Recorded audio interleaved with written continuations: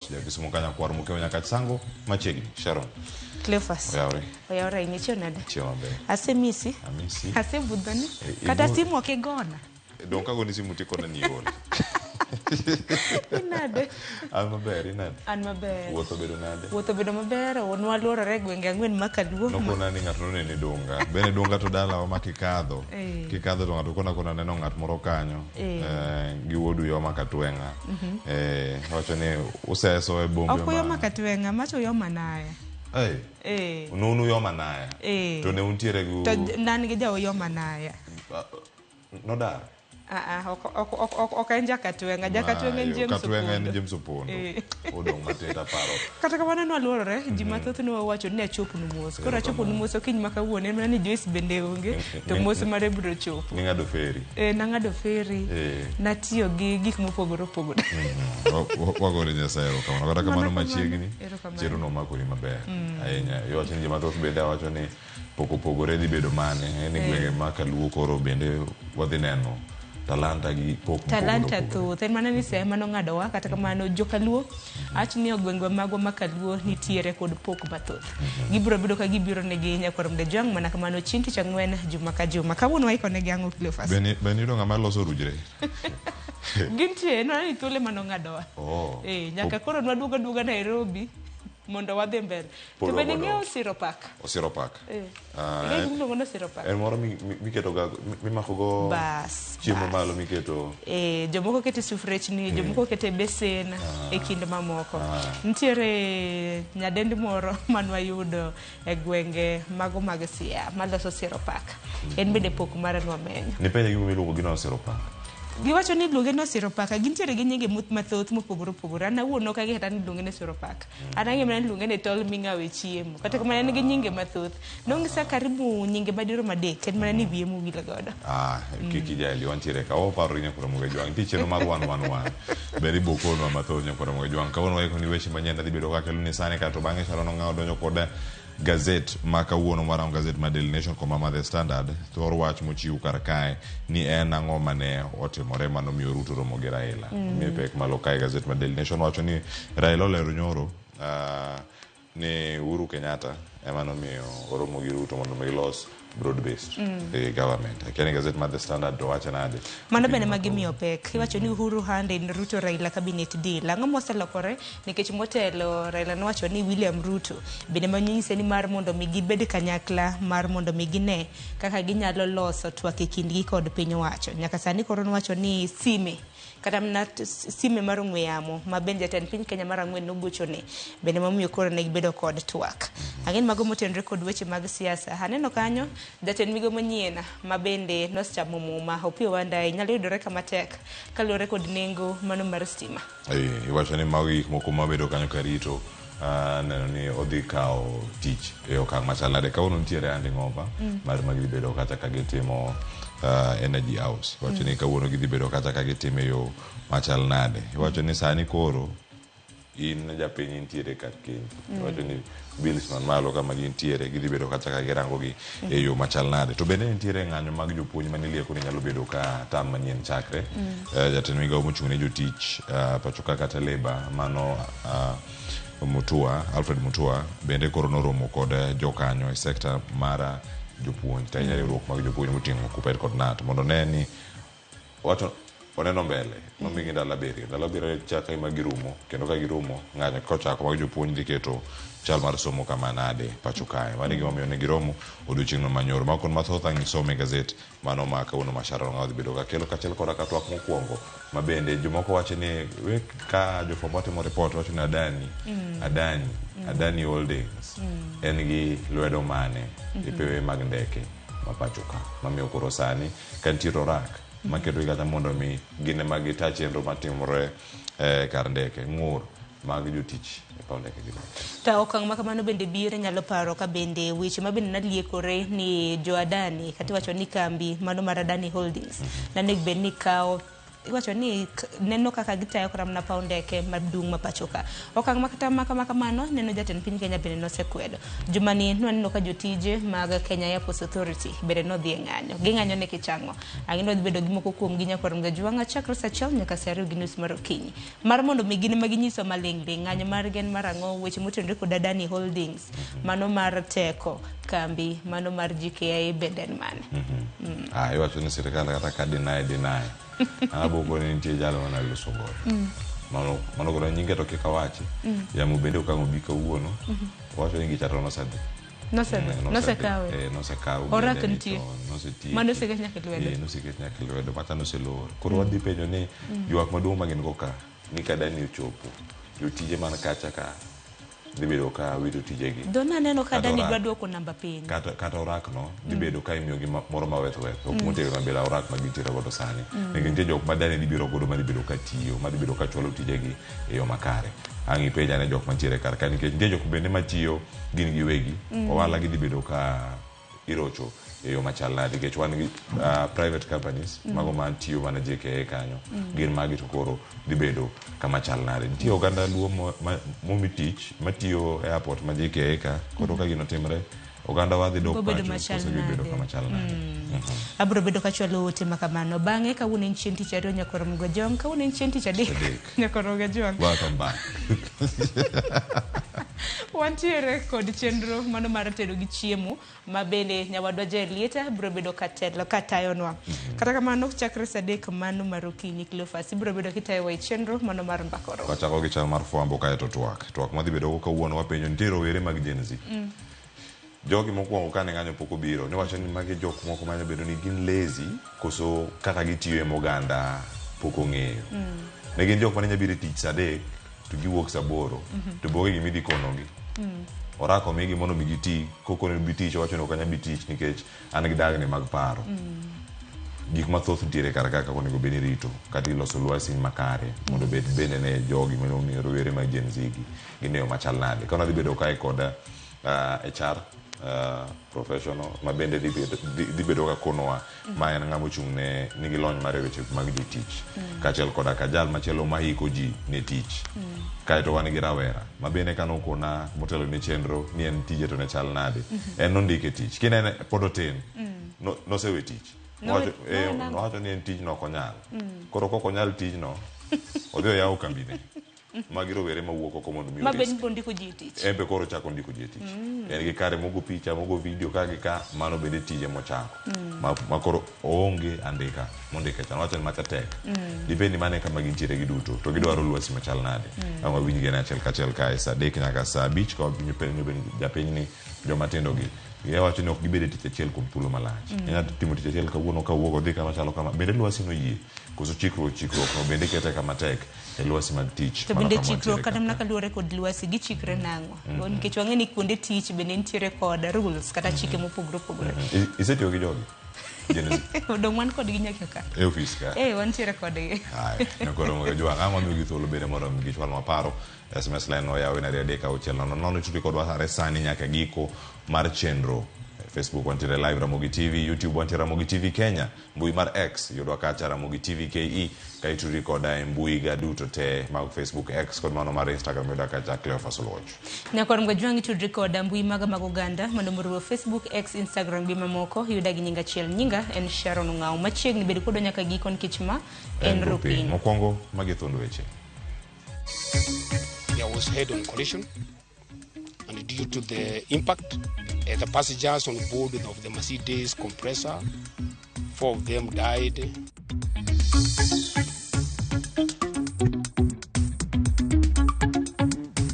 Sasa ile nchi inachomeka, Uhuru ndiye alinipiga mimi simu.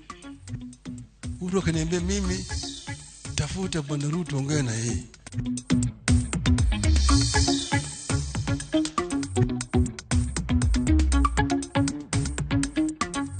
There is nothing mawang'eyo ni nonege adier.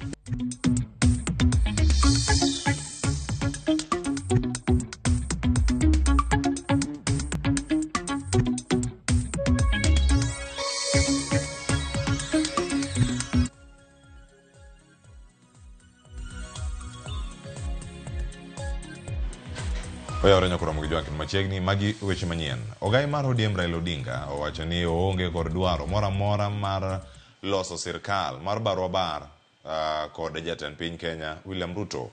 Raila wacho ni jatend piny machon Uhuru Kenyatta emane okwayo mondo olos gi jatend piny William Ruto kaka yono mar tieko midhiero mane ochomo Kenya e kinde ng'anyo mag Gen Z. Kuom thuolo machielo, Raila oramo ni Ruto emane omanye kendo kwaye mondo okonye kod josiasa mag ODM manyalo bedo jotend migepe kendo konye tero Kenya mbele. Chris Owino nigi ler. Eiko mar wuon commissioner machon mar IBC Irene Masit e county ma Elgeyo Marakwet, ogai mar ODM Raila Odinga oyawo chunye ewi gimomiyo josiasa mag ODM ne onywand e buch tend migepe mar jatend piny William Ruto. Na wananchi wote ambao wamekuja hapa, chamge tugul, chamge koke, tumerudi. Taro kod paro mag ji mathoth, Raila oyango ni jatend piny Kenya machon Uhuru Kenyatta ne okwaye mondo ogo mbaka kod jatend piny William Ruto mar tieko midhiero mane ochomo piny Kenya e kinde ng'anyo mag rowere mag Gen Z. Sasa ile nchi inachomeka, Uhuru ndiye alinipiga mimi simu. Uhuru akaniambia mimi tafuta bwana Ruto ongea na yeye. Kenya ikichomeka hatutakuwa na nchi nyingine. Mpaka hii tuzime hii moto, watu waketi chini waendelee waliwane. Raila wacho ni bang' twak mare kod Uhuru Kenyatta, Ruto ne oywane tol kendo kwayo josiasa mag ODM manyalo donjo e sirikal mare mar tero Kenya mbele. William ndiye akanitafuta. Na mimi nikaongea na yeye wazi kabisa. Mimi unajua mambo yangu, mimi sifichagi mambo. Nasema direct. Magazeti hapa naandika sijui nini Raila na Ruto handshake, hakuna handshake. Hakuna handshake. Kale tulisema, mimi niliongea na Ruto nikamwambia shida iko hapa. Hawa watu yako ambao wameweka pale hawajafanya kazi vile wananchi wanataka. Wananchi wameudhika, ndio naona hao sasa vijana wamejitokeza. Na vijana wakaniambia mimi, wewe baba kaa nyumbani. Usitoke, umefanya ya kutosha. Wache sisi tuendelee. Sasa hawa vijana sio ndio wazimu. Mbaka ekin Raila kod Ruto ewi rowere mag Gen Z kod dwaro mag oganda jo Kenya emane omiyo Ruto gwelo josiasa 4 mag ODM e buch tend migepe mare tarik 24 dwe mar 7 higani. Vijana, watoto. Wakati huu naona mimi sijaingia kwa serikali. Hatuko kubaliana na Ruto atitue na serikali mseto. Hatuna mseto. We don't have a coalition government. Alikuwa nataka watu, nikamwambia watu chukua hawa watu kama unataka wakusaidie.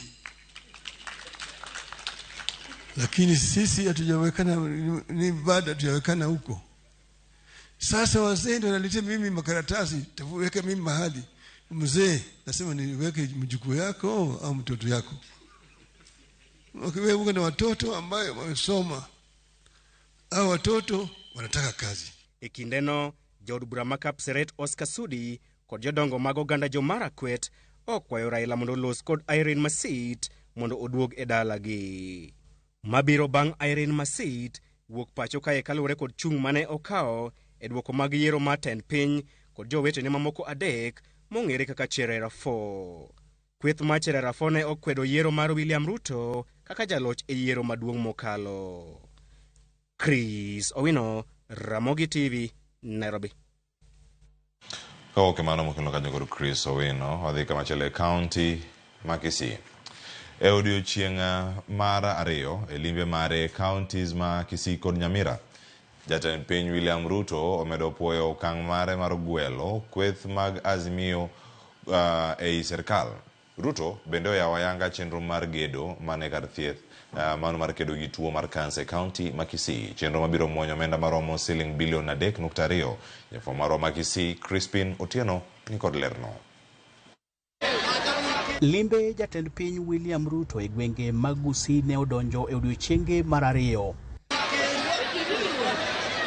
Ruto otiyo gi thuolo mar lero ne jo Kenya ber mar nywando jotend kweth makwedo sirikal ei chenro mag piny owacho.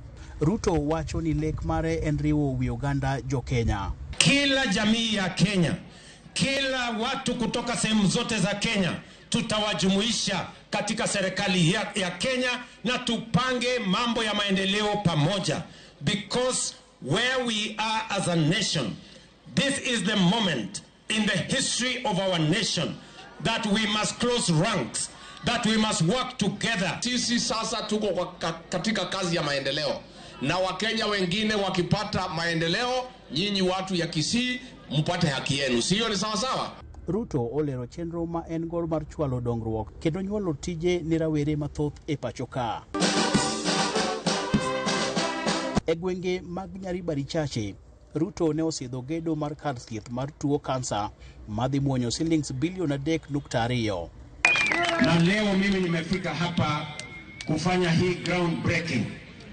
Tayari tuko na contractor hapa, tumempatia kandarasi na tunataka hii kazi ikamilike ndani ya mwaka 1.5. Ruto bende ne olimo kaunti ma Nyamira e hospital ma nyasani mar Keroka level 4. Gwenge mag Nyaribari Masaba, Kitutu North, Kitutu South kod Bonchari bende jotelogo ne olimo mar yawo chenro mopogore opogore koriwo kod keyo stima e bwo chenro mar Rirek.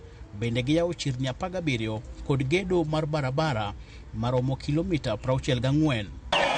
Lakini tumesema hapa Kisii, tafadhali Mheshimiwa Rais, utakapopeana PS, nataka niombe PS mimi 2 Nyamira, 2 Kisii. Asante kwa hospitali. Nakumbuka tulisimama hapa 2022 akazindua hii mradi. Si mnaona mradi imeisha? Ngoyamore naende. Odiochieng' makiny Ruto kod Lange igeno ni dhi limo Mugirango South, Nyaribari Chache kod Borabu e kaunti ma Nyamira. Crispin Otieno, Ramogi TV, Kisii. Erokamano nya Crispin Otieno. Komachielo wadhi e kaunti ma Mombasa. Buchnek mag dhano magalamore bungu machakaola matudo jadolo Paul Mackenzie kachiel kod achije mamoko 94 ne odhi nyime do ma Mombasa odiochieng' manyoro kama ne joneno ariyo ne ochiwo nendgi. Ka jafwambo marwa ma Mombasa Joja Oko leronwa achiel kuom joneno en obila mane okuongo chopo kanyo mar reso nyithindo. Kama chielo to ne en nyako mane oresi gi obila e bunguno machakaola. Joneno ariyo ne kawuono chopo e doho ma Mombasa e nyim jang'ad bura Alex Ithuku mar chiwo nendgi kotenore kod bura matudo jadolo Paul Mackenzie kaachiel kod achije wetene kod nek mag dhano 429 e bungu ma Shakahola. Erastus Irungu ma en apisa mar obila ne onyiso doho kaka ne gichopo e bunguno mar dhi reso nyithindo bang' yudo lipot ni nitiere nyithindo 3 mane jadolo Paul Mackenzie oketo gi tweyo ni nyaka chieng' githo. Kwa report umesema mliambiwa mwende mkarescue watoto 3. Mliweza kurescue mmoja. Ndio mheshimiwa. Walikuwa wamekufa tayari. Yule Humphrey, Ephraim aliweza kutueleza. Nitaja nini walikuwa wamefanyiwa kuchelekezwa? 1. Kunyimwa maji na chakula. Kwa hivyo ni mambo mawili. Ndio mheshimiwa. Ukiangalia nyuma ya hiyo nyumba ni kichaka tupu. Kwa hivyo nyuma ya nyumba ndio kichaka. Pande hii nyingine hujaona mheshimiwa. Yes, hatuwezi ona kwenye picha. So kulikuwa na kichaka bado. Hiyo nyumba imezingirwa na kichaka. Kata kamano, apisano ne obedo gi tich maratego mar lero gimomiyo ne ok gimako miyo mane ni kod nyathi achiel mane giyudo bang' yango ni jowetegi ariyo ne owito ngimagi mowiki alwora mar kama ne gidakieno. Tulimtafuta pale kuzunguka tu kidogo hapo kichakani tukamkosa. Hapo karibu hakuna nyumba iliyokuwa na jirani. Tuliingia kwa jirani hapo hatukuwapata. Mama ama pale mlikuwa for about 40 minutes. Ndio mheshimiwa. Na yule mama mlimpata ndani ya nyumba. Ndio mheshimiwa. Tulitoka tukaenda tukaonyeshwa kaburi. Nani alionyeshwa? Yule mtoto Ephraim. So wakati gani mama anapotea? Nataka nijue ilikuwa ndani ya nyumba. Tulikuwa nje.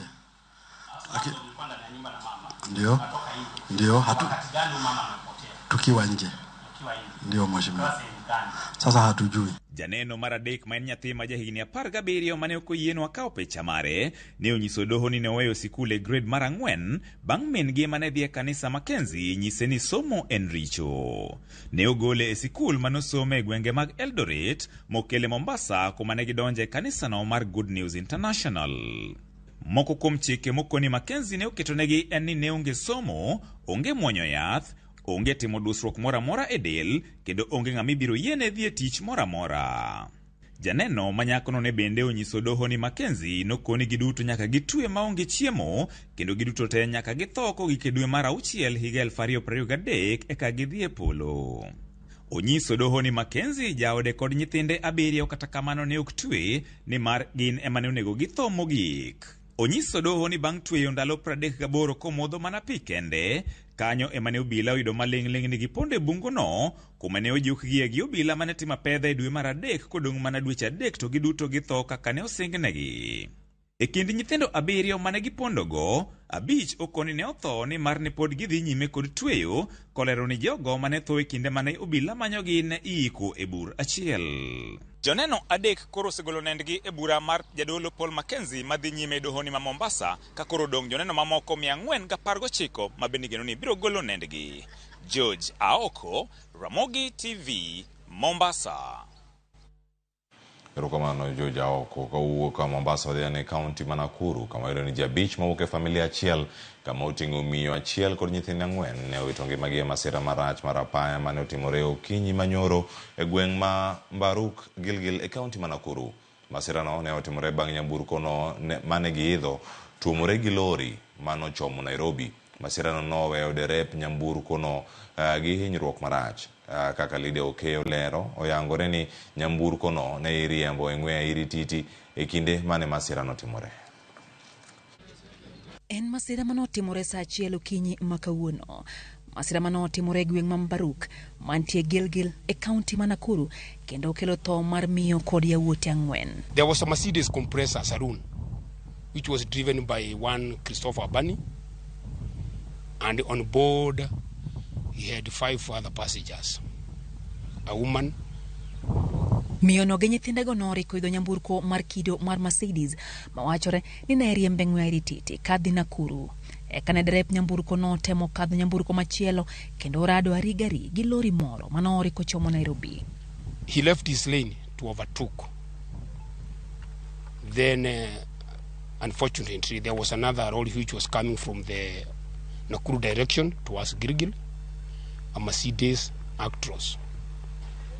There was head-on collision, and due to the impact, the passengers on board of the Mercedes compressor, 4 of them died at the scene of accident. Derep nyamburko no moyangi kaka Christopher Ambani noyudo hinyruok marach kendo noringo e kar thieth ma St. Joseph Hospital. He sustained a broken hand and a broken leg, so he is in communication. The driver of the truck is safe, with no injuries. The lorry is damaged, and you know the lorry and the smoker, the impact the lorry gets slight damages, but the Mercedes is extensively damaged. OCPD Magilgil Jamlek Ngaruya oyango ni ringre miyono gi yawuote no tere kar kano ringre Manakuru. At the moment we have not established the relationship between those who succumbed and the driver. We are yet to establish, but if you see there are 3 young children and there is a woman, they must be from the same family. Both the vehicles have been towed to Gilgil police station for further investigation. The 4 bodies of the deceased persons are currently kept at Gilgil Sub-County Hospital. Lydia Okeyo, Ramogi TV. Eweche mamoko nyakora mojwang' makoche county ma Homa Bay. Obila county ma Homa Bay nono nek makoch mane otim ne dayo moro majegni 68 mane omonji gi jomaundu kendo ne onegi e yo magalagala e yode mane gweng' mano ma Nyagidha Arujo Ward mane kar chung' bura ma Homa Bay town otieno ma piny norugodo nyoro.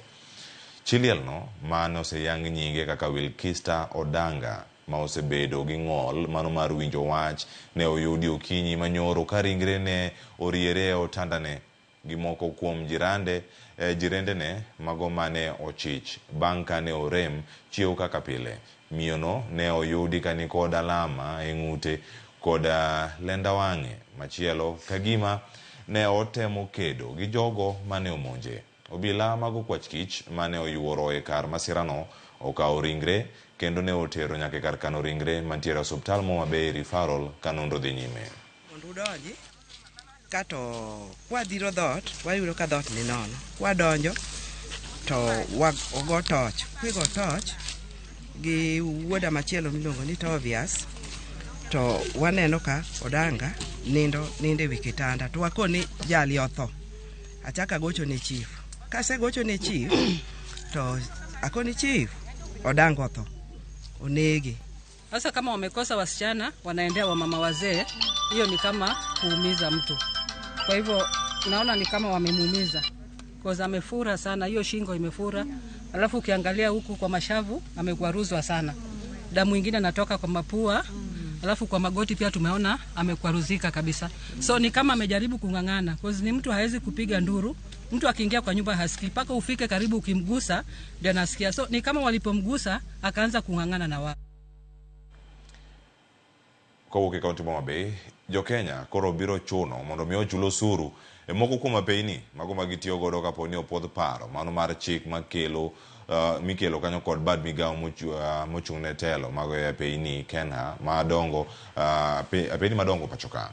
Apeyni ma Kenha geto neno ni ochule osuru gin kaka Thika Super Highway, Nairobi Southern Bypass, apaya ma Nairobi Nakuru nyaka Mau Summit, apaya ma Kenol Sagana nyaka Marua, mano ma Mombasa Southern Bypass kachiel kod apaya madongo kundu mane osidh mana kinde machuok mokalo. Gisani chudo mar omenda e apaya opuodhi mana e apaya mar Nairobi Expressway, apaya ma en kilomita 24 kowuok e paw ndeke ma Jomo Kenyatta nyaka e gwenge ma Westlands bure Nairobi.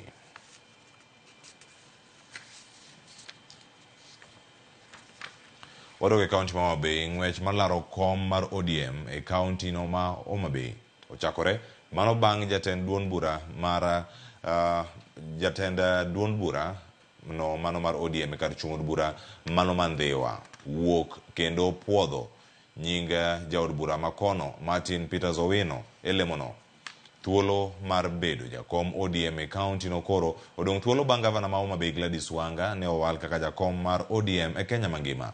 Jokanyo mag ODM e kar chung' bura Mandhiwa kotelnegi kod jakom gi Jerry Odeny wacho ni lemono onego odhinegi ka giwacho ni Ndhiwa osebedo ka ochung' motegno gi ODM kendo gin kod jokanyo mathoth mandikore ma ok owinjore owegi oko e lemo makamago. Wan kaka jo Ndhiwa warwako ni jo Homa Bay te oyie oriwre kodwa mondo wami komni wami Martin Peters Owino ma MP wa Mandhiwa to ok nie kech mano kende. Martin Peters Owino ose wuok ayanga kaka jatelo manyalo telo ne parti yo makare. Nikech kata man office mantie ni en mochunge, en mochule, en motimo kila kitu. To kata kewe mano tekre mar kaka jatelo neno manenore ayanga. Position moko waseyudo e county wa ma ok en mar kom. To kom ni gimomiyo koro wagombo ni wane mamiwago. Peters wuod Owino wuod chief ni endi. Ene ma waneno ka koro romo nikech party mama Gladys ma koro yudo kom malo ni. Oyudo mana nikech tekre gi tiyo matek ni party. Mana kaka Martin Peters Owino bendo sebedo ka tiyo ni party. Onge e sub county mora man go fees michulo dwe ka dwe kende yale every week kaka Mandhiwa ka. Omiyo ng'amo kao party moketo motegno en honorable Martin Peters Owino. Agora moke juang sa dakika 30 tok sa apagario marokinyi wakayo masana kilomita manyien nyika Cleophas Oloch de Kisumu kanya kwar moke nyaka sango mabiro e nonro magazet ko nyawadwa Sharon Ong'ao mano nyaka njira kikidhi mabor.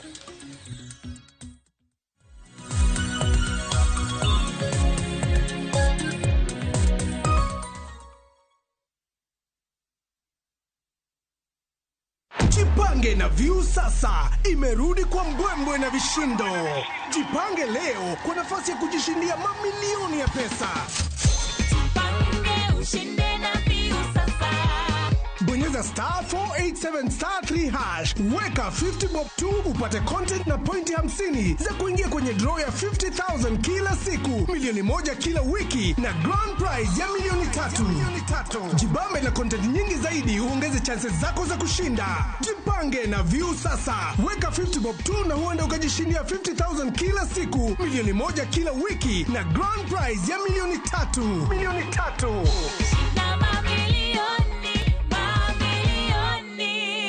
Sheria na masharti kutumika. Imeidhinishwa na BCLB namba 0000130. Escape to the coastal paradise by grabbing the 25% discount from View Travel. Unwind and indulge in an all-inclusive meal plan for a 3-day stay at the luxurious Diani Reef Beach Resort, where every moment is a blend of elegance and relaxation. All these for only 31,000 Kenya shillings via SGR and 38,000 Kenya shillings for the flight option. Enjoy unlimited drinks and snacks as you slow down to the calmness and tranquility of the sea through thrilling water adventures. Wind down the day with spectacular sunset views on the shores of the Indian Ocean. Don't miss out on this exclusive all-inclusive offer from View Travel. Call 0703-254-254 or visit viewtravel.com and book your dream escape now. View Travel. Dream, explore, discover.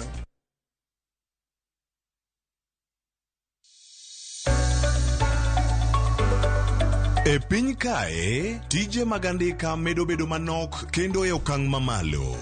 Dhano koro manyo yore manyien mag tiyo gi nyalo magin godo mondo giyud omenda maginyalo konyore godo e ngimagi mapile.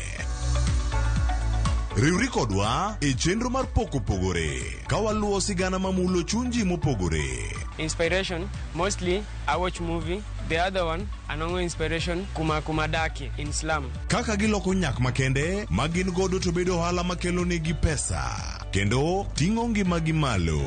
Inyalo tiye kambi, iwoni tiyo matek to msara en mana macha. Poko pogore Tich Ang'wen ka Tich Ang'wen saa 2:30 okinyi mana e Ramogi TV. Kik bai.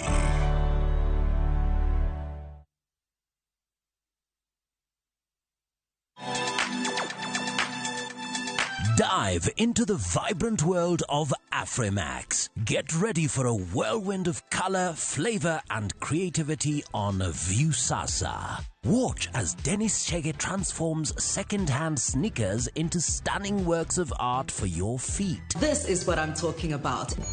And that's not all. Beatrice brings a burst of innovation to baking with her unique and irresistible taste of creativity. We call it baking with love. Baking isn't just a recipe. Nice. It's a passion-filled journey through flavors and ideas. This looks so amazing. Tune in to Afrimax, where African stories come alive. Only on View Sasa.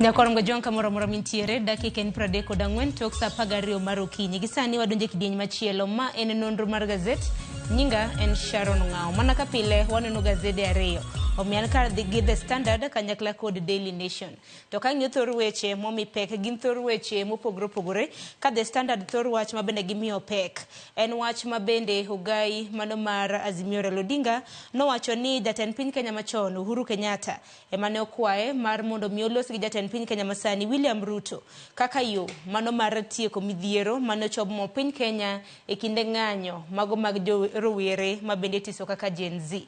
Kopogore gi mano Daily Nation to koro ndike kanyo gi dholiech you are on your own over high power bills.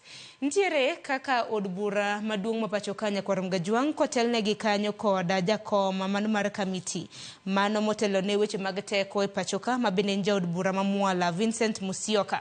Nobedo piny mar neno kaka okenge inyalo keti mar duoko nengo mar sitima mane bende gichiwo report bang' thuolo mar ndalo 120 mano higa mokalo rom mana bende ne gibedo godo e dwe mar Ang'wen. Nyaka sani report makende pok ochwal. Omiyo koro oganda ma pacho ka nyaka bed ni ikore motang' ahinya nyaka luore kod medruok mago mag nengo teko stima. E kind mamoko wabiro bedo koneno ni e kind thuolo mar dakika 30 mabiro okan kenda antiere ka gi jafombo wadwa mungere kaka Hansel Oyango. Hansel amosi misawi chiemo maber. Achiemo maber. Ruoth orita amor kasebiro ka mondo wa kel nonro mag gazet walidhne nyikwara mogi achiel ariyo ewi gazet ka. Daily Nation mana kaka kisewacho no sekete ka ni you are on your own over high power bills matera ni teko mag sitima. Komiti mano ket mondo ochiw report otim nonro mondo ochiw report nonego chiw report bang' ndalo 120 mano dweche 3 mano poko timo dweche 4 mano poko timore nyaka sani mano koro higa achiel gi dweche 2 bang'e poko timo mago wadhi nono gimomiyo poko timore kamano.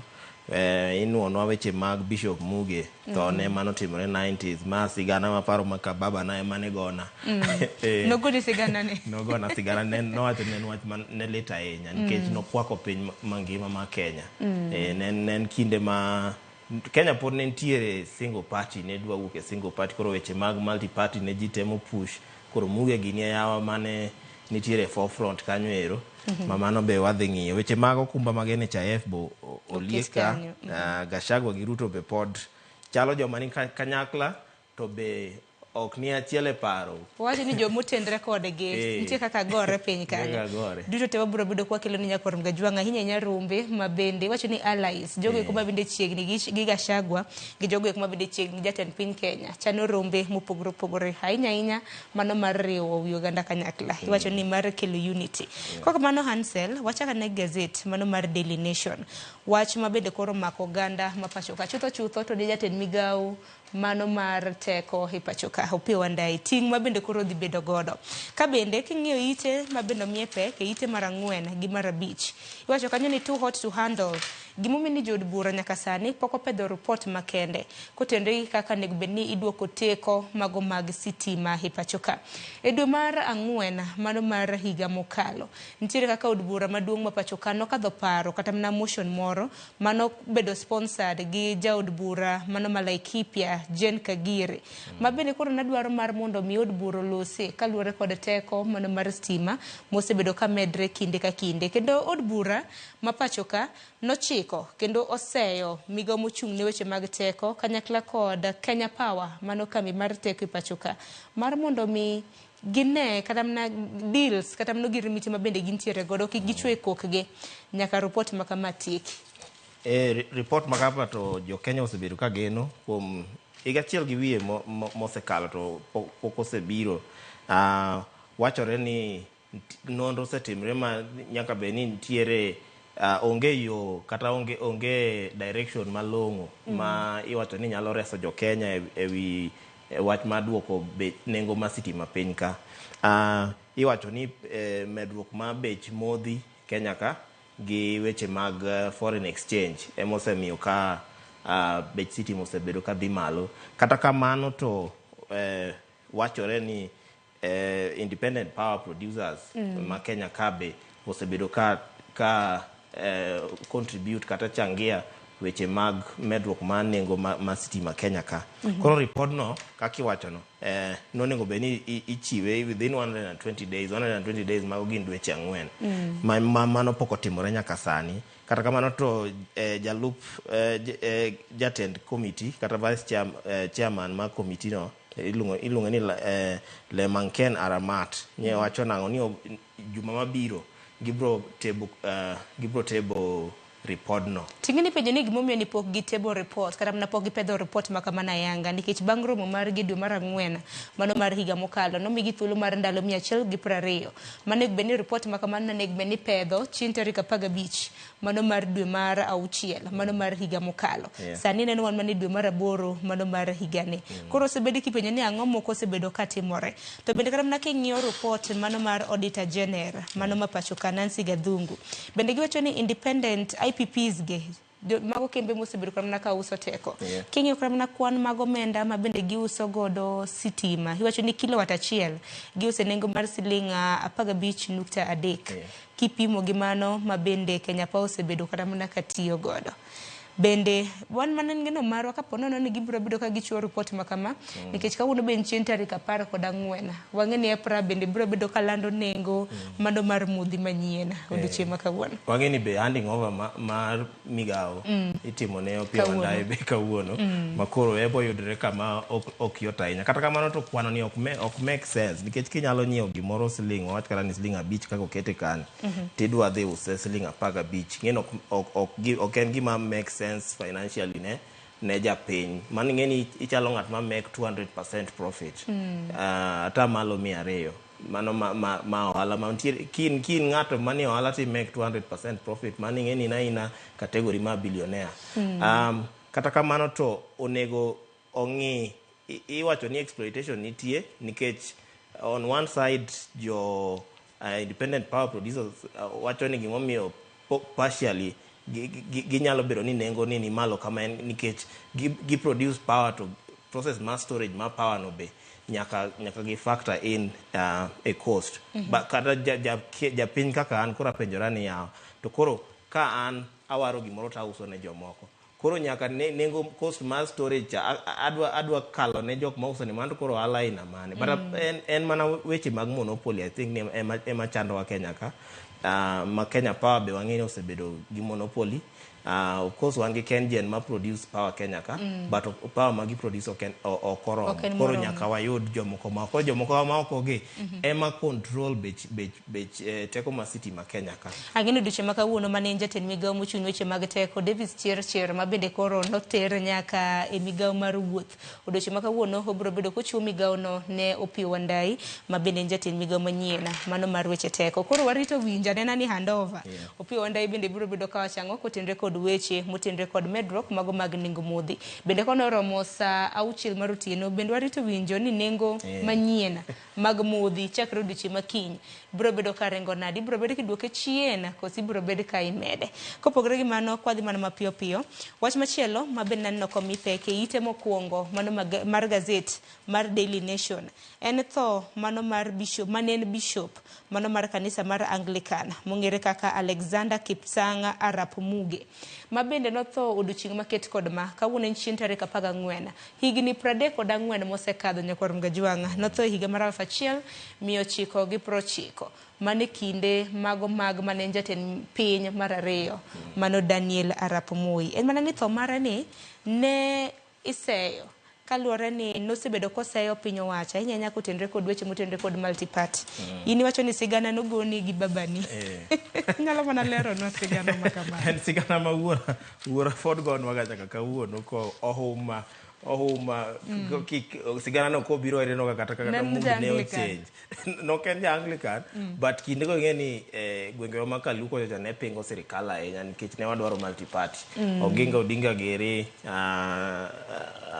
Robert Ouko gene ge jotend luo mamoko ne nitiere forefront ka gine mane gi push for multi-party democracy Kenya ka makoro Muge gini gine ya manoriwore gi jogo e nikech Muge wacho nango ni en nodwaro justice gi truth mano emane odwa ne jopiny mabe sigana ni iwacho ka nango ni sirikal no yie kata mana siro projects mamoko but en noramo ne sirikal ni an kudwa konya to gimukwongo tim en ni push for justice gi truth to Kenyans. One of the ways mag justice and golo dictatorship manentiere mane biro gi single party ndalo eko ndalo kinde mag Moi makoro wachore ni koro mano ero nyaka benie mano kelo plot kata njama mar nege ma iwacho ni ma ling moro no biro ni ipango nege ma nitie safar moro mano pango dhi Busia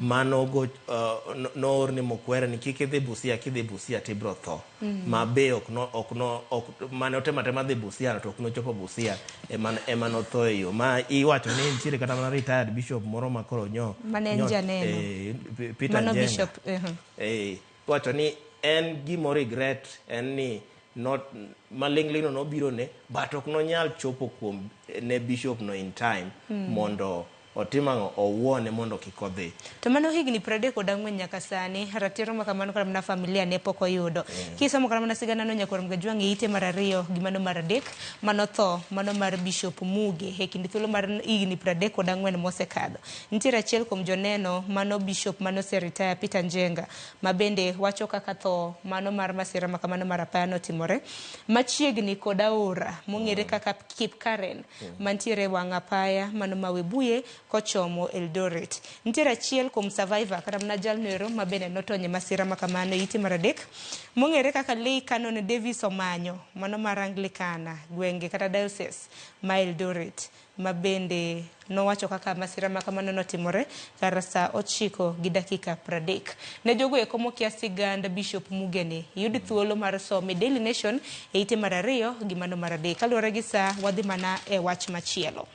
Odoche manyoro ogai mano mar ODM mano Raila Odinga bende nolieko ni mane jatend piny Kenya mano mar 4 Uhuru Kenyatta bende mano gone sime onyise mar mondo miolos gi jatend piny William Ruto kaka inyalo ga ng'anyo mago mag Gen Z mano mar kelo twak e kind piny Kenya mar mondo mikuo bedie wach makamano nitiere ite mar 6 ng'anyo mag Gen Z to nosekelo liet Kenya ka mabe pod medo kedo liet ok ni gik moko sekwe ma waseneno lokruok mopogore opogore chakre ng'anyo go chaki ne waneno ka jotend migepe oloki PSS nitie maling wachore ni binyalo loki mago jogoro mongirore migawo mopogore opogore waseneno kata ka josiasa mopogore opogore be osebedo ka winjo liet weche mopogore yore mopogore opogore kata kamano ji osebedo ka seyo Raila kiwacho nango ni en nyaka beni en ma on dog opposition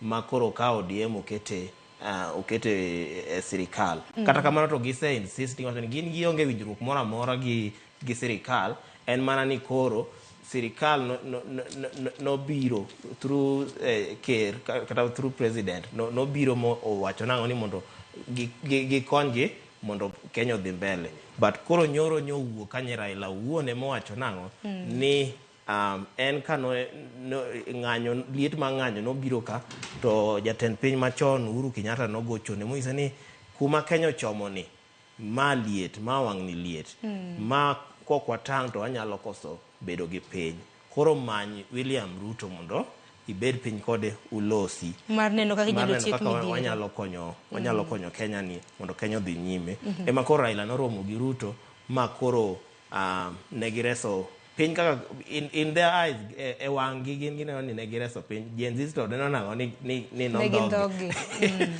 kata kamano nitiere Hansel nitiere weche mopogore opogore mabende ogai mar ODM nowacho odiochieng' manyoro parni odiochieng' manyoro nochopo nyasi mano mar iko Chir Masit mana mabende ne en wuon Irene Masit commissioner machon mano maka IBC kopogore gi mano ogai mar Azimio kata ODM bende nowacho ni oonge kod dwaro moro amora mano mar loso sirikal mar bar kod jatend piny William Ruto kinde mosekalo osebed kiseni dibedi ma handshake machielo machak nino kaka none malongo gi kaka senene malongo so far chak gi ma handshake to onge enana ni koro Raila en ng'at mohero Kenya ohero Kenya ma ok odwa ni Kenya okethre waseneno kata mana 2007 waseneno 2013 waseneno 2017 kane liet nitie to oluongo ga ji to gibet piny to giloso makoro mawang'ni ni iwacho ni ok ne en handshake ok en kata mana mar ni koro ODM kata mana opposition ne dwaro bedo sirikal ema ni koro jatend piny ma Kenya ka be noneno nango ni mondo res Kenya nyaka olos gima iluongo ni broad based government. Broad based government mondo bedie nyaka noluonge opposition obed godo piny okaw jomoko okete sirikal. Mamano ODM wacho nango ni gino gine sirikal kata kamano to kata sani giwacho ni weche mag PSS mag ilosogi. Ka dibede ni sirikal dwaro kaw jo ODM, gima duong' ka en ni Kenya odhi mbele. To mane na chiel kuom weche mabende Raila nolose nikech nowacho ni bende clean up kata mne kinde mabende jatend piny Kenya bende chako loso ot mane motenre kod jogoro mongirore mar mondo mione kaka inyalo yiergi e yo makare. Niwinjo kata mana odiochieng' manyoro Simbarati gavana e kaunti ma Kisii nonyiso jatend piny Kenya ni kinde mabende samoro nyalo timo lokruok mago mag PSS mago jogoro mongirore. Kawe ari e kaunti ma Kisii chake kaware o Nyamira.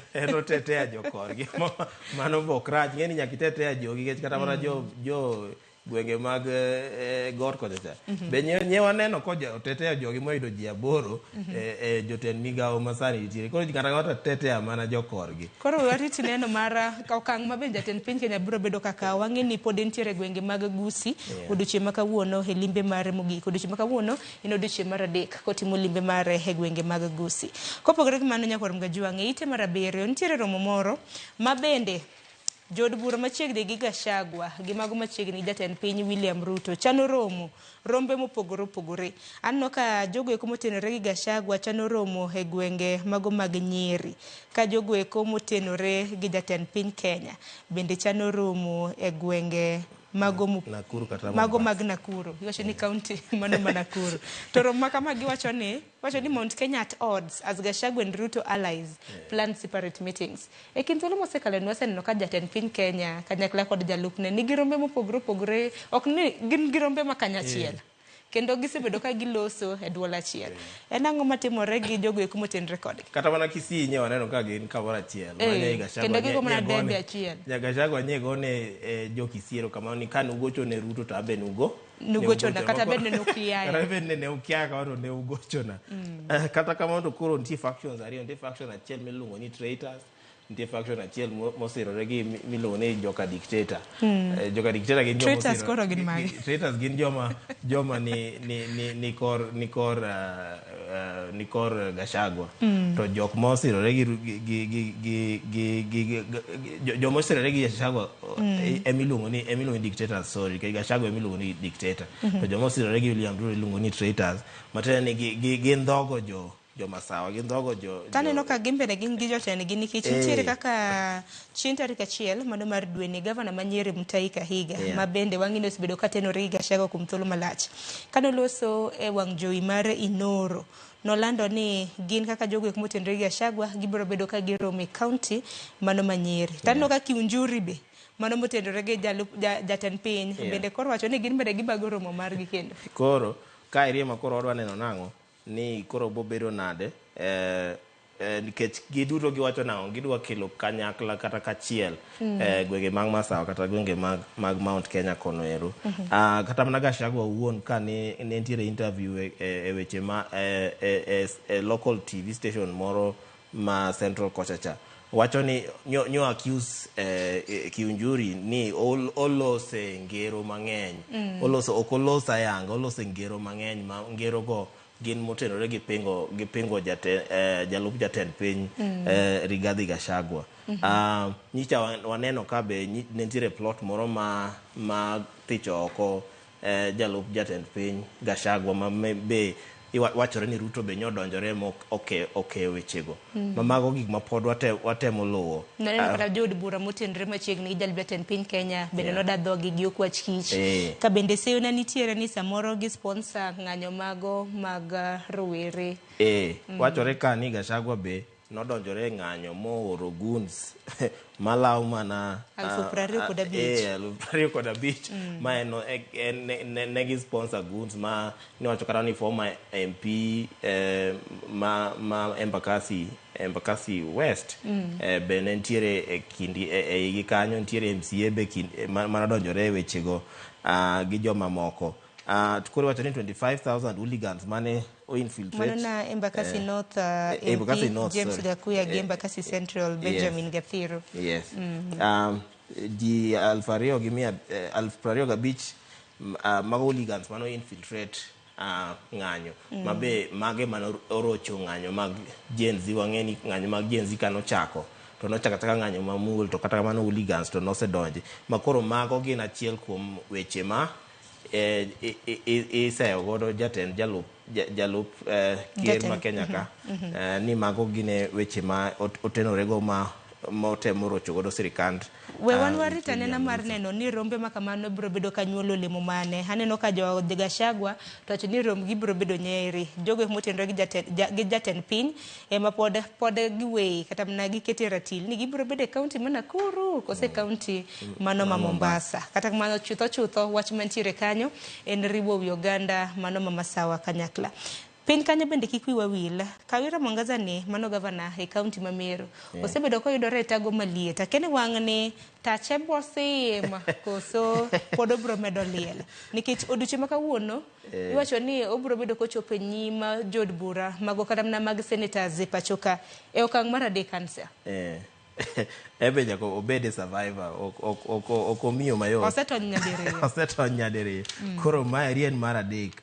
Wang'e ni kanochopo tarik 8 dwe ni notimne impeachment ma MCAs 49 out of 69 mantiere gwenge mag Meru kochacha no o support impeachment motion mare mano wacho ni mondo gole ntiere mane oko support to nitiere mabe ok nogo kura koro wach ni nyaka dhi mbele Senate mano e procedure ma kawaida makoro nego beno odhi mbele Senate kata makoro Senate ma bro decide to ng'eni Senate osebede recess kata kamano Amason Kingi nyose lungo Senate mondo obed kanyo wacho ni barua no yudo tarik 9 madwe ni mane nyise ni ose impeachment motion mar against governor Kawira no dhi nyime ma negi yudo numbers mane gimanyo. Tingeni senators makamagi bende osebedo yweyo chakre juma mokalo. Koro no lunga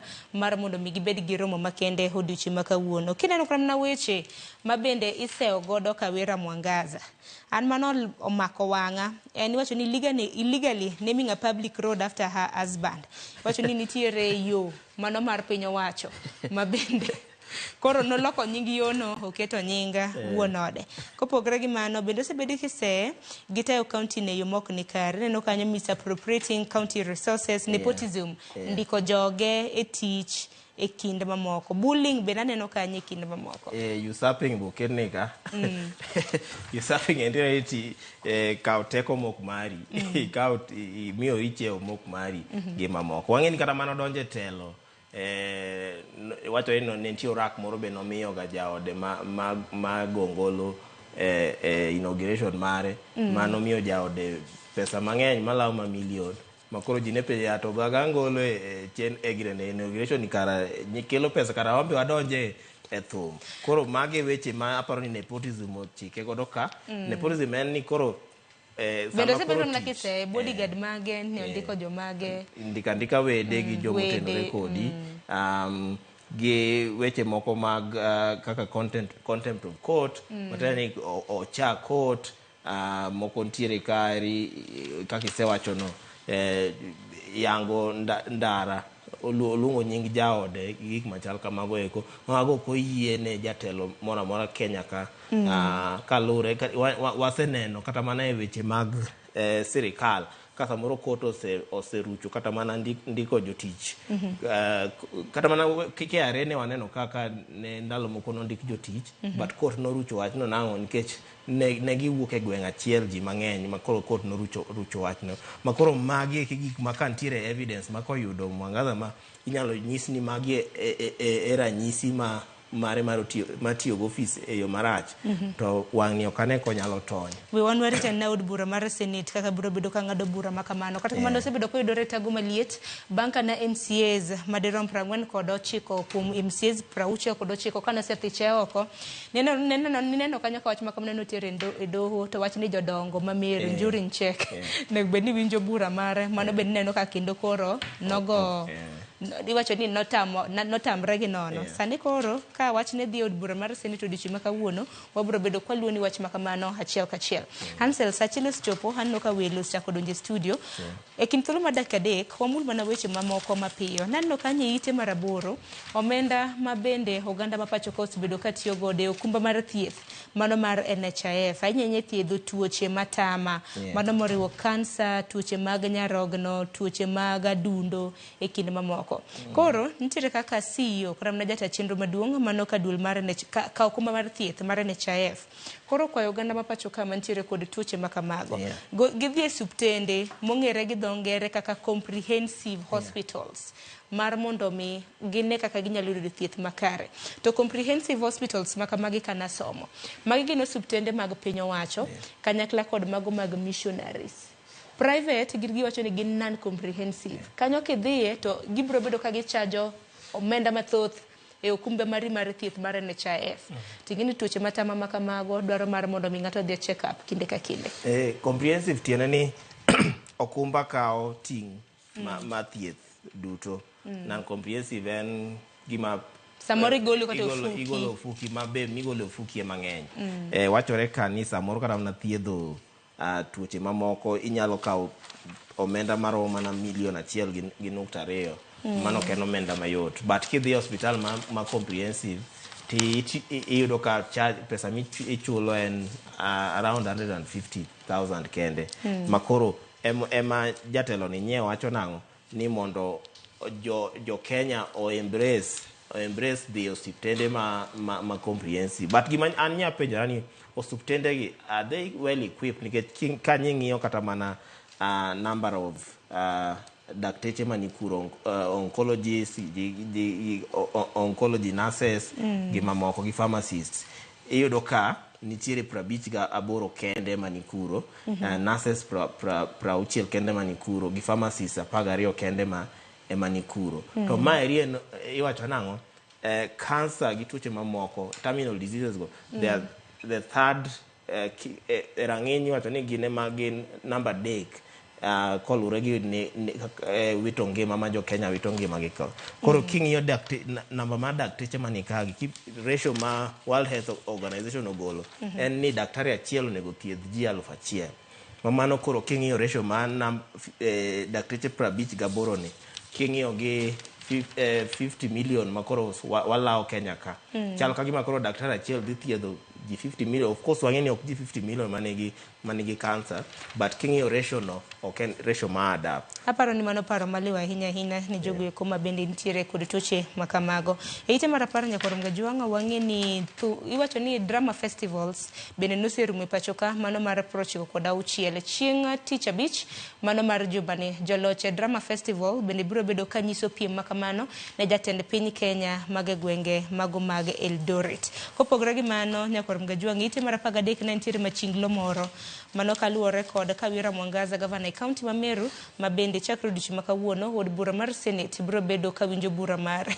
To machinglo ne aneno kanyo tipo machal kamar speaker mar Senate Amason Kingi. Ondiko kanyo ni your attendance of Senate has been very consistent. Isebedo mana kilimo kinde ka kinde. Neno kanyo kodhi gi gita. Gi charges gik mikumego. Mai aparo ni samoro kotenore gi ni nitiere senators moko be mok ok consistent attending sessions mag Senate, but king'iyo kwa Wira en anytime oluonge to odhi machinglo ni yango ni gima machinglo temo wacho kani osebedo ko othoro dhi ahinya e Senate kanyo ero makoro kata Amason Kingi be koro men mare maradeko kan mare maradek makoro inyalo thiche oko kata onyalo survive. Of course wang'eni court nosewacho ni jodong gweng' okonye wachno, but mano be nokosedhi nyime malong'o makoro impeachment mare nodhi nyime makoro nitiere mbele Senate. Koro warito Senate mondo obed nang'o o decide wachno. Gitane baneno koting'o ka koro akia nodwa dhi gone Senate ngolo koso odhi luongo jaode kendo Nakoro mga jong mani pongo mana gi ogone wi. Senate Iwacho ni pach jandiko gi pach jasomo opogore. Itemo gik ma Daily Nation kani yudo thuolo mar somo nyakoro mga jwang jatend migawo mar jotije kata jatend migawo mar Labour mano Alfred Mutua bende noromo kod unions. Iwacho ni duonde mopogore opogore mochung' ne jopuonje pachoka mar neno kaka inyalo gang'anyo. Ineno duonde Nat Kupet nosechiwo ne migawo mochung' ne weche mag skaram na piny owacho siem ni gibiro bedo ka gidhi e ng'anyo. Ahinya nyaka luore kod ogirimiti margi ma bende pok oket kare. Koro wang'e ni skunde bende ibiro bedo ka iyawo e giko mano mar dwene bende ne iwacho ni gibiro bedo ka gidhi e ng'anyo. Koro dibed ni twak ma bende gibedo godo gi Alfred Mutua nyalo gayo ng'anyo ma kamano kata oyo wan warito mar neno.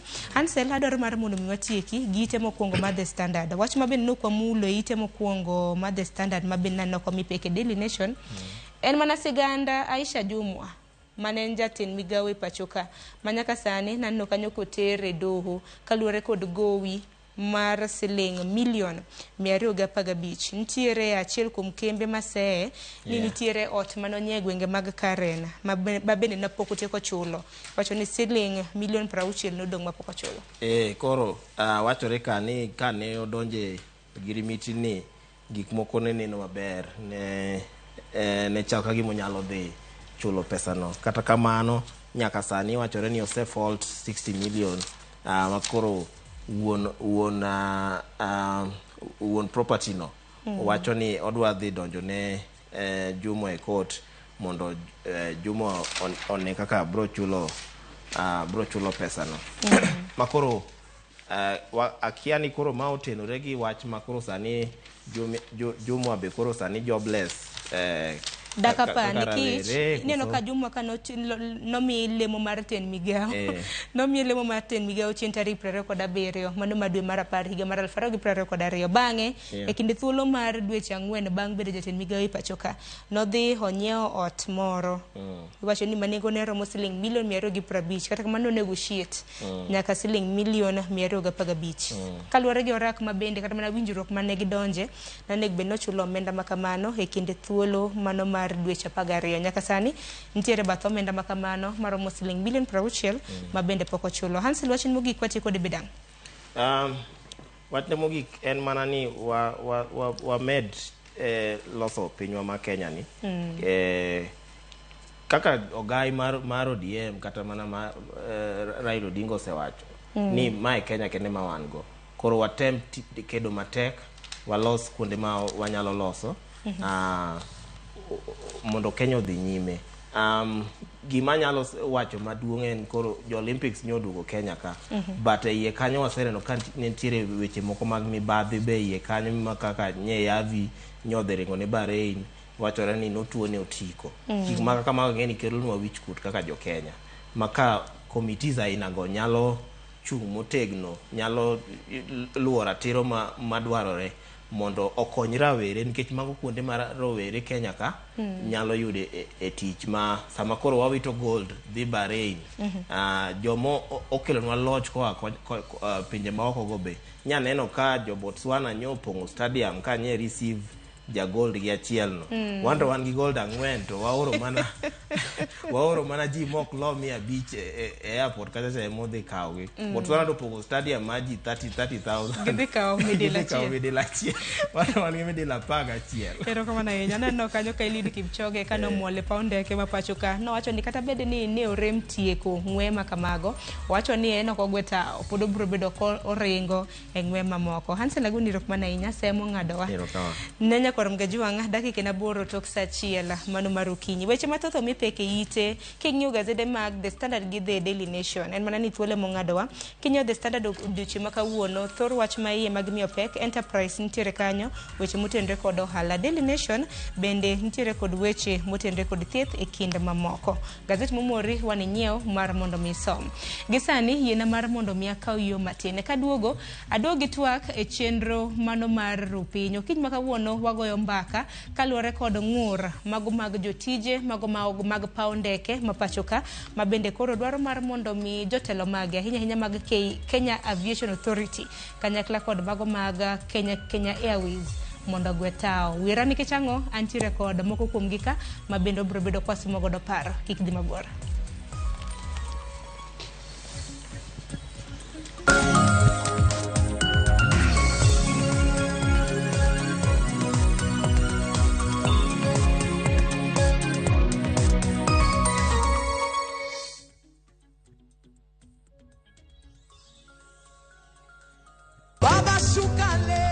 Nyasaye ber kendo romo adenda.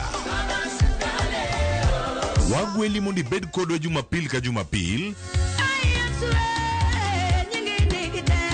Duog chunyi kendo erit chunyi. Paro mora mora minyalo bedo godo machando pachi ma ok ni kare. Keti embele Yesu. Roda Nyarko Kitmo, Ben Otiende, kod the Chwalist Won Ken the DJ. Tayo ni chenro makelo ni wach maloko ngima. Injili kalo. Kochakore sa 12 okinyi. Manera Mugi TV.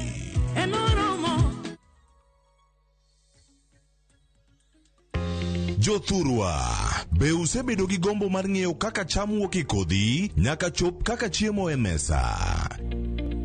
Dibed ni dwaro chako pith makelo omenda, kose dwa chako pur mana mar chiemo e dala? Wakelo ni yore mag chako magi duto e chenro mar pur gi ohala. Pur manyasani kendo manigi okang' mamalo to kelo yuto mathoth. Piny olokre dhi e teknoloji kendo puro kenana pur kaka ne manyachon. Kuonde kwath osedok matin. Tinyalo bet gi dhiang' achiel mar grade tikete e ot tiomone chiemo to ochiemo. Pur mchele ber kendo nyalo teri mabor. Ngimani be nyalo lokore gi higa 2 kende kitiye yo morere. Pur gi ohala kelo ni jopur kendo joma olony e weche pur. Chieng' tich adek saa 1:45 otieno, kik bai.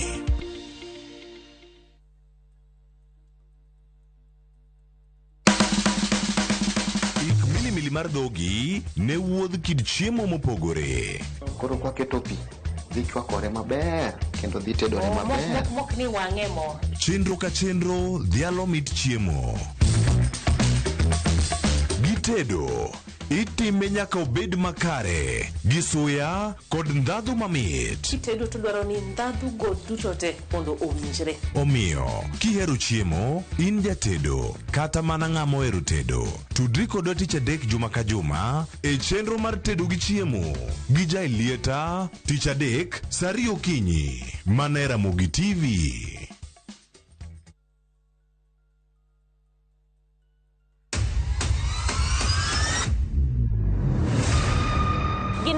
Makelo dongruok mopogore opogore. Don't speak on our issues as women.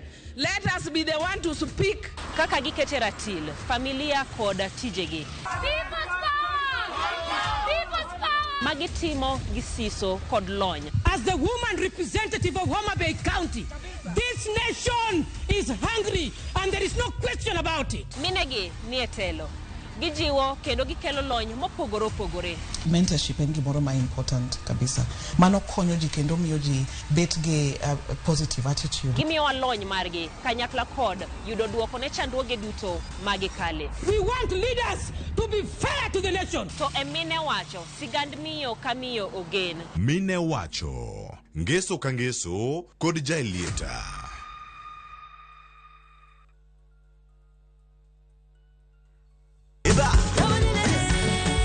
Beikori mar chako wuoth e piny mar thum.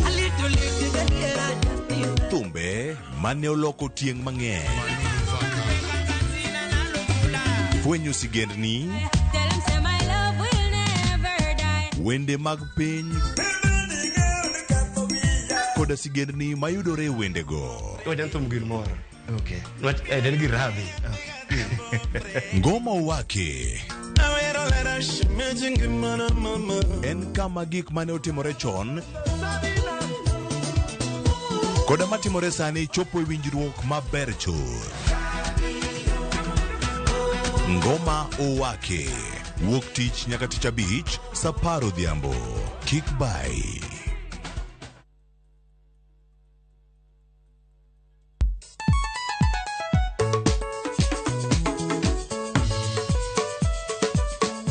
Teacher Beach, Kochakore, Samuel.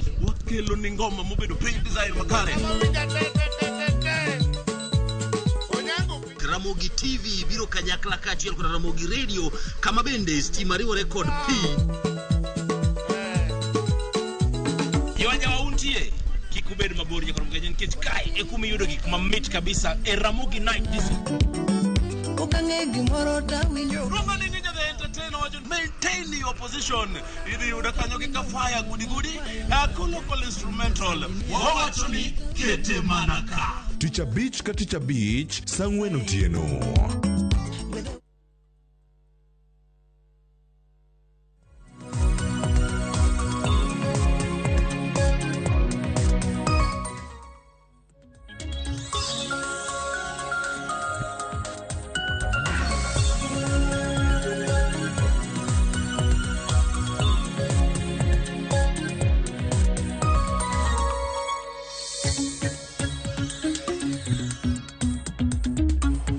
Marak manya kwa mgajwanga na sekeloni kanyo nonro mar gazeti gisani hisenge kaka piny Kenya ochiew gi kaka piny Kenya ringo. Ko kamano arwak ni machiegni ma intwak marwa he chenro mano maro pinye twak machako sani nya kwa mgajwang nyaka rom kanyo sario ginus mata e chenro ni nyinga en Sharon Ongao. Okiny makawuono kineno karbuna tipo mantiere toka hineno tipo mano mar Jomo Kenyatta International Airport. Okiny makawuono wadaro loso kotendre kod ngur mago mag jotije mabende tiyo e pewe mag ndege e pacho kae. Kinyalo paro chieng' tarik 12 mano mar dwene mano chieng' wuok tich mano mar jumani. Nwaneno kanyo ka riwruok mar Kenya Aviation Workers Union kotelnegi kanyo kod jagoro margi Mos Ndiema. Nwacho ni chakre juma mabiro mano chieng' wuok tich mar juma mabiro gichano bago ng'anyo mar tipo kapo nono ni piny owacho ok bibedo ka winjo dwaro margi to dwaro margi opogore nyakwa mgajwang. Awinjo nek ka Mos Ndiema no loso mano chieng' tarik 12 mano mar dweni ka bende owacho ni gipchano bago ng'anyo mar tipo nyakwa mgajwang kaluwore kod chala mano mar tich maggi e kind mamoko. Wawinjanena Okongo Monde. We have served them with a formal notice. One of the key demands is that we are not willing to surrender JKIA to Adani.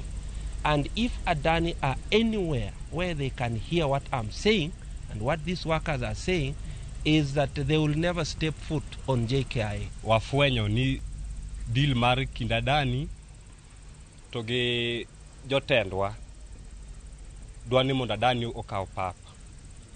To Adani to waneno ni kubiro ka to wan kaka jotich wadhi hinyore nikech chalore gi gik ma Adani nowacho ni kubiro to gimo dhi kuongo timo ne odhi kuongo duoko jotich piny, kwan jotich piny. Mar ariyo jomonya nyalo dong' idhi duoko osachi gi piny. Koro gi kama osegikone ok wang'endo jomage midhi duoke tidhi tergi kanye. To jomodong' ma idhi duoko osachi gi piny gi tidhi duok nang'o. One of the things that Adani is proposing is to take over the entire ground handling operations. It means that even for someone, a Kenyan who is operating a stall, who is operating a small kiosk at JKIA, they're bound to lose that opportunity once Adani takes over JKIA. You don't do that for us in the next 7 days. We are marshalling everyone from aviation, everybody, and not just JKIA. We will close down all airports in Kenya. Nyakoro mgajwang mano kanyo jagoro maduong mano mariwruok mar KAU mano Kenya Aviation Worker Union mong'ere kaka Mos Ndiema mabende loso kaluwore kod ng'anyo mar tipo mabende gichano bago chakre juma mabiro. Neno kanyo weche mopogore mabende giseyo godo piny owacho mapacho kae. Achiel kuomgi en orak mano mar Adani Holdings. Mar ariyo en wach motenre kod omenda margi mabende ojachulgi kaka osara mabende giliko ni nyalo duok piny. Mar adek nyakor mgajwanga ng'anyo mabende gichano bago gidwaro mar mondo mi jotendgi ogwetao mago jotelo mosebedo katayo duol mano mar Kenya Aviation Authority kanyakla kod jatelo mosebedo katayo paw ndeke kata mana kambi mar ndeke mar Kenya Airways. Antiere gi jotije ariyo matiyo e paw ndeke mapachoka mano mar Jomo Kenyatta International Airport. Mokwongo antiere ka gi Joseph Opiyo. Joseph Aroki ni machiegni kimoso nyikoro mgajwanga yangri ni itiyo sekta mane paw ndeke mar JKIA. Mokwongo adogo erokamano kuom okinyi makawuono ma Nyasaye omiyowa. An chao gi nyinga Joseph Odoyo Pio anja Nyakach Majimo. Nyakach Majimo dako Lambwe. Lambwe ni Suba North constituency, Homa Bay County.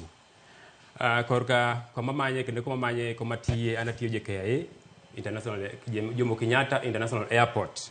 Kanye matiye kaka clearing agent. Ani kampuni mara milongo ni iFreight Supply Chain and Logistics Limited. Ani go office JKIA. Koro ko kaluwore gi wach madhi mbele kum wach mar Adani ka airport wadhi bedo affected. Ageno dhi bedo kwa lose wach mutendre kod mano kata kamana inya machiegni kidarwa kini machiegni. Kopogore Joseph Opie winjo kanya kor ngajwa ng'en clearing agent kenentiere forwarding agent. Clearing and forwarding kenentiere i kambini e paunde ke mar Jomo Kenyatta International Airport. Aya. Kopogore gi Joseph binantiere ka gi George Mahalon. George in binyalo moso ganda in beni nyisgi ni timango e paunde ke ma JKIA. Ne nyikwara moge jwang maneno kinyi makama moso unokwe uru. Nyenga Malon George Jarapogi, Wood Migori County. Wambe watimo mana the same business ka manya wado wacho abe an clearing agent kendo an director e kambi milo ni Sovida Global Logistics Limited. Kamano. Arako runi machiegni kacha koko di Joseph wach mutende kod ng'anyo ni di wach nango na njoga nyoke stack mana gi wach Adani. Ero gabano mutende wach ng'anyo kichwane no ni jo ama watiyo wanyo kaka partners kendo gine magi hostwa gine magi miyo wakamwa yedo kamotiye koro poni jogo nyalo biro ni pontie gimose dhi mbele madhi mbele wadhi bedo affected wadhi hinyore nikech kanye karwa kanye mokao jo mang'eny kanye mo employee gine mondiko jo mang'eny koro sama gimoro ni bedo ni koro ni osekao airport makoro ni elwet ng'ato sama isedhi minye od ng'ato which means ni in mara madhi kanyo endo operation mara madhi kanyo endo obed jotich nyaka gibed affected samora mara makoth kata koth kuchwe kata mach kowang' kamoro bende airport wabed affected nikech mano gima wan machiegni koro gima inyo joka inyowa nikech gine ang'owa gine ma gihostwa kanyo endo gin ma gimiyo opportunity erokamano ahinya to kana winjo kara mana kaka akiani okong'o mondi mana kachako penjo bende untiere riwruok mar KAU mano Kenya Aviation Workers Union unduto te koso achak mana gi kanyo chuno ne nyaka wabed union no nikech aviation department ma watiyo negi ki sama in clearing and forwarding agent in gi tudruok machiegni gi aviation koro nyaka ibed achiel kuom union kanyo madana chake godo nikech ka unduto te untiere riwruok mar KAU mano Kenya Aviation Workers Union nuinjo kanyo ka jagoro maru mano Mos Ndiema bende noloso kaluwore kod ng'anyo mabende uchano bago mano juma mabiro ng'anyo makamano mokwongo en wach mutendre kod orak mano mar Adani Holdings wach makamano mabende koro niwinjo kanyo kanolose nyalo kelo achiedh nade makoni kod kocha achako kodi George kotendre kod wach mar orak mosebed kiwacho mar Adani Holdings ni wach mar orak mar Adani Holdings ni to adieri mar wach en ni iro kuogo kama machonge koro sirikal ok dwa bedo thuolo mondo mi ginyiswa adieri kuom paperwork mosetimore but wan gi chich madhi gimoro percent 90 ndi gimoro amora osetim kendo Adani nyalo kao airport at any time koro gima miyo problem ka mamiyo kata mana jineno ka koro jichano ni wanyalo bedo gi ng'anyo next week en ni nitie gimiluongo ni government control and oversight tiene Jomo Kenyatta International Airport en mwandu sirikal to ok en mwandu matin en mwandu maduong' mowinjo bed ni sirikal ema ng'iye sama isekawo kata mana puothi milis ne ng'ato imiyo ng'ato jakodesha ing'eni koro kata ombugo tiye iyo kibi penje nikech en motiye kaka en mohero koro achiel kuom gik maneno ka dhi bedo gi shida ka en ni kata mana jotich kata mana johala mantiere iye ka ng'ur mabede en ni ok wang'e ni Adani ni agreement magne magi sign gi sirikal to agreement mabiro ni odhi affect wa yo mane to sama koro biro ni ng'eni koro protection mora mora monyalo yudo kaka weg sirikal kech wane weg sirikal protection mora mora modhi yudo ka kaluwore ni sirikal koro ok ng'i puothe ma en JKIA no omiye go ng'ama chielo mane gima thago. Makoro luoro maru ni kaponono ni sirkal ochopo ke gi Adani ne en ang'o manyalo timore. Exactly. Kata kamano aduogo chien tarik 29 mano mar dwe mokalo. Jatend piny Kenya nolero ni onge orak malong'o mabende ibiro bed kichweko koni nikech wacho ni JKIA ok bi bed kiuso kaluwore kod weche mabende osebedo ka wachore. En wacho ni gitiyo mana gi investors mag dojo ket mwandu e pacho ka mar mondo mi ogundh upgrading airport mano ma pacho ka. Koro wach makamano dibed ni ema koro oseolo koyo kuomu koso nang'o Joseph? Wach mar kao pao ndeke asomo ni kete lwet ng'ato. Wang'iyo yo mpogore. King'iyo sirkal magir jopiny. To sirkal mondo mi sirkal kao gino endo nitie gik maging'iyoga. Ging'iyo ni samoro piny nigi ng'owa, nigi mzigo mapek. Koro ginya kao pag wach ni mondo jogo tim ang'owa, mondo jogo upgrade, mondo obed modern airport. Mano gima sirkal nyalo ng'iyo.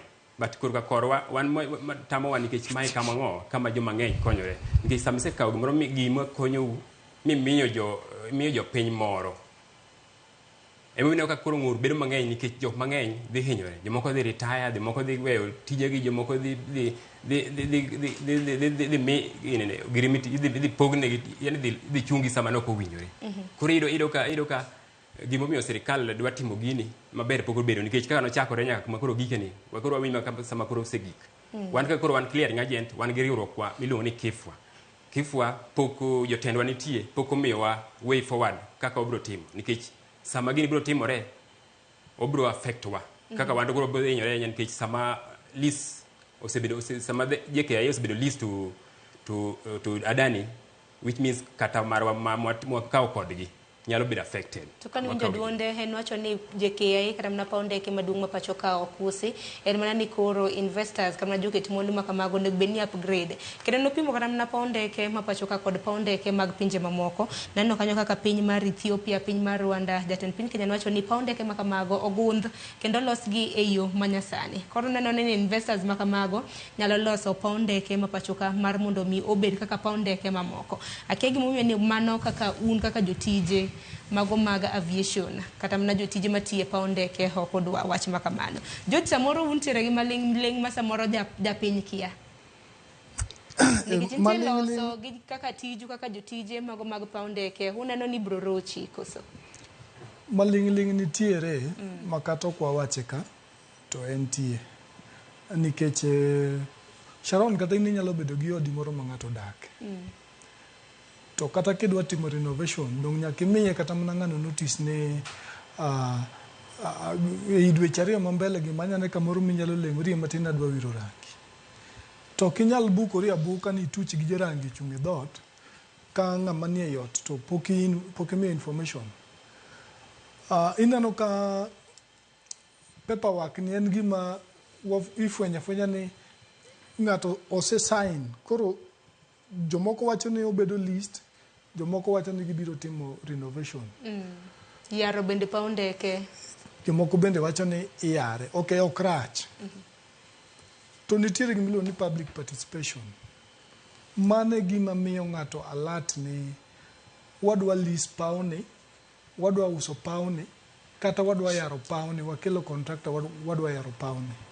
Lakini adieri mantiere mok wabi pando nikech onge tiende wabi wang' jowi ka to wawuond ng'ato. En leasing. Idwa use. En leasing. Koro sama osebedo gima rach nwa ni ng'ato kelo ng'ato mondo lease kama watiye to pok otim gimno ni public participation mokaw pach joma tiyo kanyo. Koro mage ng'ur mineno ka seche moko kata ka koro ji chwalo ma koro neno kata ka koro ji ochiko ng'anyo next week. To en gima genuine makande bed ni courts ma Kenya ka gin gik mawinjo ywak ji. To winjo bed ni gige dani gi irucho oko malal kabisa mondo kongo tim public participation. Mwang'eni to public participation itime based on what? En leasing koso ng'ato dwa biro gero. Ing'eni kata kaka nyi neno nyo paw ndege leak cha. Waonge gi problem kokel contractor ni dwa gere. Nikech mano en gima dhi konyo. Lakini gik mitime bwo mesa kae to ka koro biro malo kuto chak wachnwa weche moko ma zigzag magi gik ma ok donjnwa. Kendo ineno ka mago be gik ma ineno kanyo kelo kata mna ng'ur ma koro ineno ka millennial gi Gen Z nyoolore mo interfere with the government systems. Koro sirikal kabedo sirikal maneno gik matimore, piny masani ok en piny machon ma ng'ato nyalo biro wuondi gi document ni ouso kata list. Okelo akela gine table maler ni akelo contractor ma en Adani from India, odwa timo tich machalo kama kama. Nikech gigo ne to obro fwenyre. Yes. Makoro un ler makama uonge godo to bende seyo jatend piny Kenya. Samoro koro seni koro wach adieri otendre kod wach makama. Wacho ne adieri kata wacho ne miriambo to en gima jopiny ong'eyo. Koro makosa manyo odwa timo no matin nikech ng'ama nyo nie department mar transport ka ogolo chako kelo ng'ama chielo. Koro ng'ama no ogolo ni ng'ane mono winjo be ni kelo on board mondo nyiswa ni ang'o mane gi sign gi Adani. Koro chako kelo ng'ama chielo ma okwa makor ka manyien manyo chamo mumane. Ting'eno bire gi manyien ma ng'ato osesign. Ma osechako mana tich, mano Davis Chirchir, ma bende nogolo migo mar energy kata teko. Koro neno kaka nyoro nyo PS mar transport. Kor ka luongo jotije mag Kenya Airports Authority mondo kor ko chak megi clarification. Clarification mane miyo ng'ato kosetim paperwork. Gik moko titimo ge yo maler mamiyo tich bedo mayot. To gini dhi affect kata mana, yani kata wan wajok matimo biashara kanyo gino dhi affect wan nikech ine lop ng'ato onyalo timo ni gimoro amora ma modwaro. Makoro kanyakla na winjo kata mana kaka twak George kanyakla kod Joseph dibed ni useyo Adani ni to koso useyo kaka obiro nikech wacho ni public participation okang' mar choko pach jopiny pok okaw wi okang' makama. Mar ariyo bende wach mar leasing ni bende ok udwa. Koro Adani ni ema ok udwa koso nang'o nikech bende wang'e ni kambi mar Adani Holdings mawuok e piny India bende aparo ni osekonyo kata na pinje mamoko kembe mag ndeke pinje mamoko mar mondo mi bede rang'iny mamalo. Ok ni ok wadwaro Adani. Adani wadwaro. Yo mobiro ga yo mapondo no. Yo mobiro go. Koro gima rach nwa en leaders mwayiero mwaketo mbele matemo pando nwa deals magitimo gi kembe mao. Makoro rak udwaro mar mondo mi oyango rak ne orak makamano chal nade. En marang'o. Mano kende gima chendo kanyo. Nikech ka ng'ato kawo pound gi mo liste. Ing'eno list nyaka ng'ama nigi M-Pesa iye kanyo. Ng'ato nyalo koni ni koro nikech koro ka en kama koro adwa tiye. Koro kadwari ka koro wuogane. Kata mana offices mineno ma wantie gin offices mabedo mand gi KA. Adani nyalo biro to koni rates manochulo kaka office rents koro wa increase nyaka pesa maromo kama. To ne ok wabedo winjruok machalo kamano. Koro yudo ka biro kelo conflict. Ero kama na inya keni paro mane madimede wi mano Joseph. Ok wang'eyo paro ma sirikal no paro mondo mi gik ma en go te mondo JKIA olis nikech kwang'iyo igni mobedo obed list en igni 30. Sharon igni 30 en igni mang'eny. Asinyise ni igni 30 korumo to nitie percentage moko makoro gibiro bedo margi chuth. Mano kaka kwa gine sources mantie kwa timo research. Nyiso ni nitie bang' igni 30 go nitie percentage makoro bedo margi chuth. Another thing gima ok wang'eyo maber ni sama ng'ato list sama sirikal olis ne Adani profit magidhi yudo, faida magiyudo, ber magidhi yudo ng'eny bang' igni 30 maloyo kaka wan kanyo wanyalo. Manyiso ni jogi dhi yudo nikech gidhi upgrade, gidhi keto modern airport, gidhi medo equipments, gidhi timo gik kaka gidwaro. Asto another thing magidhi benefit, gidwa miyo jogi free visa. Gidwa ni jogi makuro gidwa control nyaka employment. Koro kae mwaneno ni jowa dhi hinyore, to wambwa dhi hinyore nikech kanye ma wantie, kanye ma wayude konyruokwa, tere ka sirikal nyalo timo gini. Dak no ng'iye yo moro monyalo kata yudo go pesa.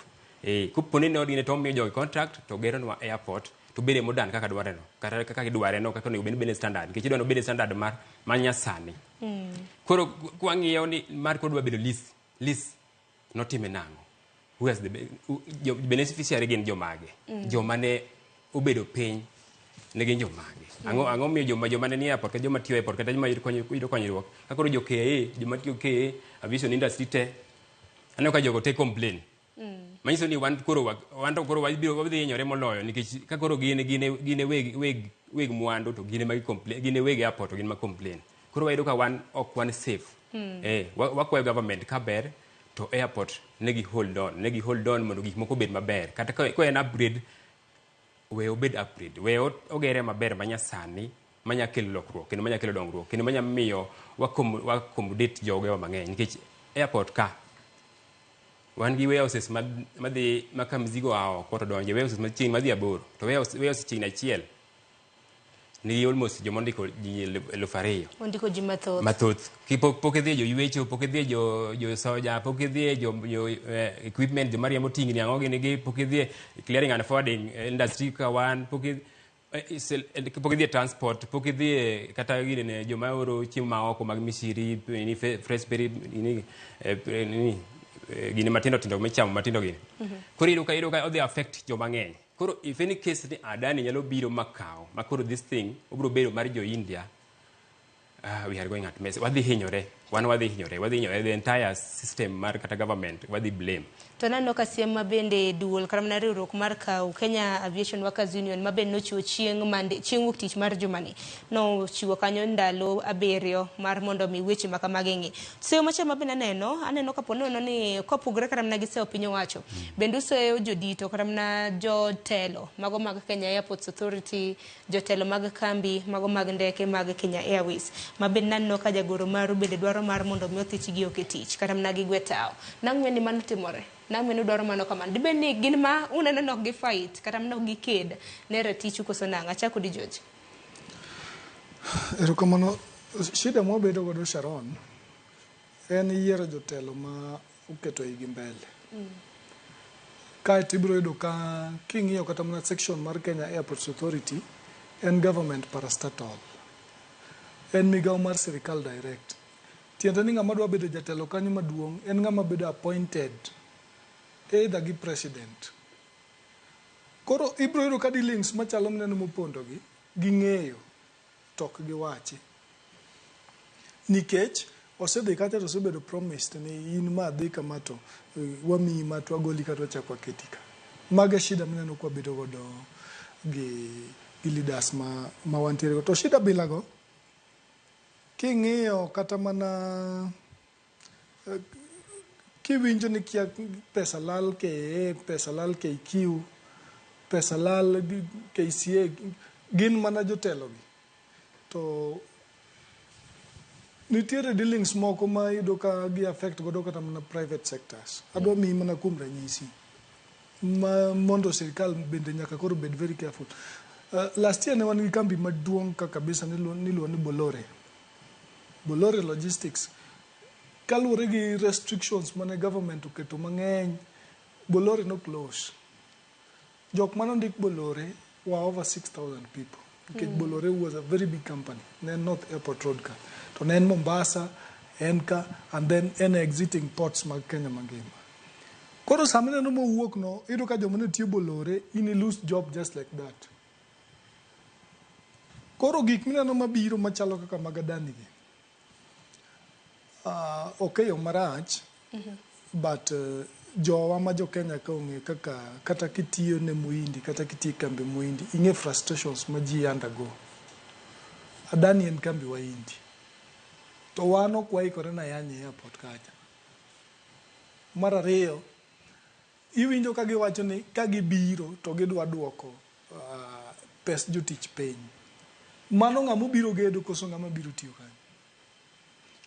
Koro ing'eni ng'ato koni ni ok ouso gini ni nokelo ng'ani mondo oyar pap, to ere kaka ng'ama biro yaro pap, ere kaka otudre gi weche mag salaries mag joma yudo kanyo katiyo. En owinjo bed nobiro just as a contractor, to timo tich mosegorne ni wadwa ni mondo tado ni chweri gonwa, ilosnwa kuonde momukore gi tidhi adhiya.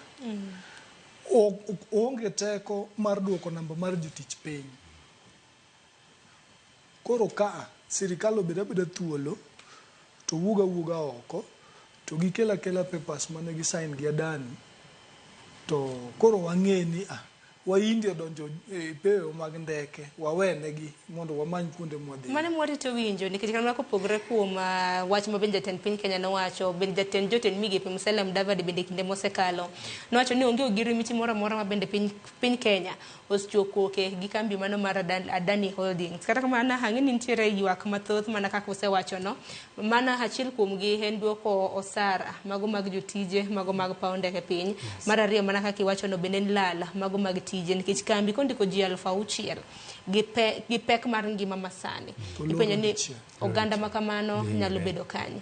Nano kanyo ka chieng' tarik 23 mano mar dwe mokalo, ng'anyo mago mag rowere ma bende osebedo kadhi nyime kor gwenge mopogore opogore. Na gintiere ma bende ne wacho ni Occupy JKIA, unyalo paro ng'anyo maket kod mano. Aken mano Joseph Diwachi ang'o bende kotenre kod mano nikech mano e okang' mokwongo ma bende okakoro oganda ma pacho ka nawinjo ni dibed ni nitiere kaka idwa ket paw ndeke mano mar Jomo Kenyatta International Airport e lwet ng'ato owuon. Mokwongo wadokero kamano kuom vijende kuom wuok gi oko mar chung' kodwa kendo mar chung' gi piny mangima. Paw ni sirikal rite lakini en par paw jopiny. Omako kuma duong' ka vijende ka ji nowuok mobiro motetea. Manyiso ni kane giwuok gik mang'eny mado timore mok ji ong'e. Dino ganda kia kata mnani. Dino ganda kia kata wan wawinyo wathumuno lakini no waonge uwezo. Nikech kacha en kama irito gi sirikal. Seria makacho tigno pek mok inyal to wuoyo ok inyal to ginene wuotha nyaka ibed ng'ama opangore organize ing'e gimitimo ing'e gimidwaro. Koro nwayudo konyruok ma gini obede public domain ma ji ong'e ni JKIA dhi to odhi nang'o to ere kaka ng'ama dhi mbele. Wadoko ne kamano kuom vijende wa kuom chuny ma gin gono mar konyowa. Adier wan kaka Joseph Opiyo and koro kiek madak chomo nikech mae pap ma mopidha kendo momiyo koro chopo kuma chopene. Kane onego beni kata ka jatend migepe kowacho ni ok ouse onego beni obiro malet wacho ni pawni kuma chopeni gima ne timore en kama to ne gichako chon to giwacho ni gimomiyo wada use kata gimomiyo wada lise en kama Kenya koso gima kama Kenya dwaro gima kama koro miwa uthuolo mana kaka nyawada wacho public participation koro wadwaro sectors te department aviation industry oduong' ma kila ng'ato nyaka gol pache ni to gima na kwayo kuponi en upgrade motim. Lease is very dangerous, selling usebe is very dangerous, dhi hinyo ji lakini lease no tema koro rach nikech samise lease which means ni onyalo amua to koro oko upgrade oko tim gimidwaro to we bedo wasted kanyo makomise ni koro ni ndeke kata welo manya biro koro chako diverted gibe chako dhi pinje moko ni because koro en mare ngeni kisenyo property in mi amua ndalo mi develop ni amua ni koro we ginene we omachwa kata we adhi develop kamoro mondi makoro wase gine nikech koro wan wase serikal osero pesa ne matin koro gini wan to koro ko binge gima timore wabi airport koro en becoming dormant koro we have to look for another option somewhere ma ok wang'e ni wabiro yudo kanya. Makoro temo wacho ni kaponono ni ng'anyo makamano dino kotimore mago mag Gen Zs ma bende koro ne giwacho ni Occupy JKIA dino kotimore nyaka sani maling'ling kotenre kod Adani ni dina onge it jopiny. Sharon dok wang'e gimoro amora madhi mbele piny ka koro ka vijende gi okonyowa kendo wamor kendo wapuoyo ni Nyasaye koyie to med miyo ngima nikech giyawo itji giyawo nitie joma nokia kata dala wakocho Lambwe Nyamaji village kachaka onge ng'ama ong'eyo ni gine chal nade ni JKIA chal nade ang'o matimore pap ka ang'o matimore sirikal handle gigi nang'o ti public facilities ma they are very important gin gima sirikal ng'iyo kama ka JKIA en kama revenue tete donje en kama welo ma important welo tete donje koro kosekawe osemiyo jo India koro jo India gima biro brako welo koso nang'o nikech they want to dictate gidwa dictate gimoro amora obedi nyaka jo mindiko kanyo indo gin magidwa ng'e ni jindiko jo mage gidwa ritembo jo mage koro jo ma jotelo kata jo ere kaka gitimo gini magichopo ka makoro wachopo kuma chopeni nikech something has been done gimoro nitie mosetimore mosedhi mbele nitie kama ji osechope Sharon nitie step mosechopo ma ok dwa ng'e ni ochopo kanye but nitie step mosechopo ma we are just waparapara ni kaber to jotelo gi kama kuponi jatendwa ma jatelo marwa okam gi kama mondo ginyiso ni ang'ama dhi mbele nikech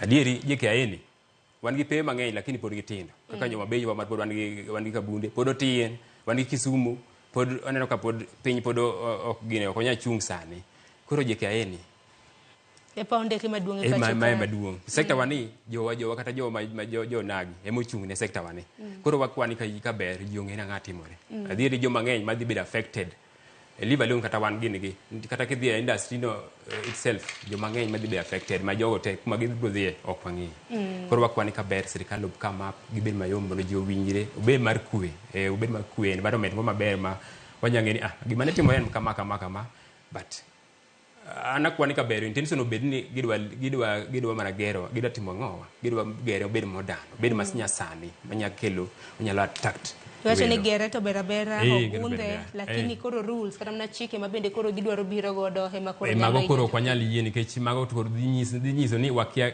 grimiti magi gidhi keto no ema koro biro nyiso gik kaka ang'o action magi kawo koro kend gedo to gibiro gigedi gikelwa modern equipments gitim gima ndeke biro nikech sama osegere adieri welo biro bedo kara okone sama gi transit sama mizigo biro mang'eny mago advantage to marwa nikech sama welo biro mang'eny welo chulo taxes mang'eny masamoro nyalo kata loko kata mzigo nikech bendo biro samoro ng'ato biro gi family ne biro gi gige ne biro gi geche ne ito ka sirikal yudo income to sama sirikal osekawo kata pesa maneno ko gine chani osekawo to mi sirikal to ntie ber 30 years ntie ber madhi bedo mang'eny moloyo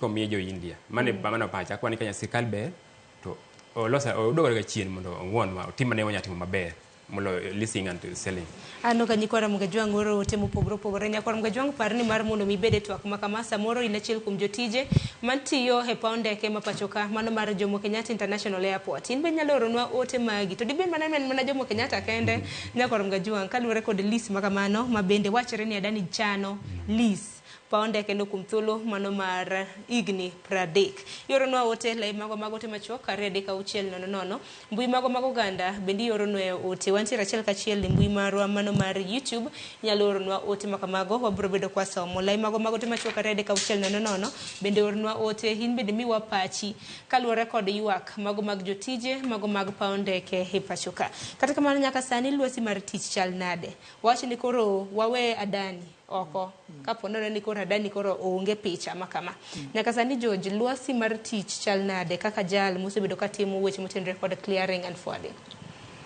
erokamano Sharon tich rach to gima kete marach en sirikal mineno pod donre weche mag dani okanyal mana paro aero somo gazet but nitie gazet moma somo makang'eny to koro nyalo bedo no dhi dweche adek ne giwacho ni imports kata gik ma igolo e pinje maoko kikelo Kenya ka omedore gi 4%. Gima chalo kamano miriambo ma white. Okay, adier. Onge. Mzike mabiro Kenya ka ng'eny gi gin mabiro sani gin gik milone transshipment. Gin gik moko Leia, moko wako Rwanda, moko wako Uganda, moko watero South Sudan. Tax manoketi 2023 kano medre gi impact mar corona tich onge maka ng'ato wacho ni imports mabiro Kenya ka omedre by 4% wan ma wan e pap kanyo kendo nyalo nyisi ni before corona ne wan gi tije mang'eny seriously to sani tich onge maka ng'ato chako kelo adani to mane matin man wachako yudogi koto chako ng'ado mute ni chuth adani mineno mikelo ne ing'eni piny tindo biro ma digital waseng'i adani moyudo ka adani ni nigi gimiluongo ni king'iyo history mar ibro yudo gimineno madwa somo negi kisungu ni Adani Group has also been accused of political corruption, tax evasion, environmental damage and suing of journalists.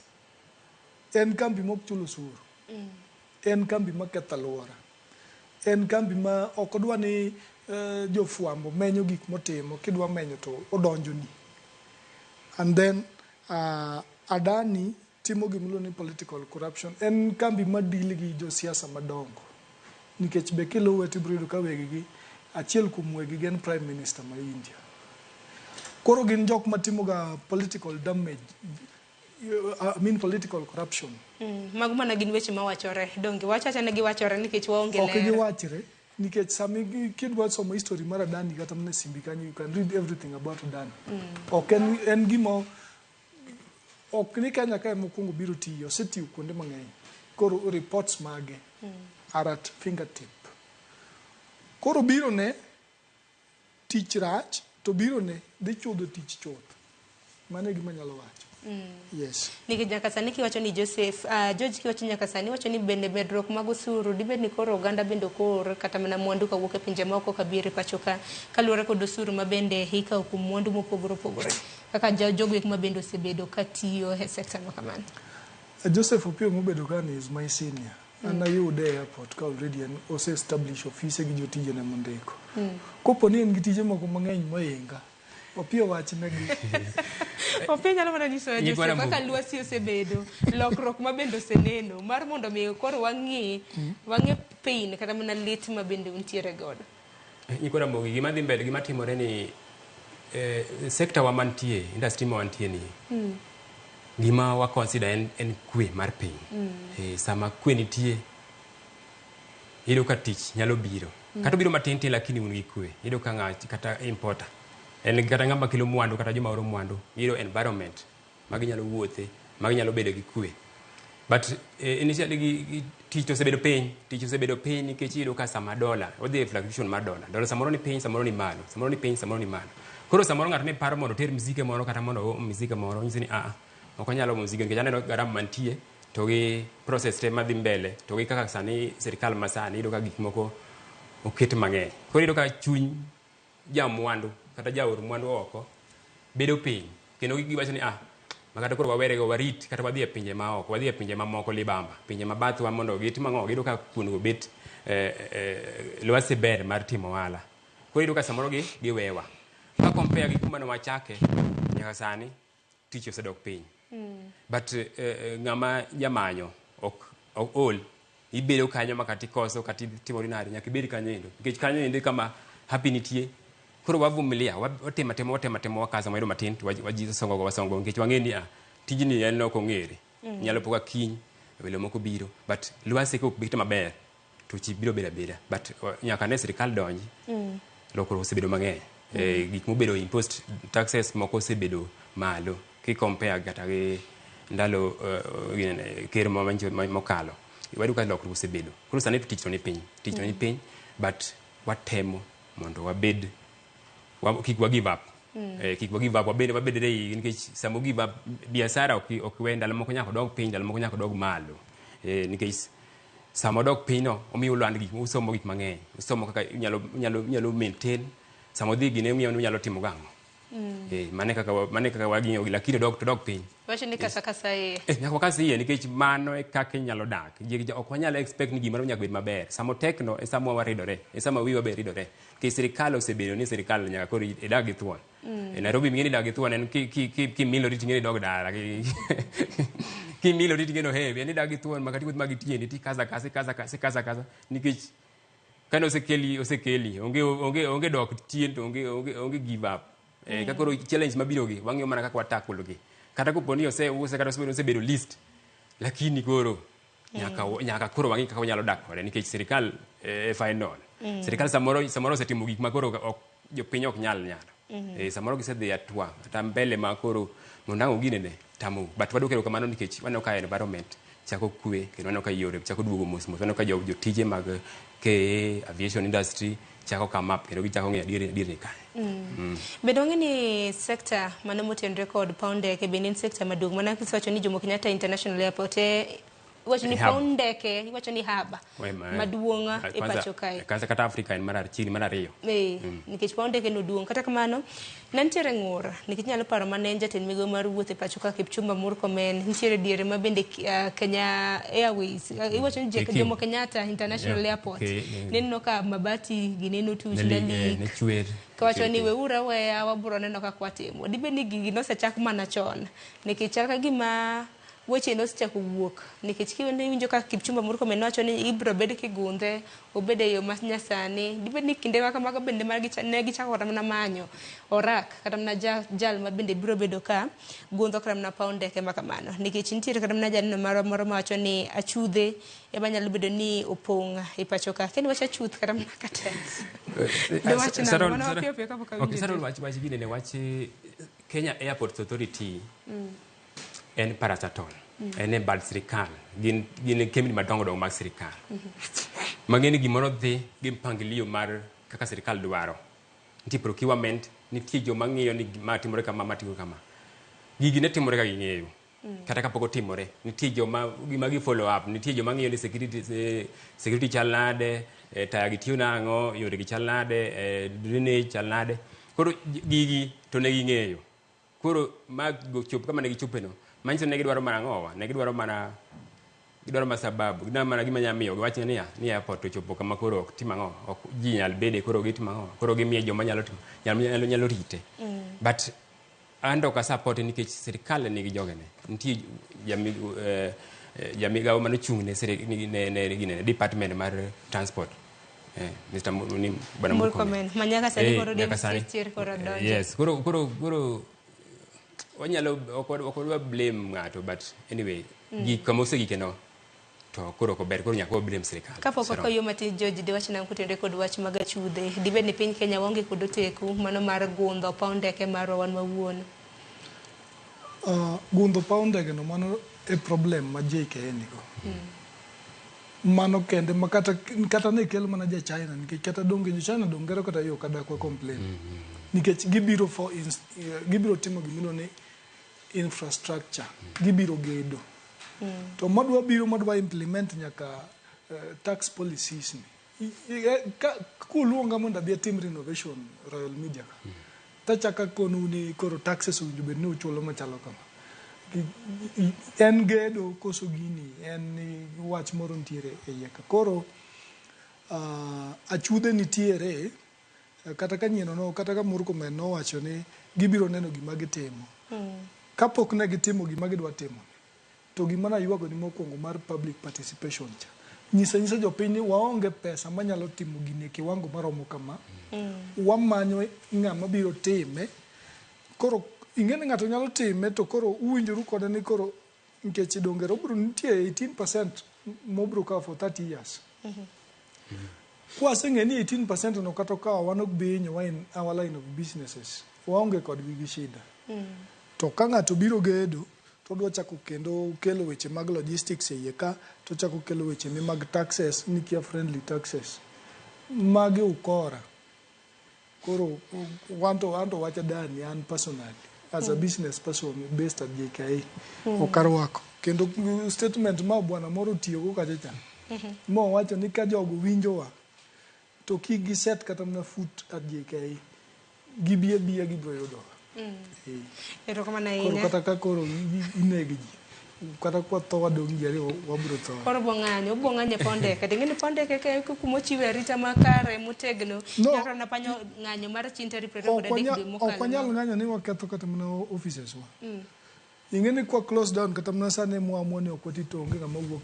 ni dhi ndege ng'ama dhi opare yes simply like that koro ibro ng'iyo ni sirikal owito pesa di odiochiengno ka ting'eni wawuok wachomo kodi kot koro pod wayalo wanoko tich matiyore bende onge to yware kodi e kot nyaka iwinjo ma koro winjo e makare aya nyakoro mga jong mano paro kanyo michiwo gi George gi Joseph kaluwore koda ng'ur margi mano mar keto JKA e lwet kambi mong'ere kaka Adani. Ote mage neno ka nitiere modhuro kiyena kaw mana yuo matin ka duogo to koro jopiny bende koro nitiere gi penjo mopogore magi chwalo nu George gi Joseph kaluwore kod twak ma bende wasebedo godo moko neno ni ng'anyo makamano mudwa timo kowinjore moko bende siro kata kamano abro bedo kasomogi mar mondo miyud thuolo mano mar duoko jopiny akaw yuo matin nyakoro mga jwang imed mana oro ote abro bedo kakawge waduogo somo ote ma bende intiere godo kik dhi mabor.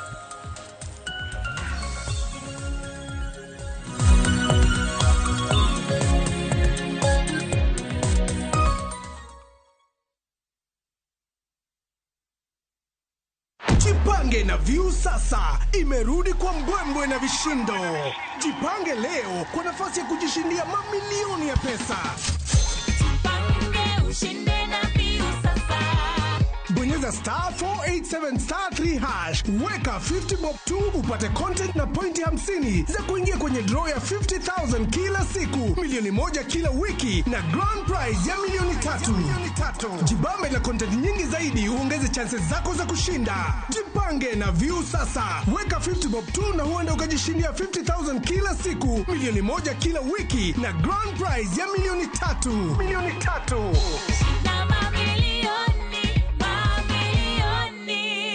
Sheria na masharti kutumika. Imeidhinishwa na BCLB namba 0000130.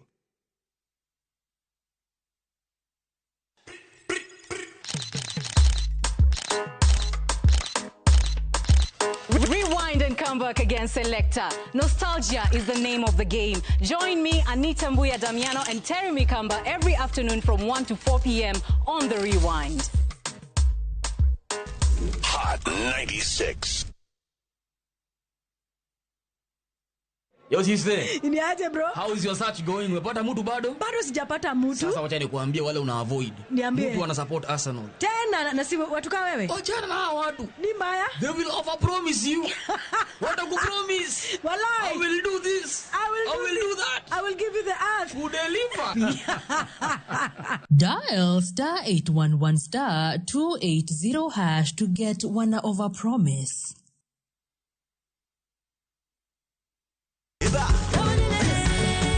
Beikori mar chako wuoth e piny mar thum. Thumbe mane oloko tieng' mang'eny. Fwenyo sigendni. Wende mag piny. Koda sigendni mayudore wendego. Wajan thum gilmoro. Okay. Den giradhi. Ngoma wake. En kama gik mane otimore chon koda matimore sani chopo e winjruok maber chuth. Ngoma owake wuok tich nyaka tich abich saa 10 odhiambo. Kik bai.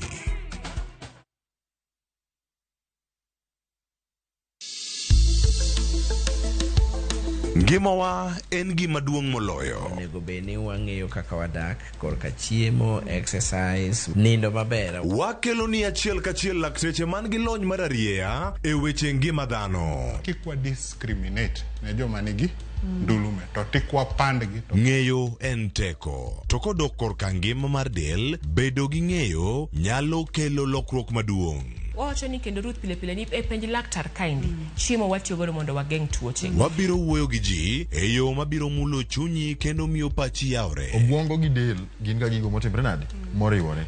Koro gimipidho obwongo mari luwore gi gino mipidho dendi. Riwri kod Ruth Otieno e penj laktar. Wuok tich nyaka tich abich saa 12 odhiambo mane Ramogi TV. Penj laktar. Ngima en mwandu.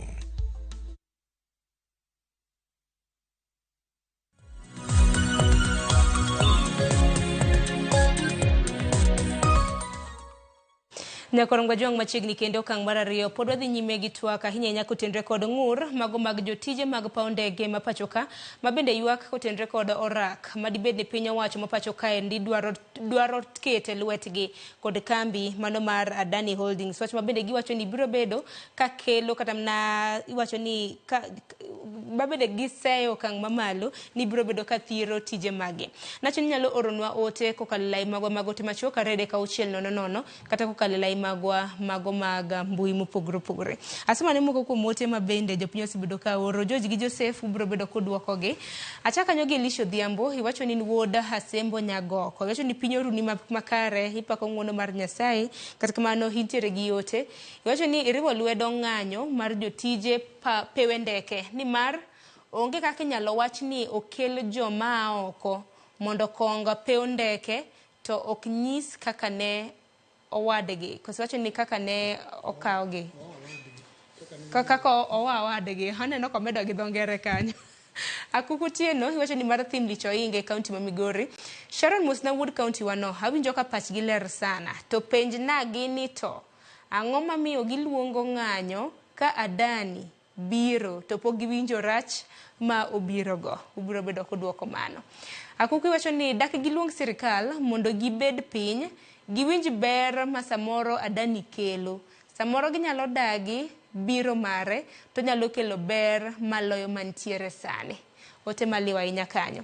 Ntiere derepa nyamburko mar jowuoth kintiere gwenge mago mag CBD Afya Center iwacho ni Ramogi TV ler kendo rieny buore ka bwana kamilwe chenro achiel kachiel. Ote machielo mar Opija Jachuma iwacho ni mar Nyamasere Kisumu ineno makare kendo ratiro mar jotich nyaka mege. Deli Opong'o ni Sharon Musna Welo mar ariyo we jotijego ng'anya Kenya kae ng'anyo ema giwinjo otherwise ineno Ramogi TV kintiere gwenge mag Gogo Kanyamkago Uriri sub county. Devogol wacho ni Sharon an okarwako paro mar leasing JKIA to Kenya kae brokers ng'eny kamora mora. Wacho ni ubi umenye ofise kata mna pise mag lands. Aya, wacho nyingi kaja ni David Ogol. Asomo te kanyo mogik mar Julius Oreje, wacho ni jotich omed ng'anyo. Wabe wabiro bedo kwa konyogi e ng'anyo. Wamaka maka otego kamanya kwa mgejuang wabiro bedo kwa somo moko kwa dhi nyime gi thuolo makama. Achiu ni thuolo mano mar duoko moko kuom ote mabeni nyalo. Josephine Machakodi. Mambe ote ma nyalo duoko. Kalure kod ote mabeni.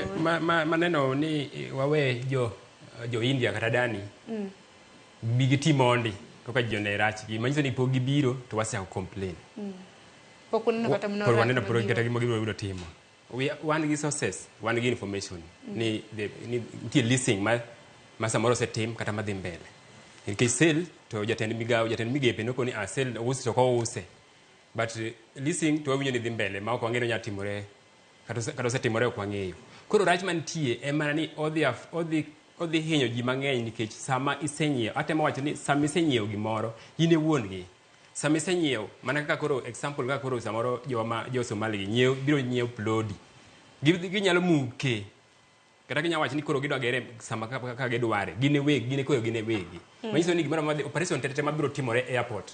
Biro bedo under Adani ma koro biro timo gimoro madhi biro judge biro ni wadwa joma kama wadwa limit joma donjo wadwa ni jo tich wa India kata mana leasing motimo ke ginyalo revoke sama giero. Kar muchak ng'anyo kamano Akuku bendo medo penjo ni dak luong sirikal mondo bed piny mondo winjrugo mar mondo winjo na ber gi rach ukete ratila madani biro go. Nitie riwruok mar ke to gi mar aviation industry.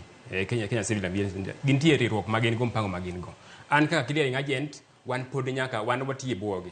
Koro gima giamua nikech ng'eni ok jomotelo ni nyaka mi una kaka jotije bas wan jotije nikech wa operate ang'o e pawgi koro wan ka JK wan ka clearing agent wan nyaka wang'i gima step ma gikawo nikech gima gikawo nyaka bed maber mabiro konyowa wan be mane momiyo koro nyaka nikech leasing no dhi mbele nyaka koro wamiye nyaka koro wabed gi question mark te nyaka wabed gi paro moro mani jogi ok gin gi tenso maber nikech waneno gimomiyo ng'ato penjo ni ang'o wan gi paro ni nyaka jogo pok obiro nikech jo civil aviation industry te osepango ni gibiro timo ang'owa gibiro ng'anyo koro wanyiso ni gini kare ok en gima ng'owa gima nyalo kelo ber ne wan duto koro omiyo wan gi to. Erokamano ahinya. George, penjo moro amora kata mana ote moro amora ma bende nyalo duoko ma bende joneno mag wan oro dibed mana? Penjo ma ng'ano penjo ni ang'o momono waluongo sirikal wabed godo piny mondo olosgo kapok ji ochako weche manyalo kelo weche mag ng'anyo gi. To mano ok en makosa wa. Nikech sama ne sirikal chako timo leasing ne ok consult jo ohala matiyo e airport. Bende ne ok consult jotije matiyo e airport. Koro gin emono winjo bed ni gikwongi gibiro Sharon kidhi Kigali Rwanda pap makanyo mar ndege tin kane government dwa timo expansion ne gitimo agreement gi kambi mar Qatar Airline gero pap maduong' kacha seriously to ne en gima ne okwongo time public participation ma sirikal obedo thuolo ni watimo expansion mar pap to wadwa tiyo gi kambi mar Qatar Airline ma hub maduong' mar kambi ndeke mar Qatar Airline dhi bedo Rwanda. In fact paucha rumo to okichak ine ndege mar Qatar JK ka nitie mzike wa mabiro biro through Qatar ibiro timnegi transshipment kigolo Rwanda kikelo Nairobi koni. To ka paw ndege ne chwer to Murkomen koni gidhi manyo jogedo ok rach. Gedo kochuno nyaka gi consult jok matiyo kanyo. Nikech mano is a government parastatal. To leasing to nyaka ne gipenj jopiny nikech ok en mwandu minister mar transport bende ok en kata mwandu mar jotelo madongo e sirikal. En giri jopiny ma joma timo ohala iye kanyo bende nitie osuru momiyo sirikal mang'eny malich. In fact kaka department mineno ma wantie mar clearing and forwarding wan agents mag KRA machoko osuru kaka oro ne government. No winjo bed ni kao kata mana kaka wan gi riwruok milone Kifwa.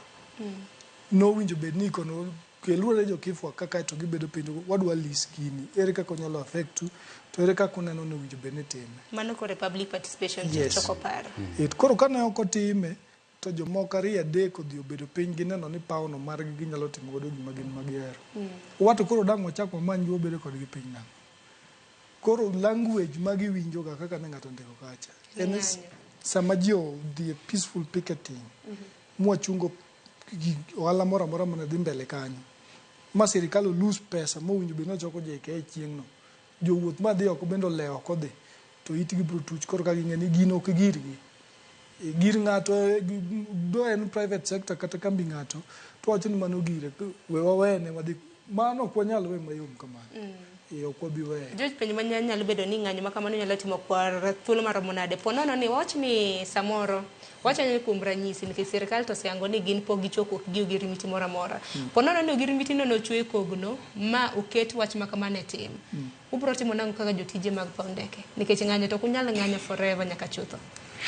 Ng'anyo to kwa bi ng'anyo to koro ng'eni joma bro go koko bende ng'eny nikech donge tourists donjo ka ng'ama bro miyo gi services gibro kwame airport koro joma wuok bende wuok koro en mana ndalo ariyo adek kende to sirikal ite pore apon nikech kata mana jo dito mag sirikal go donge giwuotho to gidhi wuotho ka giluwo kanyo. Who will give them service? Mane penjo maduong'. Koro giwinja winja gima jopiny wacho ni gundho paw ndeke kata lease paw ndeke ok rach. Gik ma ji ok ohero e piny masani this digital era en timo gik moko under the table nikech papers mag adani go gin oko te ng'ama ne oyudo gi kuchocho noseoro papers go makata mana ni winjo ka senator ma Kisii donge ne mano kongo bedo whistleblower. We have the papers ok gin gik moko ma ng'ato wacho ni oro contractor biro gedo. Inesenene kaka George kaka jatich mar JKI aseneno papers go to kika wach weche moko ma samoro ka ng'awuok e gate kata to bende koro wacho ni George mano wacho to gintie kendo agreement ok en kata mana mar gedo kende. Gino capture gik mang'eny seriously nyaka logistics department kuonde ma wantiere. Koro ng'en ka ng'ato kono dwa introduce nyaka logistics manyasani tiende ni he is getting you out of the picture. Onge biashara midhi timo kanyo. Okelo business competition nikech ebong'e ni bang' higni 30 gi pesa ne motiyo go ka odok ne. Higni 30 kata ka ni ng'ama ndika kanyo matiyo gi sirikal ok ni retire ni se dhi dala chon. Koro in retire chon gimitimo onge to ng'ato japiny moro nono to o benefit. Yes. Nikech kana ng'iyo higni 30 go iwacho ni en higa mar 2050 kod 4. Yes. Wacho ni chakre sani nikech wantiere higa mar 2024 ponono ni contract na nitiere leasing mak mano time higni 30 mabiro nyiso ni paw ndeke makamani bro bed ka kata nitiere bwo lwet ng'ato wuon kata lwet ji giwegi kuom thuolo mar higni go duto nyaka higni higa 250 kod 4. Kamedo gimoro matin kanyo Sharon. Gitemo wacho ni nitie percentage moro maka that leasing duration elapse to nitie percentage kene 18% magi gibiro gidongo. Another thing gidhi medo charge gidhi menya keto charges moko wang'e manyiso ni gin magibiro amua operation moro amora madhi mbele. Ginyalo amua kata ni gik moko gichulo joma kaka joma idho ndege dhi nang'o gik matimore te gima koro gin magibiro timo ang'o gibiro amua gikelo jogi mar kelo jogi ase jogi giwinjo ni kelo gima kata samoro kata visa gibiro miyo gi nono gik mosewinjo ng'eny ng'eni ka contractor to ng'eni ma contractor biro to tiyo to dhi kaka Chinese ng'eni biro to gero yo to dhi mabe samoro be pod wan mar gi complain nikech ido ka wan gi wan gi engineers, wan gi jomo qualified, but normally contractor eno biro to timo tije to dhi. To ang'o mi wacha dani ni en sensitive. En ang'o ma dhi mbele mokwang'e. Mano kende momiyo koro nyaka wabed concerned. Nitiere ote moro ka ma bende Ruth nyathi Ochieng' oro ma bende abiro bedo kasomo achiel kachiel. Wacho ni Sharon Mosna Welo, ng'anyo to en ratiro mar jotich. Ok rach kata mana ka ute mak manyalo kete ya machiel kachiel abiro bedo kasomo. Wacho ni Sharon Mosna Welo, ng'anyo to en ratiro mar jotich. Ok rach to penjna ni bende gisetemo chwalo, aparo no meda oro ote mana jal moro kendo chako oro, ni bende gisetemo chwalo ne sirikal ng'urgi to ponono ni gidhi e ng'anyo, bende gineno ka onyalo nyago olemo kosen mana mar ketho sa. Olu chenro kentiere Umoja Inako. Joja kini biro bedo kidwoko mano penjo ni ng'anyo kata mana buogo chenro nikech sani naneno ka usechiwo notice mano mar ng'anyo. Dibed nene na buogo sirikal koso? Adani pok obiro. Kata mana samoro next week no pod ok obiro nikech kata mana weche nyalo bedo mbele ka jomoko ba pano sekata tero kes ni court. Koro kata dwa mok mana ng'anyo sani. To Adani no bibiro timo services momiyo sirikal. O gibiro magichak timo clearing and forwarding mwatimo sani ni. Nikech mokwongo gionge gi clients Kenya. Koro ka gin joma biro chako. Koro buogo sirikal no ok buogo gi. Ing'eni ng'ama ibuogo en ng'ama ibuoge to onyalo chung' kothuon kata gimotemo express ka en bedo ni gik moko tim in the right way. Ok wabuog ng'ato. To ka ok owinjo to ji nyalo down tools gi to wakoni koro Adani no koro biro chak timo tije ne. Nikech gimopenjo ni ponono nodhi ng'anyo bende neno kama nyalo nyago olemo. Nyako nyago olemo. Ng'anyo mang'eny osenyago olemo. Yes, mag kembe, mag private sectors, kata mag government parastatals. Gisenyago olemo ma ji odok piny, ma ji obedo piny, ma ji owinjore. Kata mana sani kanyo jogo 310 ne gichako ng'anyo next week. Neno ka PS oluongo jotich mag joke nyoro. Kwadok e airport sani ang' nwawinji ni to what was discussed. Koro timo gik moko maler ber.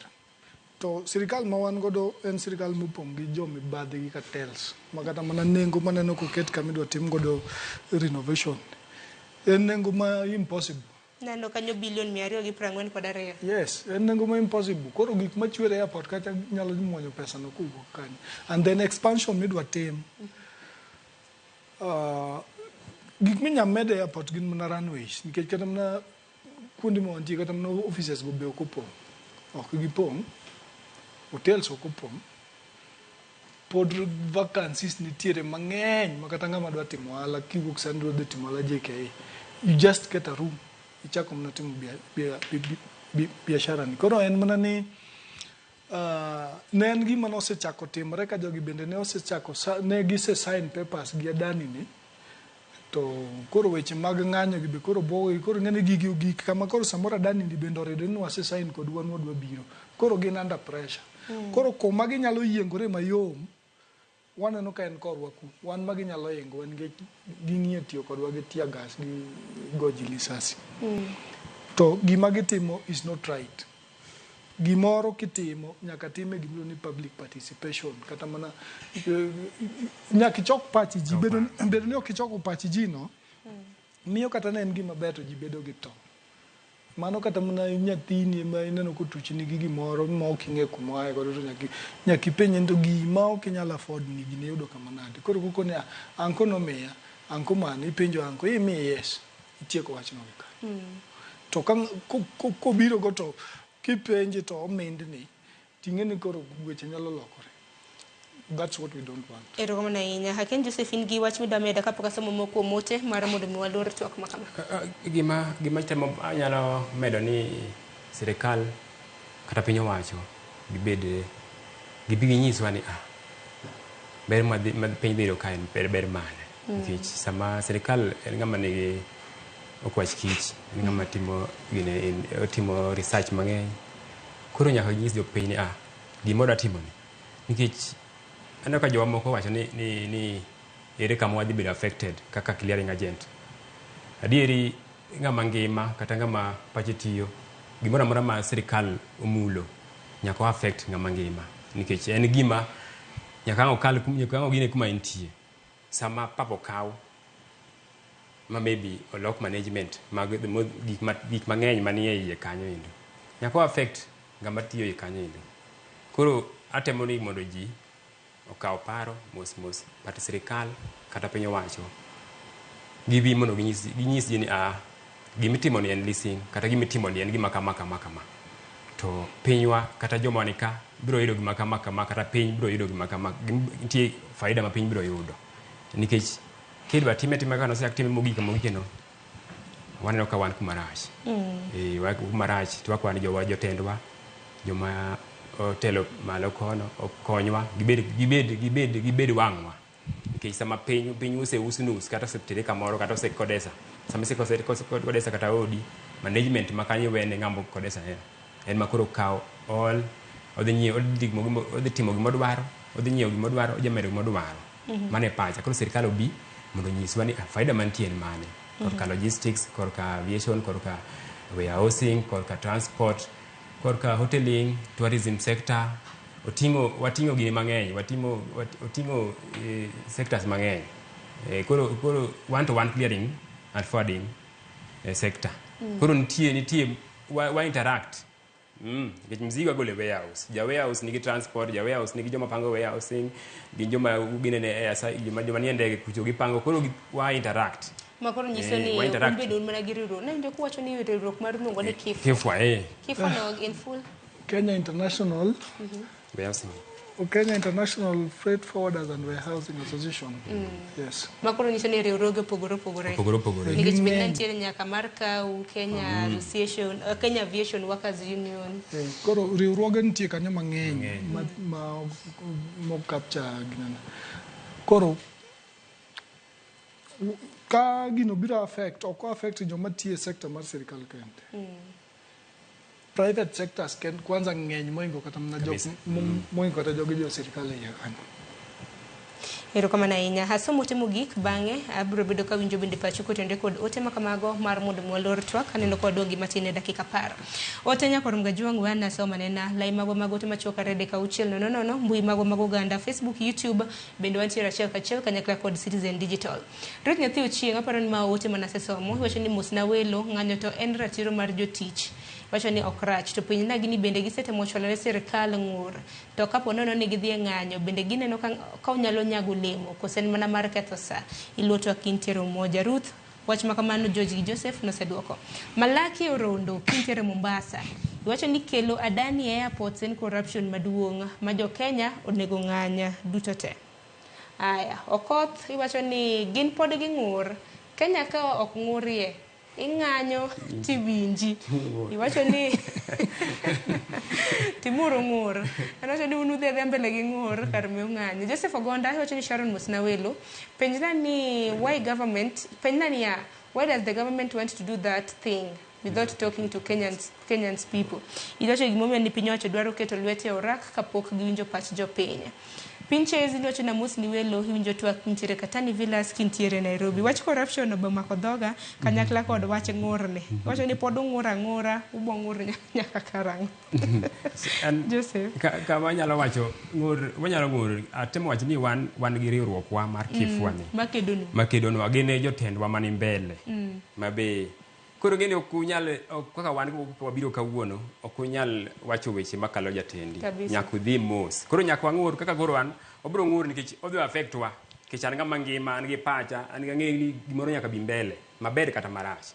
Koro mane momiyo nyaka wang'ur.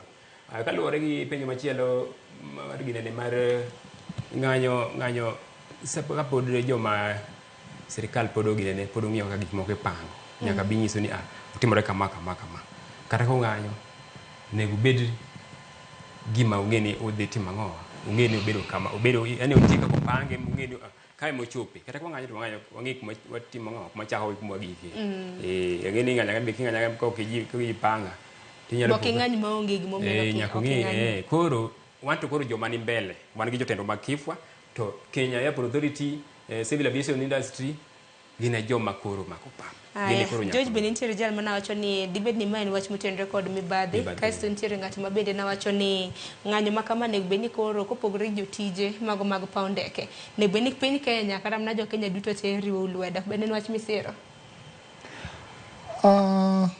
Ng'anyo to wasiro nikech in most cases katiba opuodhe. Kopogore koro gi jotije, koro piny Kenya kata mana koro jo Kenya mopogore gi jotije mag ndeke, bende koro nyaka riw lwedo. Ginyalo siro nikech kata wan mwatiyo e pap kanyono, pawno ok en marwa. Mano en mwandu jo Kenya masolo osuru ne gin, osolo osuru ne Kenya mangima. Koro ka giwinjo ka wachno gimbe rach negi. Nikech gik moko chakore mana gachiel. Samoro kowuok JKA kati winjo ni Moi International Airport ma Mombasa bende obedo list. Kochako wuok chako ino chako bai Kisumu. Koro kogo koko machiel ni ogeng' to nyalo konyo machien ka. Nikech an awuok e Sugar Belt.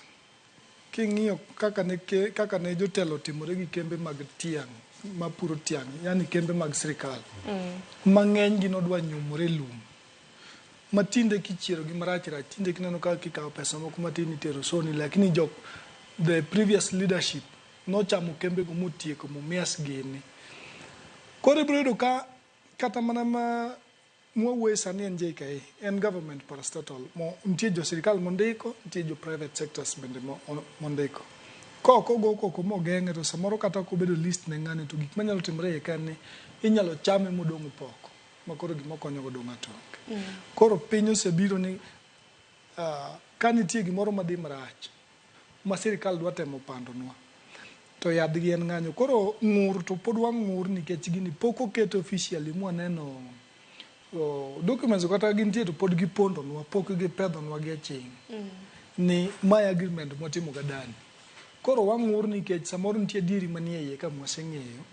Koro wang'ur to ng'anyo to pod ok wanyal ng'anyo officially nyaka chop wane gino makoro sirikal pedhwa ni kik ung'any my agreement mwasomo mwaneno winjruok mane gitimo, mwaneno ni onge kodwa gi problem e sekta ma wantiere.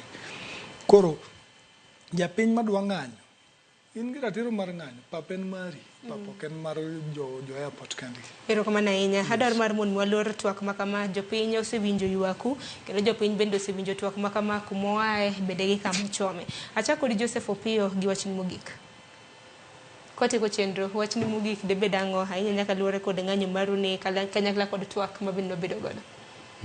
Wasebedo wadawero kamano kuom dak sama wayudo mabe wawacho, lakini ng'anyo nyaka koro wami thuolo jomochung' ne pap mondo gibed gi mpangilio bedi. Ok wanyal chaka kamano endo kaka wan joma nigi faida mayudo faida pap, nyaka wabed gi mpangilio.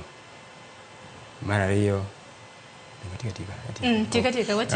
wanyalo mana temo mana vijende wa matindo kata ma pod apiny ni industry ma wantie ni en industry ma oginene onyalo miyo ng'ato geno, onyalo miyo ng'ato bedo gi konyruok.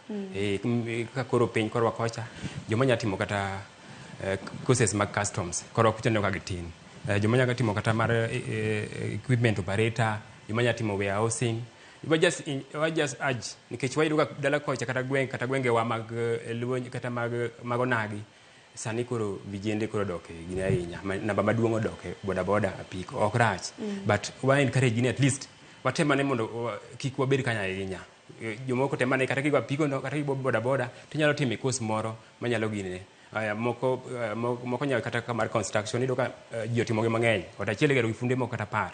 Waja nyalo encourage ni watem gine uru, watem balance uru. Courses ma wan go industry ni sani nitie colleges mobiro kata Kisumu, nitie colleges ma offer courses gi, Kisii University offer logistics and transport. Koro we just encourage nikech ng'eni kwa biro ka to kae mo thuolo mar wuoyo gi jowa, nikech onagi duong' odhi nyaka duong' mondo ang'e irom gi ji kata mondo ang'e wuoyo ng'ata ng'ata ok yot, but mane manyalo wacho maduong' onge manya wacho watemo kama wanya wacho kuponi nitie kamoro ma wakiere Saron, we are just sorry, but we are temo kama nya wacho nikech ng'eni sani idhi kae mopogore kwando kata ote madonjo jomoko kae mopogore ng'a jomoko be wacho ni jomoko be bani kata wachi no kakoro oken jomoko nkechito joma siro gi jomoko siro jomoko sir jomoko be koro en mana koro and out of the topic. But we are human beings. You have to accept all. George, watching Mugi Koti could have been money. Erokamano, wach manyalo wacho mogik en jotendwa mowinjo dhok ma wawacho gi. Gimoro amora motimo ma mulo ngima oganda mondo otime e yo moriere. Nikech piny masani osebiro piny mar digital, onge gimoro amora ma ng'ato nyalo pando. Mar ariyo, ka wan e private sector, mana kaka ne wasewacho, but wan gi riwruoge wa airport kanyo. Jotendwa ma bende ng'enygi, ang'eyo ni ng'enygi bende winjo dhogwa. Gin bende gi fight nwa mbele kuchocho, kik giling' aling'a as toothless dogs, ma ka koro dhi gi tielo 12 to koro waonge jok manyalo tetewa, ka samoro jomoko 2-3 nosedhi otelo mbele mosedhi oyieng'o igi. Wachna mogik en clearing and forwarding, mano department ma wantie kichopo Jomo Kenyatta International Airport kanyo, Emmanuel, Fourth Seasons Building, Sovida Global Logistics. Ken gimondo midwa tero oko, wabro konyi kapok adani onjao pap. Kata ka nitie moro mkidwa kelo gachi moro, wabro konyi kadani pok onjao pap. Piriri kodwa, ok wang'e gima kiny. Erokamano ahinya Joseph kuom chopo kae, mado mar lero thor wach ma bende untiere godo, ahinya ng'ur ma bende untiere godo kaka jotije matiyo paw ndeke, mado mar Jomo Kenyatta International Airport. Kata kamanya koro mga juwanga dakika osekadho 30 tok saa 2 mar okinyi. Gi kanyo bende makelo e giko mano mar twak marwa okinyi ma kawuono. Kata kamano pod waluwane na ponono ni biro bedo gi ng'anyo makaman. Kech nano ka en submission of papers, mano chieng' wuok tich mar juma mabiro kosa. Chieng' wuok tich mar juma mabiro. Koro biro bedo kwang'iyo kaka biro bedo kutimo wach makamano. Wach motendre kod Adani nyakor Ngajwang' en wach ma bende pod warito kuom jotelo. Kata bed ne kinde mosekalo jatend piny Kenya kanyakla kod jotend migepe osebiro lela ka bende giwacho weche motendre kod orak makama. Ininjo kanyo ka jatend piny ne owacho ni orak makamano ne en mana mar gundho paw ndeke ma pacho ka, onge dwaro mar uso Jomo Kenyatta International Airport e kind mamoko. Orak makamano pod warito public participation chike manego bed ni luwo, bende pod wang'iyo anena ka ponono ni biro bed kiluwogi kata ooyo. Yiena mar mondo mi atieke gi kanyo nyakor Ngajwang' chenro pod e lach ni mar sani jafwambo wadwa Jaelieta oseikore mano mar kelo ni chenro mano mar tedo gi chiemo. Kiny ma kawuono otedango kete mana e TV mano mar Ramogi. Akaw yo matin, nyinga Sharon Ong'aw.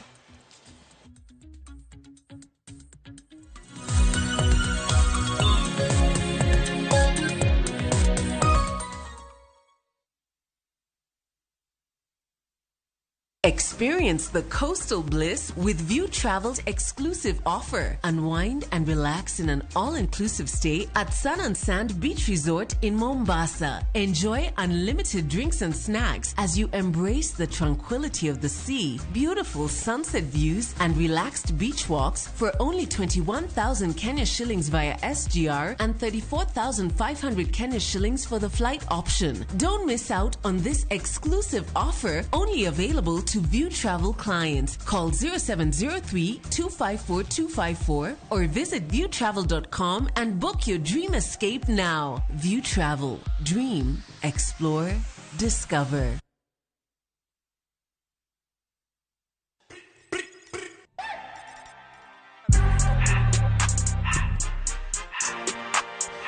Hey, Wagwan, what's happening? It's your girl Aziza Hashim, aka the Media Messiah.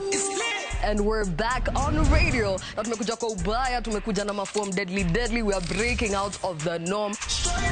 I hope you're ready every Monday to Friday on Hot 96. It's hot when I'm on your radio. Everything litty, I love when it's hot. Turn to the city, I broke Hot 96. Jipange na View sasa imerudi kwa mbwembwe na vishindo. Jipange leo kwa nafasi ya kujishindia mamilioni ya pesa. Jipange ushinde na View sasa.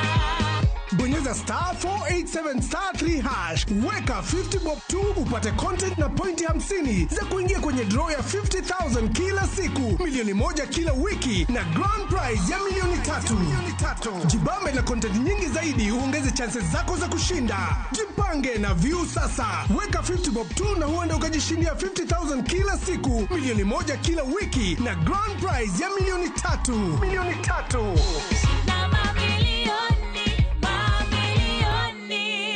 Sheria na masharti kutumika. Imeidhinishwa na BCLB namba 0000130.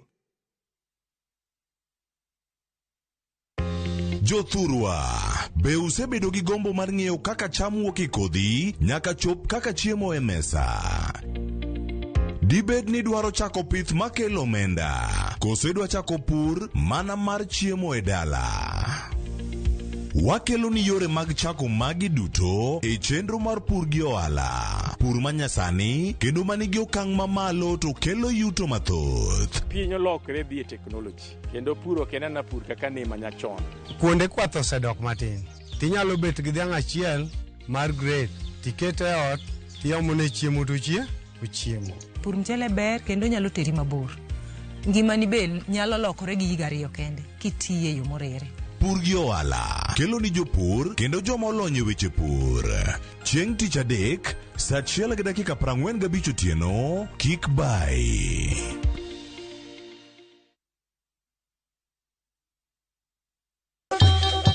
Ang'o mosetimore ne joma ne ochweyo ogandawa?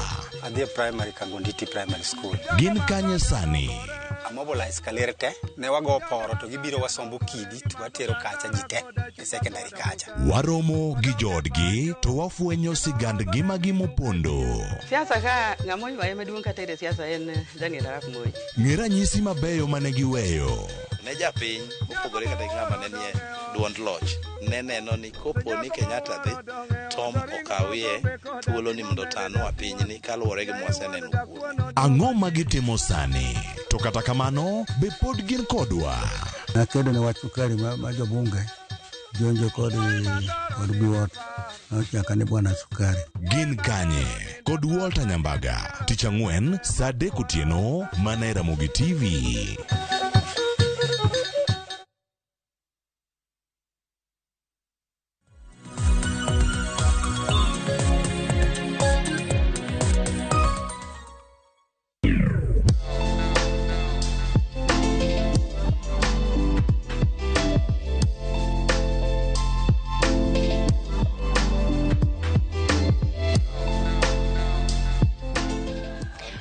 Oyaore kamoro amora ma intiere machiegni e chendo machielo mar tedo gi chiemo. Tedo gi chiemo antiere e county ma Siaya, kuma bende king'iyo mesa kendi en mesa ma ochacho. Aneno ka wantiere gi ngano, wantiere koda rabuon nyaluo, alot susa bende ng'icho kae. Ipenjo to mane miloso machal kamae?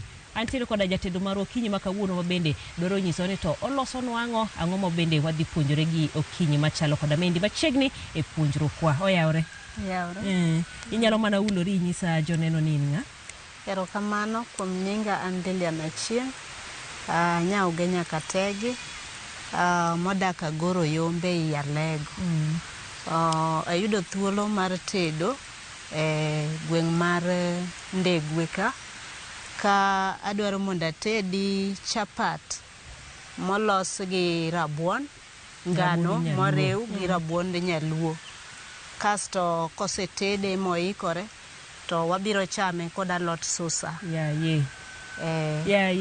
Wang'iyo ni chapat goganda, chapat golayo, chapat gi gweno, chapat gi ring'o, iwacho ni chapat gi susa. Chapat gi alot susa molos maber moted kod dania. To kitungu nitie morome, nyanya be nitie morome. Mana kaka neno kokete mesa kae. Aya, donge ibendi iriuri kodwa ng'iyane to gikone dhi chalo nade? To kapok ochope gikone wawuothane mondo wang'iyane to chapadni idwa lose nade, susani obo chalo nade, to giko duto te koketgi e mesa weche dhi chalo nade. Aya, koro wachako gi kanye? Erokamano, wabiro chako gi rabuon ma osetedi kendo oikore. Manyiso ni rabuoni wachwake mondi. Rabuon no wapoke, kosea puodho iluoke ipoke, kosepoke to ibiro donye matindo tindo mar mondo mi ochiegi e yo makare monyalo niasore maber. Koro kosechiek kaka koro ma osechiek to wabiro kawo oluth kuon then waniase go to nikech wadwaro mondo waniase mondo niasre malong'o en ni waniase kapod oliet, kapod ene mach, inyalo gole ikete tengi kaka koro agole mach makacha akete e jiko maonge mach kasto nikech oliet obiro yudo niasruok mayot to kiweye mokwe to biro bedo motegno nikech rabuon kosekwe to korore koro kik wawe mondo kwe wa niase kapodo oliet kamano eka obiro yudo thuolo mar niasruok maber.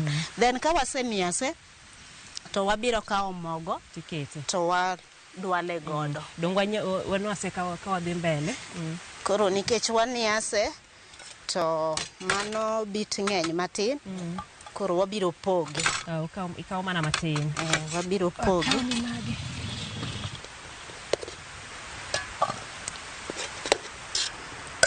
Koro ipime kaluwore ni idwa loso chapat marom nade? Idwa loso chapat marom nade. Nikech kikete mang'eny ahinya to bende moingo mogo to nikech en rabuon mar nyaluo obiro keyore. Biro tami kaka koro itedo chapat were awere. Koro emomiyo wabiro pimo wabiro pimo rabuon kod ngano morome.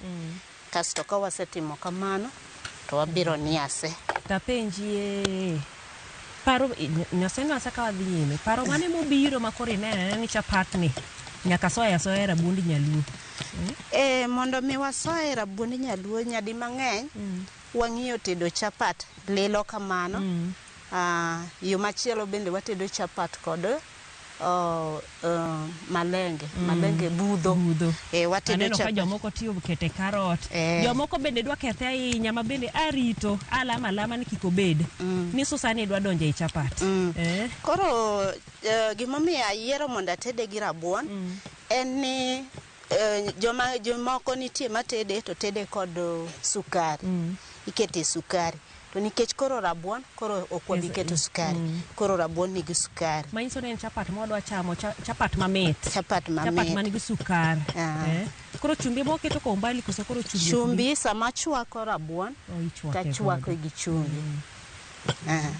Koro anyalo mana keto matin samoro bende nikech kawuono wachamo chumbi matin anyalo weye gi kanyo nikech sosa bende biro bedo gi chumbi. Koro frede chapat ni e igni chapat oselokore. Chapat nochaka ni en chapat kamano mogo gi chumbi kamano ti umede moloke gimoro amora donjo e chapat. Kaka beber nikech ipuonjori gik moko mopogore kaka piny dhi kaka piny dongo isudo kode wasudo kode. Samoro inwang'o ka chamo mogo ahinya lilo be koro ladha bedo maonge. Biseng'iyo kode. Koro wamede gik mamoko at least kata kitedo nego wendo to neno ka imiye gima opogore. Ochamo chapat lakini en mopogore. Koro inyase mobed mayom kabisa. Sama iyiero rabuon nikech nitiere rabuon nyaluo moko iyudo ka en gi tonde ang'ini mano kitedo go chapat to dhi kethone. Koro iyiero rabuon mane? Iyiero rabuon luowa ka wapidho rabuon. Koro rabuonda mapidho ang'eyo kaka ochalo. Koro abiro ng'e kothe. Koro abiro neno ni ma nigi tol to ma onge gi tol. Koro abiro yiero ma onge gi tonde tatedogo. Seyo machielo bende rabuon no keto ne kala moro. Koro kobed rachar kako rachar. Nikech aneno rangi ne kaber. Koro kiyier moro marachar cha. Koro kiyier moro marachar cha. Kosenyosore.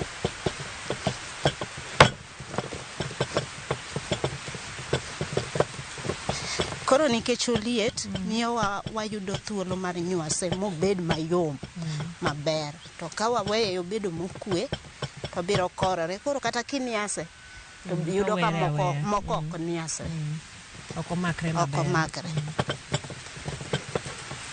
Dakika idhi tema mari wach ni Joramogi nowuondowa kata mama Livia nowuondowa ang'o momiyo mar okorore iwinjo siri koliet sama pod oliet no.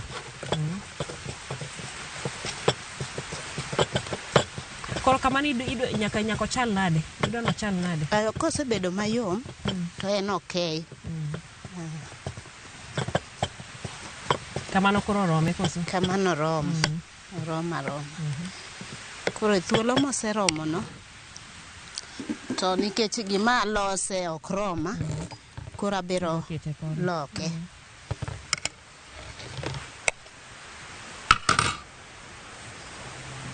Kanya ma koro idwa dwale gi mogo. Kanya ma koro idwale gi mogo.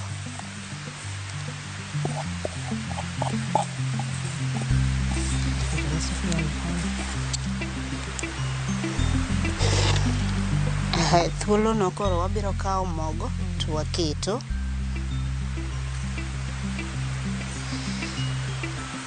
Okipime wakineni dhi korore monorore.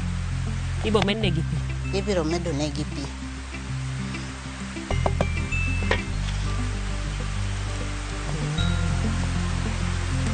Akore dwala kaka idwalo chapat mapile.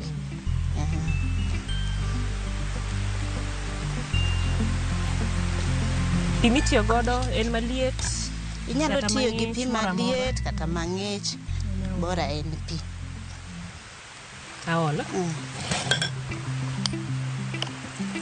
Inyisa koromo kosa ola. Tosha.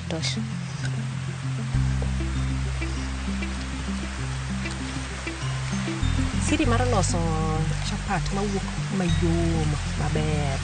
Jomoko nyalo bedo no loso chapat to kidi Luanda, chapat barore abara. Chapat mawalore to nitiere moko makoro barore. Ng'ato en dwale koso satedo. Chapat en dwale mondo mi owuog chapat. En dwale mayom maber. Idwale kilose malong'. Koro ng'ama dwalo chapat e ng'ama tedo chapat. Itwani jaloko keto ne moko chumano kuja tedo.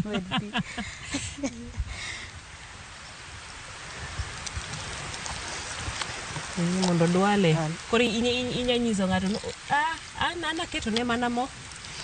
Ena tedo chapat oyo. Ng'ama no dwale no mani ng'ama no tedi. Koro ka no dwale marach to chapat wuok marach. Koro katitem loko to se wuok marach. Ok nyarese. Chapat kosedwali to sedwali. Onge thuolo moro manyalo losore godo modokre obed chapat mayom. Kiloso godo chapat kama, manyiso ni mondo ilos mandas. Mabe nyalo gole maber. Ayo machielo bende, ma rabuon ma watedo, to thuolo bende nitie, inyalo rego rabuon. Inyalo losa rabuon maler kamano, kasti moye timoye, koro kidhi rege, tiruwe gi mogo. Koro mana kaka ilose kuom chapat, pod inyalo lose kata kuom mandas. Awacho ni yo machielo inyalo rege, ipaye kamano, kasto imoye, irite obedo maler, kasto idhi rege, tiruwe kod mogo. Mok ngano koro. Koro seche miruwe no pod en rabuon cha, lakini koro mato moregi. To nikech koro nitiere ji ma ok dwa timo process no te mayot en chwake. Koro ng'ado shortcut, ochwake. Mite miwacho ni koro okiti gi sukari moro ma koro ni nyiew ikete mandas. Ikete mandas cha, koro kiketi. Koro en natural sugar. Idwaro mo.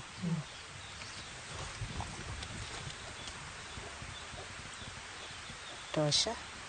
Thuolo ma bende watedo chapat gi rabuon, to ok ohitaji mo mang'eny ahinya ka sama wakande. Nikech kiketo mo mang'eny ahinya to koro obedo ok taste maber. Obedo mo mang'eny bok ber.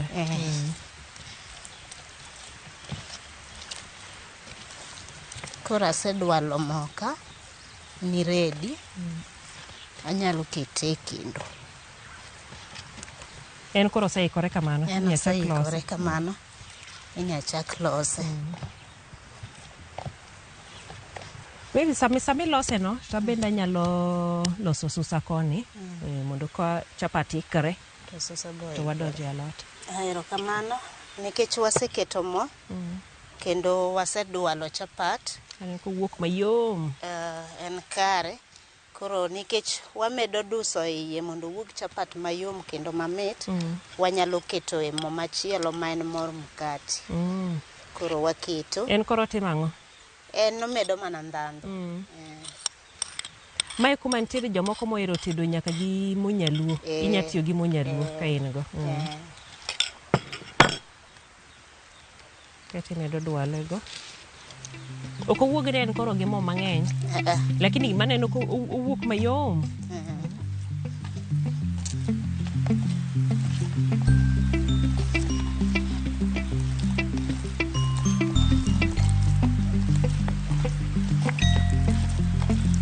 Wacho ni jaduelo e jatedo. Gimoro amora losore to kethore e duelo kanyo.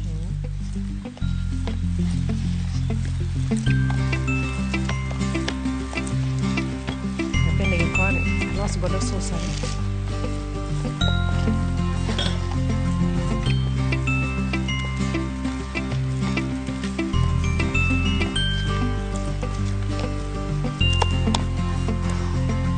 Sawa.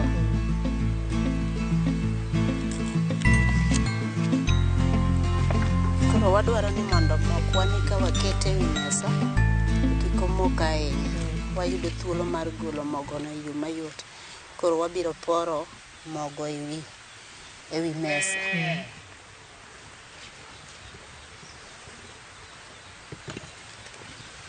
Mano mondo koro kik omok e mesa. Omok e mesa.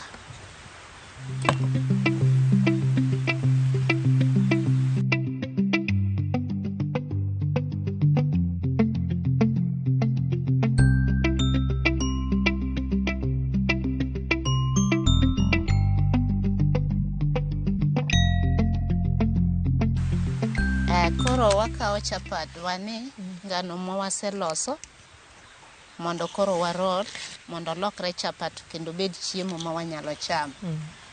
Koro warole. Oyom. To lita neno kaber ipoge ma ipoge marang'ongo.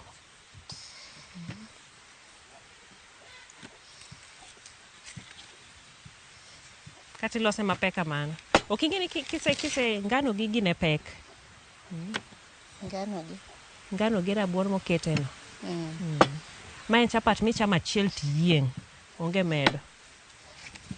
Koro ka wase role to wabiro kete e mach. To nikech wadwaro samoro bende ni ka samosechiek to obedo chiemo ma ready piyo ma ng'ama chielo ok rit ng'ama chielo. Koro wabiro uluoye. Ok luoyo. Iloso miluoyo. Wabiro wawacho ni rew. Koro warew wagolo then wakao wakete bang'. Koro bang' iketo ne mo.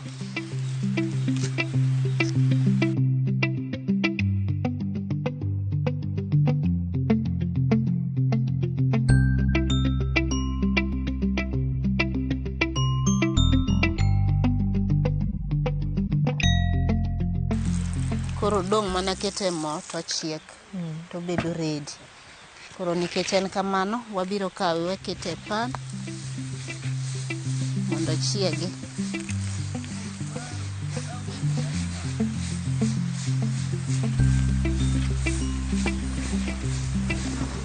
Oko wang' lor ne dot. Loro ne. To chal mamae no ng'eny. Koro mana chiedo matin.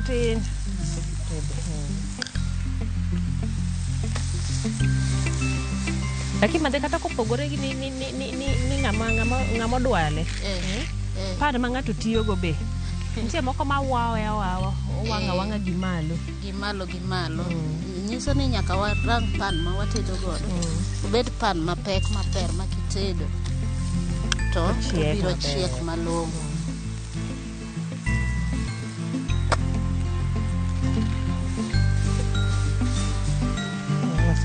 to mana mapiyo piyo ber chapat mit chapat tinde ni ok en gima ibudhe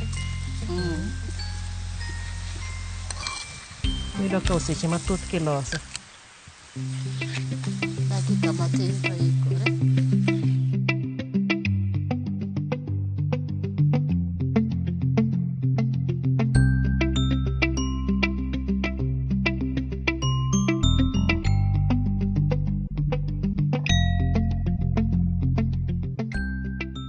Madhe chapat osechiek, ago wang'e chapat aneno ka okelo joka wacho ga ni inaleta.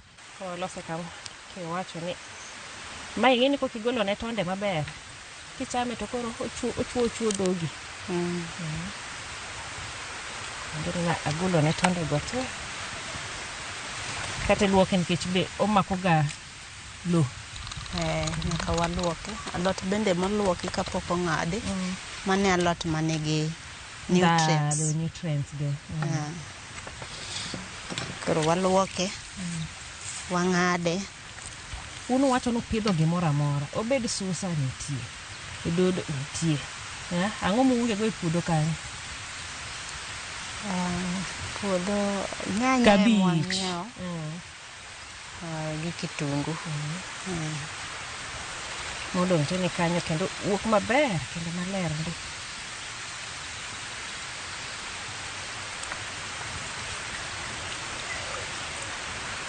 Ang'o miyiero ni chapadni ochame gi susa?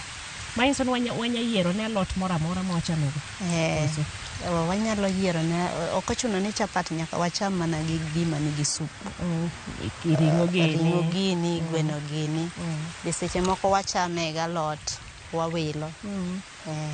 Mano nyien. Alot ng'eny gi nutrients. Koro wagombo ni mano bende mondo bedie dendwa. Ok ema koro ng'ato wacho ni kata gwend kienyeji. Be nitie kaka en gi nutrients ge. Emoti godo. Koro ing'e ni taste mar gweno gi taste mar alot opogore. Gigo opogore. Koro wabiro ng'ado alodwa ni matindo mabeyo. Ok wayudo thuolo mar kete kendo. But ok chwake, wachiele koso. Ok chwake. Wabiro chiele.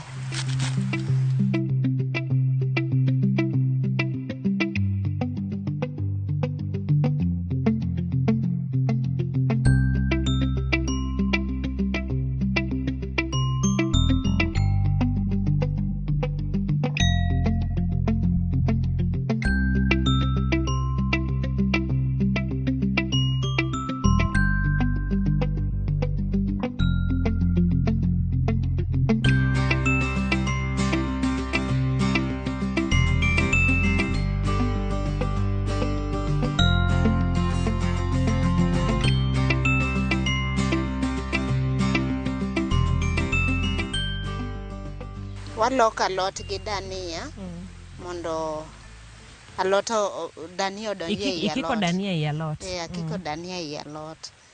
Koro ka wakete sufuria, koro kata kiloke samochiek no to dania osedonjo i. Nikech ng'eni ng'enye wang'e ni dania samitedo kode ten mobiro mogik. Koso mano mane ring'o kende. Koro nikech mae alot ok chwaki. Alot ikete mach to ka omech matin. Tisegole. Bas. Ok en alot moro michwako ma ladha ne rum. Makaw thuolo mathoth. Koro gimodong' en chiedo. Koro alot wane wadhi kete e sufuria. Ka wasekete e sufuria to wakawo kitungu to waketo to wang'ado nyanya e wi alot to wakawo mo to waketo asto waumo. Ichalo miboke. Okay. Ana ng'eni akia ni modwa timre nade mondi chiedo ma kawaida. Koro marwa ni kamane kaka ibiro chiele. Koro alot odonje.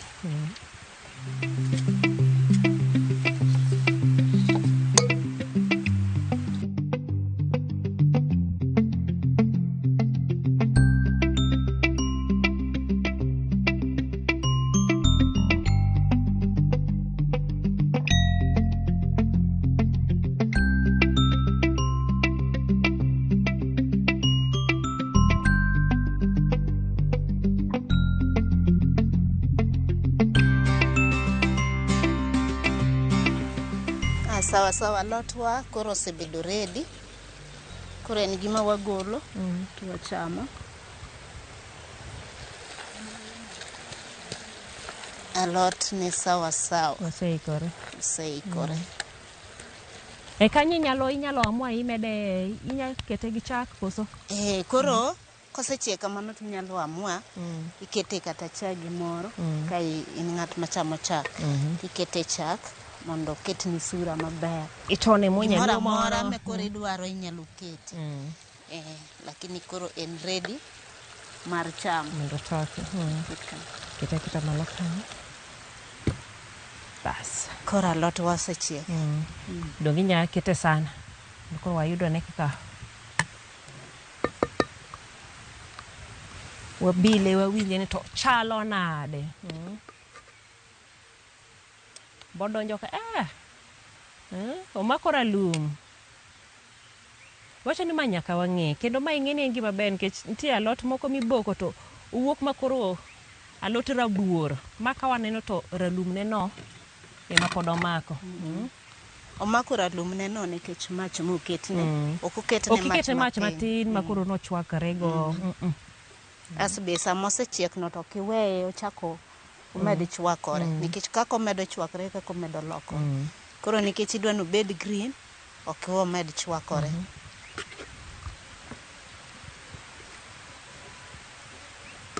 Kato tikne be mit awinje. Gola rofu maber sawa. Galot ni nyaketo piny kanyo kila ne chapadno koro wawinje ane. Chapo nyaketo no chiel ka.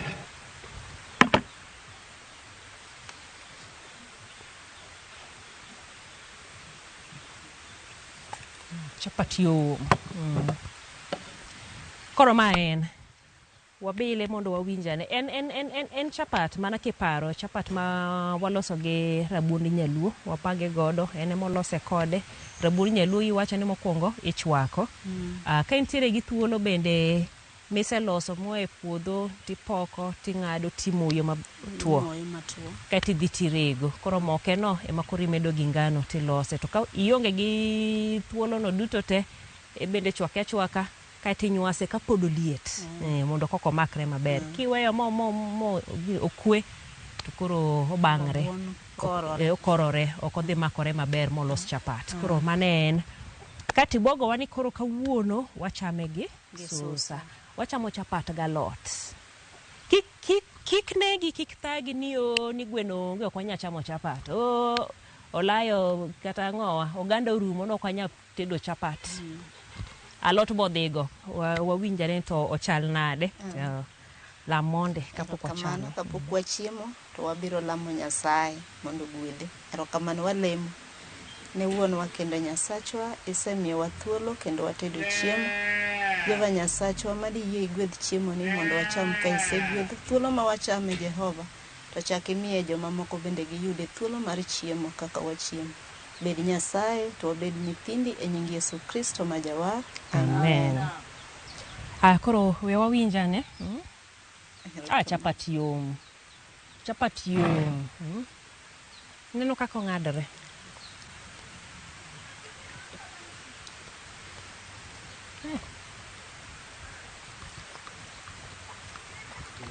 pare no mit madho mit kendo donjo adwa pimo mondo awinje ni to alot susa gi chapat metu madhe kapok atieko inyalo mana nyiso wachni mogik mana king'iyo kamera ni erokamano wachna mogik en ni kik wakos ma ok watedo chiemo nikech waonge achiel ariyo adek for example inyalo gombo chamo chapat ta onge go ganda aonge gi dengu to an galot ai puodho alot ni kwanza alot mar susa en alot maber ahinya emomiyo kata ka ichame kama to onge shida onge gimoro mobiro chandi godo like ulcer koro wamor ka wachame kama to ichamo mogo gi green. Obedo mamit kabisa. Chapat be mit. Ber. Neno ka rangi bomiyo rangi majaber. Erokamano ahinya. Erokamano kuom puonjo wa tedo chiemo mamit kama. Ahinya nyane mago kawuono. Alot ni tedo modong ralum kama. Ing'eni wang'iyo gi skuma moro mitin wa tigolo. To ma wanya wacho ni nitie kaka betu waboke to pod odong koralum. Teme. Okawach kamano nono teme omit chapat mit ikike gi susa kae bende mit. An koro we alore gi kanyo mondo koro adil kode maber. Erokamano ne jogo eko duto te mabedo konyowa e loso chenro ni. Mano kanyero kochakore kod producer mara Sharon, jo picha Nkule kanyakla kod Basil wi ok wil kod Dere. Mano kanyero kene nyako odiechieng' machielo nyinga Jailieta.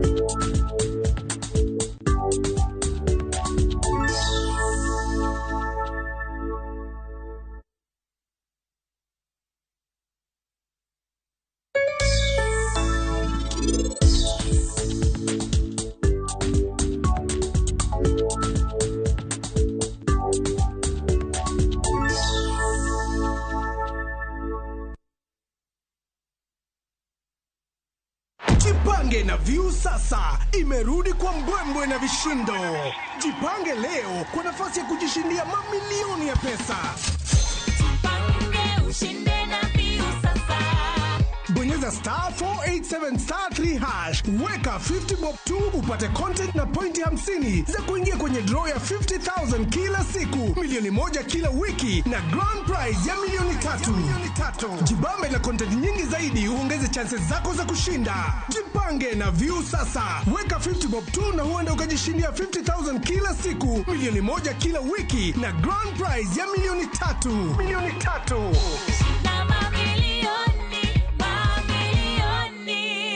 Sheria na masharti kutumika. Imeidhinishwa na BCLB namba 0000130.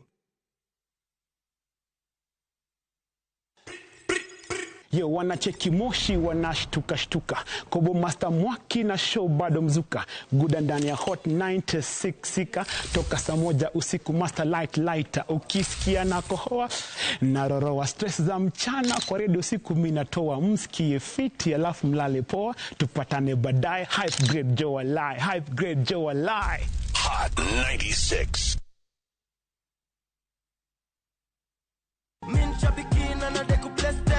Jackpot ilikuwa ni timu 15 na Mungu akasaidia nikapata 13. Hii pesa ambaye nimeshida nitaklia madeni zangu na still niongeze stock kidogo. Shabeki imenisort. Bonuses nazo ni no.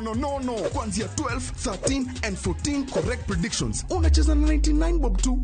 Chukua simu yako, ingia www.shabiki.com. Fungua jackpots, click on super jackpots. Chambua game zako safi, review bit slip yako, ukiona iko sawa, place bet. Alafu sasa unategea games zichezwe. Shabiki super jackpot. Ni time yako. Mina dai wote twenda hivi to bet.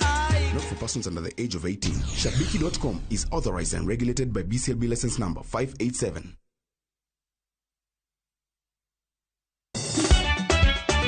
Tugo koro eka iyo chacho. Participate. Ka gik moko medo mana fwenyore, to ngima bende medo bedo matek e boma maduong'. Gimora mora ma Nyasaye omiya.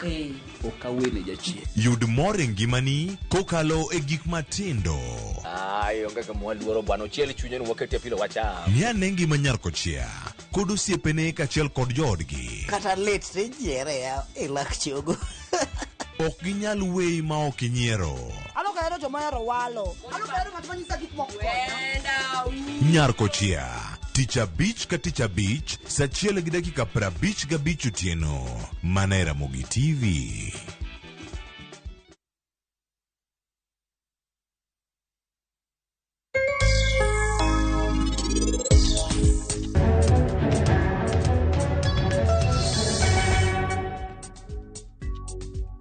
Koro kabodeni inyalo ng'ino tuta kama kata inyalo goyo ndiga.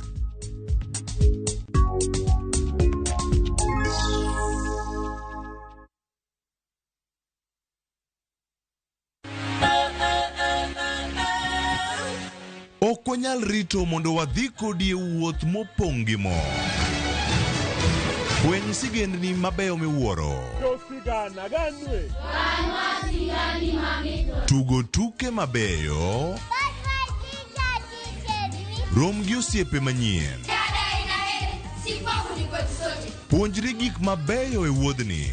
Crispy chicken, coleslaw, tomato, mustard. Solo osiepeni kendo ikri ne mor e rogo mar nyithindo. Chieng' Ngeso chakre saa 3 okinyi mana e Ramogi TV.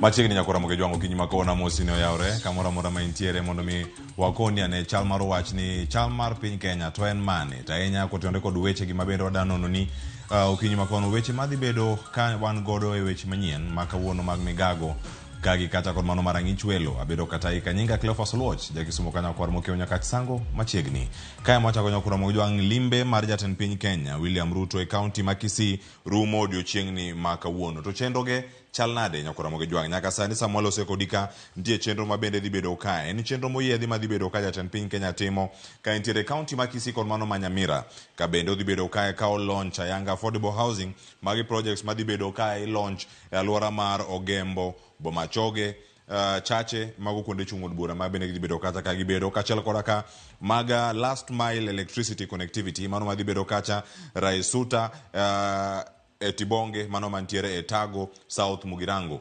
okinyi ma kawuono mabende odhi bedo kata ko inspect gedo kata chal mar gedo e alwora mano mar Tago fresh produce market mayudore South Mugirango constituency bende kachiel koda ka weche mamoko madhi bedo katimore kacha kata gweng' mano ma Nyakiringi bende odhi bedo kata ka entiere Nyabigena Nyamarambe road mana payano mantiere Nyabiosi no mantiere South Mugirango bende ka Nyamira Link Road mabende dhi bedo kata ka oketo mise mane mar chako gedo odiochiengni ma kawuono mantiere Borabu kar chung' burano ma Borabu odiochieng' ma kawuono waboture kod nyawadwa Crispin Otieno e kaunti ma Kisii mondo mi okono ne chal mar wach ni jatend piny Kenya to nigi chenro mag odiochiengni ma kawuono.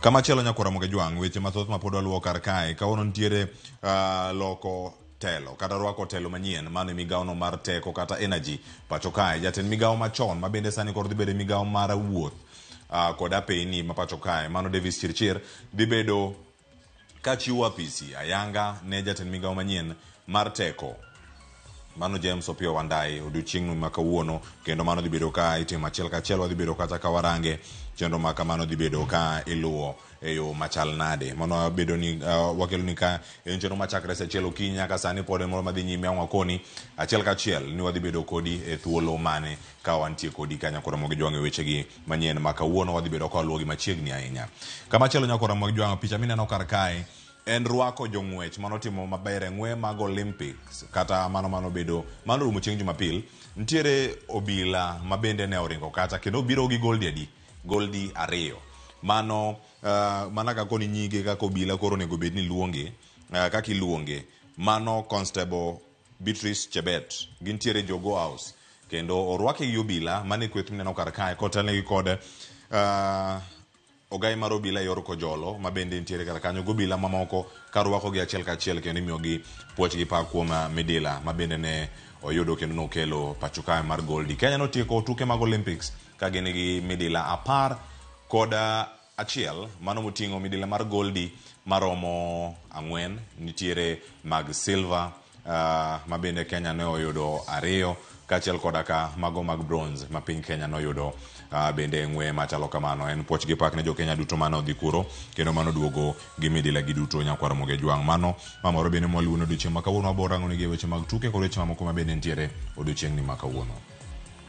Yuto mago mag nam nyakwar Moge Jwang' dok chien e yuto mar nam. Mane report mantiere ka midhi bedi kata kigolo gi We Hub Victoria Limited. Partners gi dhi bedo kata ka tudre kanyakla kod county mago jo kanyo mane sector no mano mar lupo mano mondo migine kaka ginyalo bero yuto mawuok e nam kata nembe mopogore opogore. Ni mar gida bedo gi thuolo mar loso odiochieng' ma kawuono kod jofwambo ka gilero gima demi yuto mar nam odok piny. Gigo mawuok e nam nyakwar Moge Jwang' oting'o rech. Yuto mar rech mar nam kodok piny tiende nango ne jogo ma uchumi margi otenore mane tich mano mar yudo rech kendo uso rech kuone magintiere nyakwar Moge Jwang'. Wamige kata achiel kachiel mondo miwakoni ane ni mathoth gi to gin mage. Duond bura mar ODM, Jakob mar ODM e county ma Homa Bay mano Gladys Wanga koro noyudo gwelo makende mondo dhi obed jakom mar ODM e piny Kenya mangima. Mae okelo iwacho ni en fuok madhi neno e county ma Homa Bay ma koro sani ji osedirore ndara. Ji osedirore yamo mondo mi koro girangane ni ng'ama dhi bedo gi thuolo mar kawo lemo machalo kama mano mar jakom ODM e county ma Homa Bay. Odiochieng' manyoro wawinjo jaod bura mandhiwa mano Martin Peters Owino johera mage ne ochwalo nyinge mondo mi en bende odewe e lemo mar bedo jakom e county ma Homa Bay. Ji mamoko pod bedo kaloso odiochieng' ma kawuono Ale Beach luwe kendo wakoni gi kuku mare wecho manyien ma kawuono ni to gichal nade nyakwar Moge Jwang'. Kar kae nitiere mano winjo kanyo en Mombasa International Cultural Fiesta. Mano en wechego mag nyiso tuke mopogore opogore kachiel mago moting'o wechego mag thum ma igoyo kar kacha, weche mag choro kachiel koda ka kido mago mag oganda mangima ma bende dhi bedo kar kacha ka ibago ma higa ni nyasi dhi bedo ka ibago Mama Ngina front ma bende wadhi bedo ka waluoni kendo wabed kod thuolo mar koni ni chenro ni kabiro itayo machal nade. Organizers mag nyasi machalo kamagi kata jogo madhi bedo katayo chenro ni golo paro mopogore opogore kendo nyaka sani jafo maro ma Mombasa mano jo jaoko medo leronwa ni ikruok chakore. Ka en ikruok machakore wabedo gi thuolo mar neno ni nyasi ni duto ochopo e yo moro makare. Mago ka gin sigana ma pod wamedo luoni kanyo kawuok e kaunti ma Mombasa. Waranga ne machielo kanyo Nyakwar Moge Jwang' kama bura matudo jadolo Paul Mackenzie kod achije mamoko 94 ni e doho tene doho ma Mombasa kendo neno imedo chiwo odiochieng' manyoro ji ariyo nogolo neno boting'o obila kachiel koda nyathi manyako ma jahiga 17 ma bende nonyiso doho gigo mane gikadho kata gigo mane gineno e kinde mane oganda mathoth nowito ngimagi e bunguno ma Shakahola. En odiochieng' mar ariyo ka neno pod geno ni dhi bedo kata kadonjo. Gin jok madhi chiwo neno mathoth ahinya moyo 400 ibro chan gi e yo machal nade. Obedo ka mondo miwakoni kaka wechego bende wamedo luoni gi achiel kachiel. Kopogore gi magi bende mane waikoni kar ka mineno sani yana mondo miakoni moko bende Nyakwar Moge Jwang' mano kwedo thuolo mar mondo miwatang' ni pichni kachiel kachiel oting'o loko telo bende migawono mano mar ohala kod kembe mopogore opogore. Handing over ceremony no dhi bedo kachakore saa 7 odiochieng' saa 7 mano odiochieng' ma kawuono mondo mi saa 8 e wang'e mano saa 7:30 jofwambo donji kod mamoko bende mantiere mondo mi girangi ane e yo makare mano kama gintiere. Mano jotend migepe madhi bedo kacha ka welo kendo mamoko bende kadonjo. Wang'e jatend migawo machon mano chung'ne wechego mago ohala pacho kae mano Rebecca Miano ma bende dhi yudo thuolo mar mondo mi oneni telo manyien kadonjo mane migawo no mano mara ohala dhi bedo kata chaka itayogi e yo machal nade. Mano bende wach mantiere karaka ma bende waluoni gi okinyi ma kawuono Nyakwar Moge Jwang'. Nitie sigana machielo bende mwamedo luoni karaka ni nyaka sani nitiere oganda ma bende wasebedo kae ka itimogi ma bende wabedo gi thuolo mar rango ni en romo ma dhi bedo kae ka timore koso dhi bedo ka ok timre. Mathoth bende nitiere karaka ma ng'waluni nyaka mago moteno romo mano mara jatend migawo mano mag weche mag omenda mano John Mbadi kaachiel koda katelo kata jakanyo mano ma IMF ma pacho kae. Mago bende wadhi bedo kae ka waluwo ni Nyakore Mugejwang ka okinyi ma kawuono wamedo mana luwo chenro mamoko mapontiere kar kae. Kaunti ma Homa Bay nyoro wakelo ni sigana moro mano kotenore koda lal mar ngima mar dayo moro ma jahigni 68 mano yude ode ka onegi. Okinyi ma kawuono bende koro dhi bedo kae ka gikwayo Ali Abich lero ni anyuolane koro kwayo obila mondo mi otime nonro mapiyo mondo mi omakane jok ma diponi ne okelo tho kata nek mano mara dayono mano e county ma Homa Bay alwora ma Arujo ward Nyakore Mugejwang. Ma kod mathoth waiko ni kar kae ka Georgia Mole county ma Siaya kwa we woko wacho ka nitiere twak mag rowere madhi nyime e county ma Siaya e kar chung bura ma Lego Usonga. Wacho ni mano Youth Engagement Forum ino jana poditen in Siaya chopana Lego Usonga kakanye kami wuoke twaga ne kanyo ka kunyalo dongoru kaka ojende. Mano e wach mantiere kar kanyo. Waborangi wecho manyien mabende ang biyudu chingni maka uono mane makelo wegi kwa duoko kae ko twak daika osekalo 18 tok sadek mar okinyi. Twak moda rango ntiere oganda matendo mago mag Gen Z ka gintiere tich ni gitemega yo machal nade.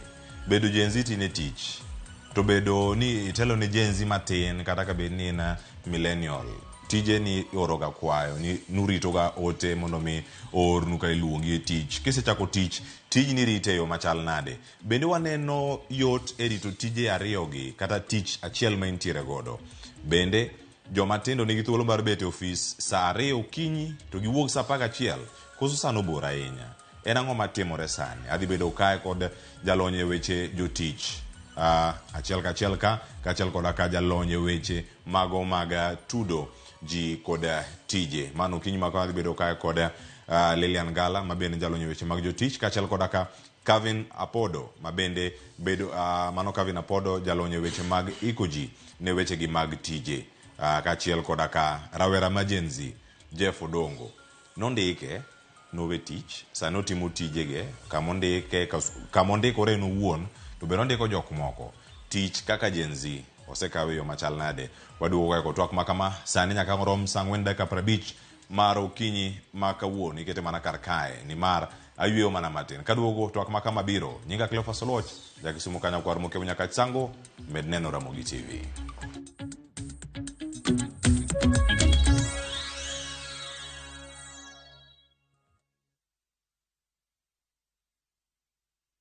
Jipange na View sasa imerudi kwa mbwembwe na vishindo.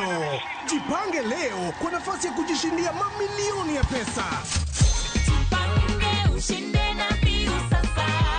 Bonyeza *487*3# weka 50 bob tu upate content na pointi 50 za kuingia kwenye draw ya 50,000 kila siku, milioni 1 kila wiki na grand prize ya milioni 3. Jibambe na content nyingi zaidi uongeze chances zako za kushinda. Jipange na View sasa. Weka 50 bob tu na huenda ukajishindia 50,000 kila siku, milioni 1 kila wiki na grand prize ya milioni 3.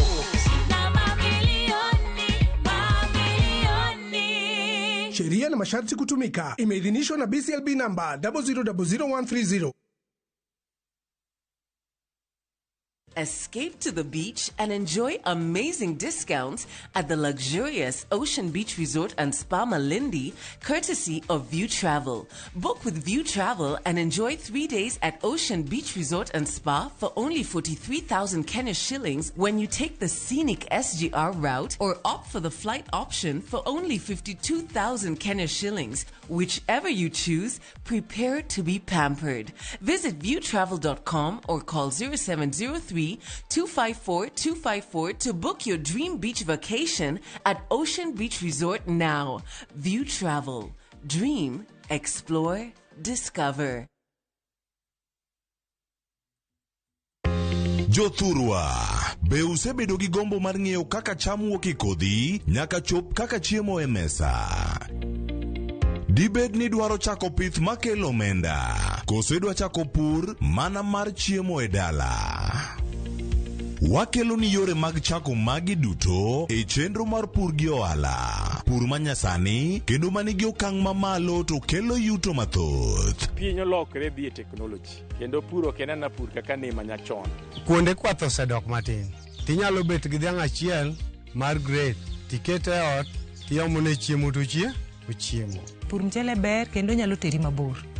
Ngimani be nyalo lokore gi higa 2 kende kitiye yo morere. Pur gi ohala kelo ni jopur kendo joma olony e weche pur. Chieng' tich adek saa 1:45 otieno, kik bai.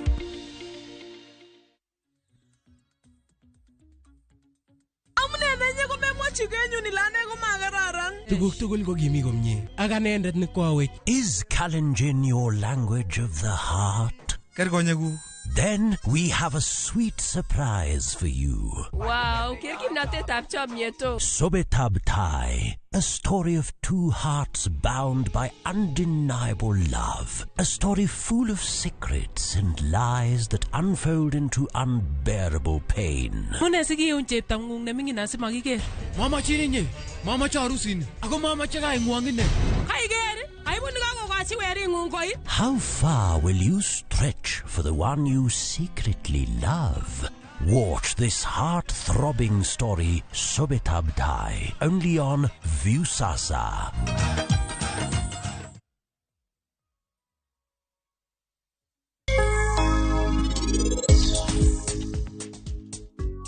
Mana kaka ini timone jaoda, abendi nyalo tuwa magilori nino. Riem lori ni.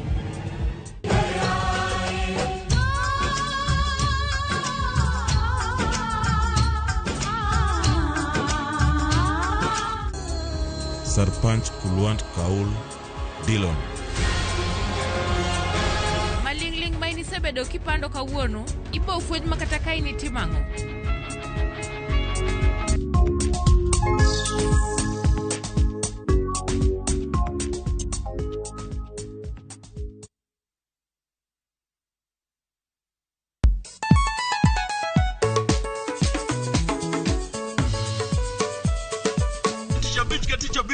Kochakore Samuel wakelo ni ngoma mobedo pay design makare. Ramogi TV biro kanyakla kachiel kod Ramogi Radio kama bende Stima Riwo Record P. Yawanya wauntie kikubed mabori kwa mgejen kech kai ekumi yudo gik mamit kabisa Ramogi Night Disco. Roma ni ninja the entertainer wajon maintain your position. Idi udakanyo kika fire goody local instrumental. Wawachoni kete manaka. Teacher Beach ka Teacher Beach Sangwen Otieno.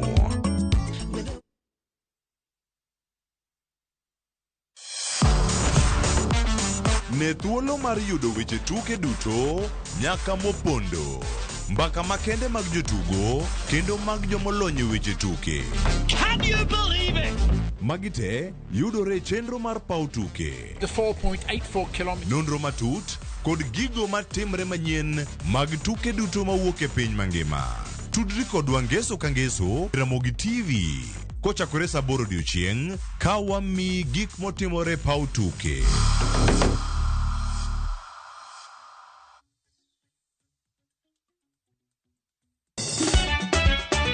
Tugo koro eka iye ochacho. Participate. Ka gik moko medo mana fwenyore, to ngima bende medo bedo matek e boma maduong'. Gimora mora ma Nyasaye omiya. Okawene jachien. Yud mor e ngimani kokalo e gik matindo. Onge ka mwaluoro bwana ochiel chunye ni waketi pile wacha. Ni ane ngima nyar kochia. Kod osiepene kachiel kod joodgi. Kata let se jiere ya lak chogo. Ok ginyal weyi ma ok inyiero. Alokahero joma hero walo. Alokahero ng'at manyisa gik moko. Nyar kochia. Teacher Beach ka Teacher Beach saa 1:55 otieno. Mana Ramogi TV.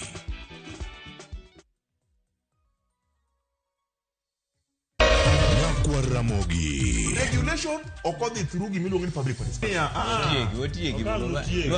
Be ikori mar donjo matut e weche madongo e Uganda wa. Mibadhi mawuok e NTSA ng'eny seriously. I have to say this. Wanono weche siasa kod weche mamulo ngima jopiny. Sama gigo nyaka japur. Nikech japur ni obro puro kande ni otere kare. Buch jopiny en kama wamiyo pek paro kachiel kod nonro ma intiere godo. Wan gi chike mabeyo matayo gigi waduto te. Ok diang wachnya every time ka ng'ato dwaro to waloko chike. Nyinga Trevor Ombija jandingo panga jonyakach dendo nombija taya nyakwar guok kocha pesa. Wanere kendo. Tich adek ka tich adek, saa 3 otieno, mana e Ramogi TV.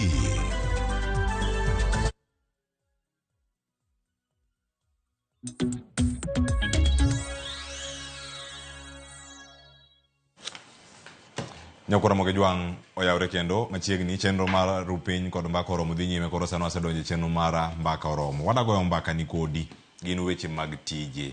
Nyakora Moge Jwang wada penji ka penjo to bende watu wakawa mondo orang kako nyalo yudo duoko makare.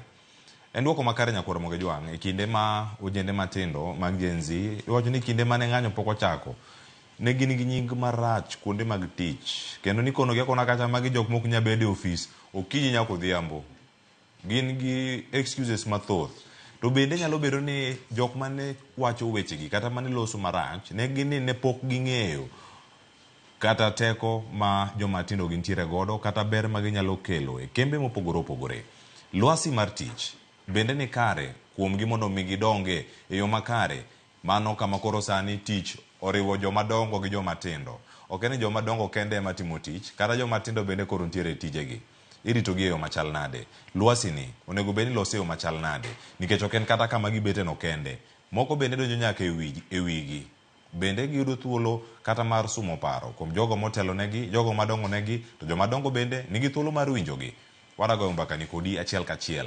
Chak ndikonwa sani ka yorno ote machuok menari 3 kata Facebook moro mar Ramogi TV wantiere live, mbui mar YouTube bende wantiere live. Kawagoyo mbaka ni kodi e mbui mar X bende yoro kacha Ramogi TV KE kai turi koda bende mbui garuto te adhi bedo kata ika nyinga Cleophas Oluoch jakisumo kanya kwar mokeo nyaka sango tantiere ka gi welo adek modagoyo go mbaka okinyi maka wuono ka okinyi maka wuono maka sekoni an gi welo adek gi welo adek marane mokwongo akoni mantie go studio ka wuono en rawera ma Gen Z ma okono wasigande e safar mar tich ni osebedo yo machal nade gi penyo mamoko mang bedo karka Jeff Odongo oyawre kendo machira Ramogi TV ero kamaro kombe thuolo mar bide studio ka wuono oyawre ne nyikwa Ramogi Jwang aniluonga ni Jeffrey Odongo ja karachuonyo kanyipir ero kamano kendo machiegni uru mondo watwag ero kamano ahinya kuom thuolo bende mar chopo karka achiel kachiel Nyakora Ramogi Jwang bende baranga ne ni wendo machielo wan ka gi Kevin Apodo jalonyo weche mag iko ji ne tich ng'ato penjre ni iko ji ne tich e yo machal nade ayin kono mathoth kata wak dhi nyime mokwongo oyawre kendo machiegni ero kamano kuom yudo thuolo kawuono oyawre Cleophas gi jowinjo owacho kanipir maparo bwana moro iluongo no Ogina Kidiki Budi kopako Pieso Molo jakanipir ya koro an iluonga ni Kevin Apodo jakadem namba Kodero Migori County. Yes. Ero kamano wuoko Homabay wadhi Migori County. Mang'ene kadok Homabay koso amwadhi kama chal nade Kisumu tata se represent uka. Aya machielo Nyakora Ramogi Jwang ntiere ka koda Lilian Gala en jalonye weche go maga jotich kata HR ang'o konwa ni ginto girango ka joma tindo gi yo machal nade ka gintiere tich bende en kodgi bende osetiyo kodgi okinyi ma kawuono Lilian oyawre kendo machiegni. Ero kamano Cleophas mokwongo go deno kamano Nyasaye kuom miyo thuolo ma kawuono ni. Mar ariyo en ni an Lilian Gala nya Homabay County kamoro ni Suba South Gwase.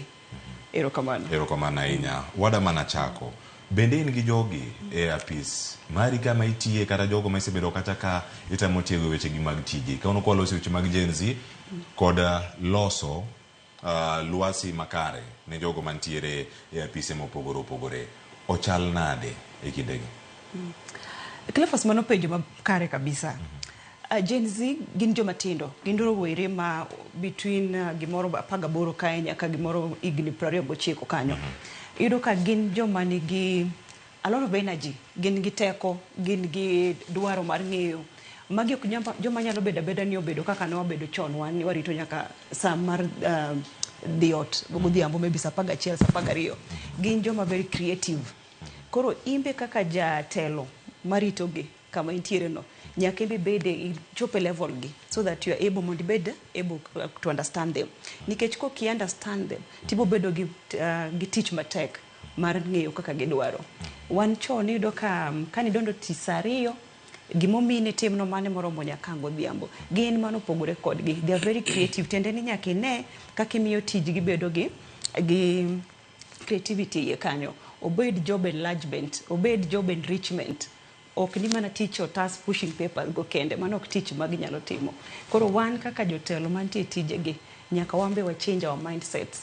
Nyaka wambe wa change paro marwa ni wan gi joma tindo e kindwa mondo wane kaka wadhi kodgi mbele. Erokamano ahinya. Jeff Odongo, ochal nade bedo rawera matin masani ni kidieni mano mara Gen Z, tich, kod thuolo ma iseyudo mag tich nyaka sani. Miwa mana sigani kotenore kod tich? Erokamano Cleophas. Adwa wacho ni tich Kenya ka sani timo tich kaka rawera en challenge maduong' ahinya. To the environment is very hostile. Okorwako rowere matiso kawan. Nikech yudo ni joma tiyo, most of joma ni ofisa gi gin joma dongo mano chako tiyo ndalo machon. Koro wan joma join gi. Environment obedo hostile ni kaka nitiyo kinde machon. Environment manitiyo kinde machon ema pod itiyo kinde masani. Ok giketo work environment bed flexible to accommodate joma tiso. Ingeni wan kaka joma tiso nitie gik mawahero, to nitie gik kaka wahero kaka nitie kaka wahero ni watim gikwa. Koro for example kiketo ng'at matin e office, ikete kanyo chako bedo sa 3 gokinyi nyaka kata sa 2 gokinyi nyaka sa 12 godhiambo to timo the same task. Yudo ka en gima challenging ahinya, to ok miwa opportunity mar growth gi exploitation mag gik moko be mawanyalo timo. Koro work environment ma wan kaka environment man kaka Gen Z masani ok en as receptive as we think it could be. Kamano. To Kevin, bende mae gima ukono joma tindo kagi ikore ne tije machalo kama, nikech ok uik mana joma tindo e thuolo mag tije. Nitie joma dongo, joma tindo gi jok ma ikgi nitie diere. Kinde ma uiko gi mondo mi gidonj kar kacha, mondo mi kik giyud stress, nikech gima Jeff wacho ka dipo ni obedo exposed ne hostile environment machalo kama, en jok ma wacho kata ni an gi mental health issues. Yes. To bende joma dongo ibo piny ni mental health issues gi to gin mage. Osuptal bende ok cover kata weche mag mental health, samoro ikore ni mano onge cover ni ka dipo ni nige cover mar osuptal. Gichal nade? Bende uiko jogi ne tich kaluwore kod igni mopogore mantiere kuonde mag tich? Yes, erokamano Cleophas. Nitiere gimoro mowacho ni lwasi mar tich, lakini kapok wachopo kanyo adwa ni mondo wabed gi understanding mondo wang'e ni jogi gin joma chal nade, nikech jogi gin disruptors. Ginyalo mess you up, not in a bad way, even in a good way. Koro in my own understanding wasebedo gi generations adi madongo. Iyudo ka wan gi generation mane gin gichoko, the gatherers. Tiende ni iyudo kaka for example ker mokwongo ma Kenya, mar ariyo kata mar adek, iyudo ka gik mang'eny iluongo gi nying gi, gin gi lope, gin gi mwandu, gik mang'eny ailago. Kaito wachako waduogo bedo gi generation miluongo ni the generation of managers.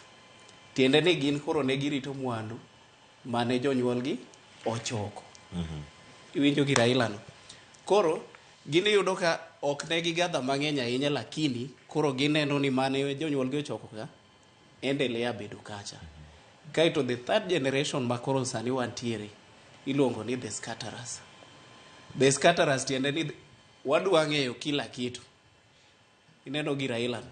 Tiende ni kata insani yudo ka nitiere kazi ndi moro kata wuodwayo moro pok wuoyo higni 2, koro pe bwana ni en wat na yes, lakini wakonyore nade kapok wuoyo higa 2.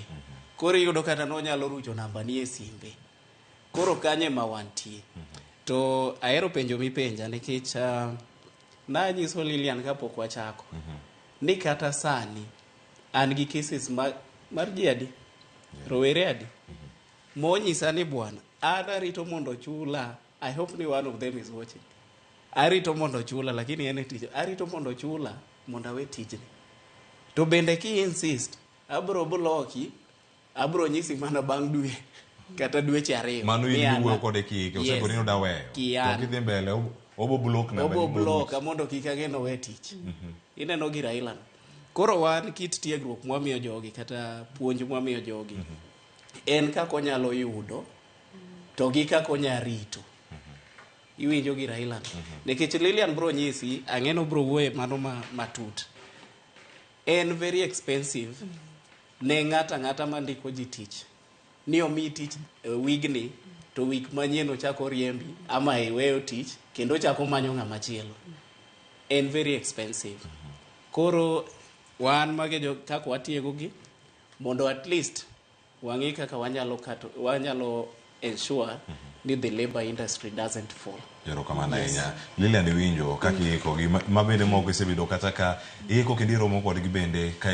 itaw gi weche mag tich. Gima Jeff wacho gi gima Kevin beno medo karaka lwasi mar tich pogruok e igni gi chal nade bende tijewa kata industries mopogore opogore oikore mar rwako paro mag joma tindo mondo kik gine ka jok moko mobiro matimo tich e yo mopogore kaka ginsebedo ka gitimo mana kaka olero no kar. Penjo maber zaidi Cleophas. King'iyo sani yudo ka era mwantiere ni wan gi karibu generations auchiel matiyo kanyakla. Ndalo mokwongo go pok nobedo gi generations ailago. Wan gi traditionalist magi jo 70s. King'iyo judges mane Kenya ka moko nitie mantie over 70 years. Wan gi jo 70s, wan gi jo mosechopo 60 years, wan gi 50 years, 40 kamano nyaka ja 20 years. Jogi te generations auchiel gi mago nitie kochako gi Gen Zs, wan gi millennials, wan gi Gen Y, wan gi Gen Xers, wan gi baby boomers, the last one traditionalist. Mago generations auchiel tiyo kanyakla. Matiene ni one style mani tiyo godo chonja okunye tiyo ne jogi te generations auchiel gi.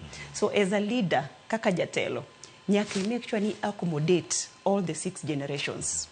To kikawo generation achiel midwa ni rig godo tibedo kiwe jomoko oko. Emomiyo gimiluongo ni inclusive leadership style sani manyalo golowa oko kaka jotelo marito tije. Inclusive leadership style tiende ni ikawo ji te iwuotho godo. Ing'e ni nitiere Gen Z ma ok nya tiyo tich achiel nyaka odhiambo. So what should I do? Tiende ni oninga miye tich machielo monyalo timo in between. Andido ka gin ok nya timo paperwork throughout. Onego beni timo gik ma koro luwo line ma technology. Technology kae ok nya wegi oko. Magi jok manie YouTube sechete. Koro ka tiji pod intiere paperwork ahinya, ibodo ki lose jogi. To kikawo giketo gie nitie tich mi digitalize maybe operations meki tibodo ka gibedo. Mar ariyo magi joma bende dwaro imiyo gi feedback. Okay, ni gitiyo ni at the end of performance, iluongo na performance review, sama ing'iyo tijgi at the end of the year cha. Sane kibedo kode piny kidelongo Jeff ni wabed piny, I check on your review. Sano is too late. Joma chalo Jeff, joma chalo rowere matindo gi Gen Z, millennials gi. Gin joma isiko imiyo feedback.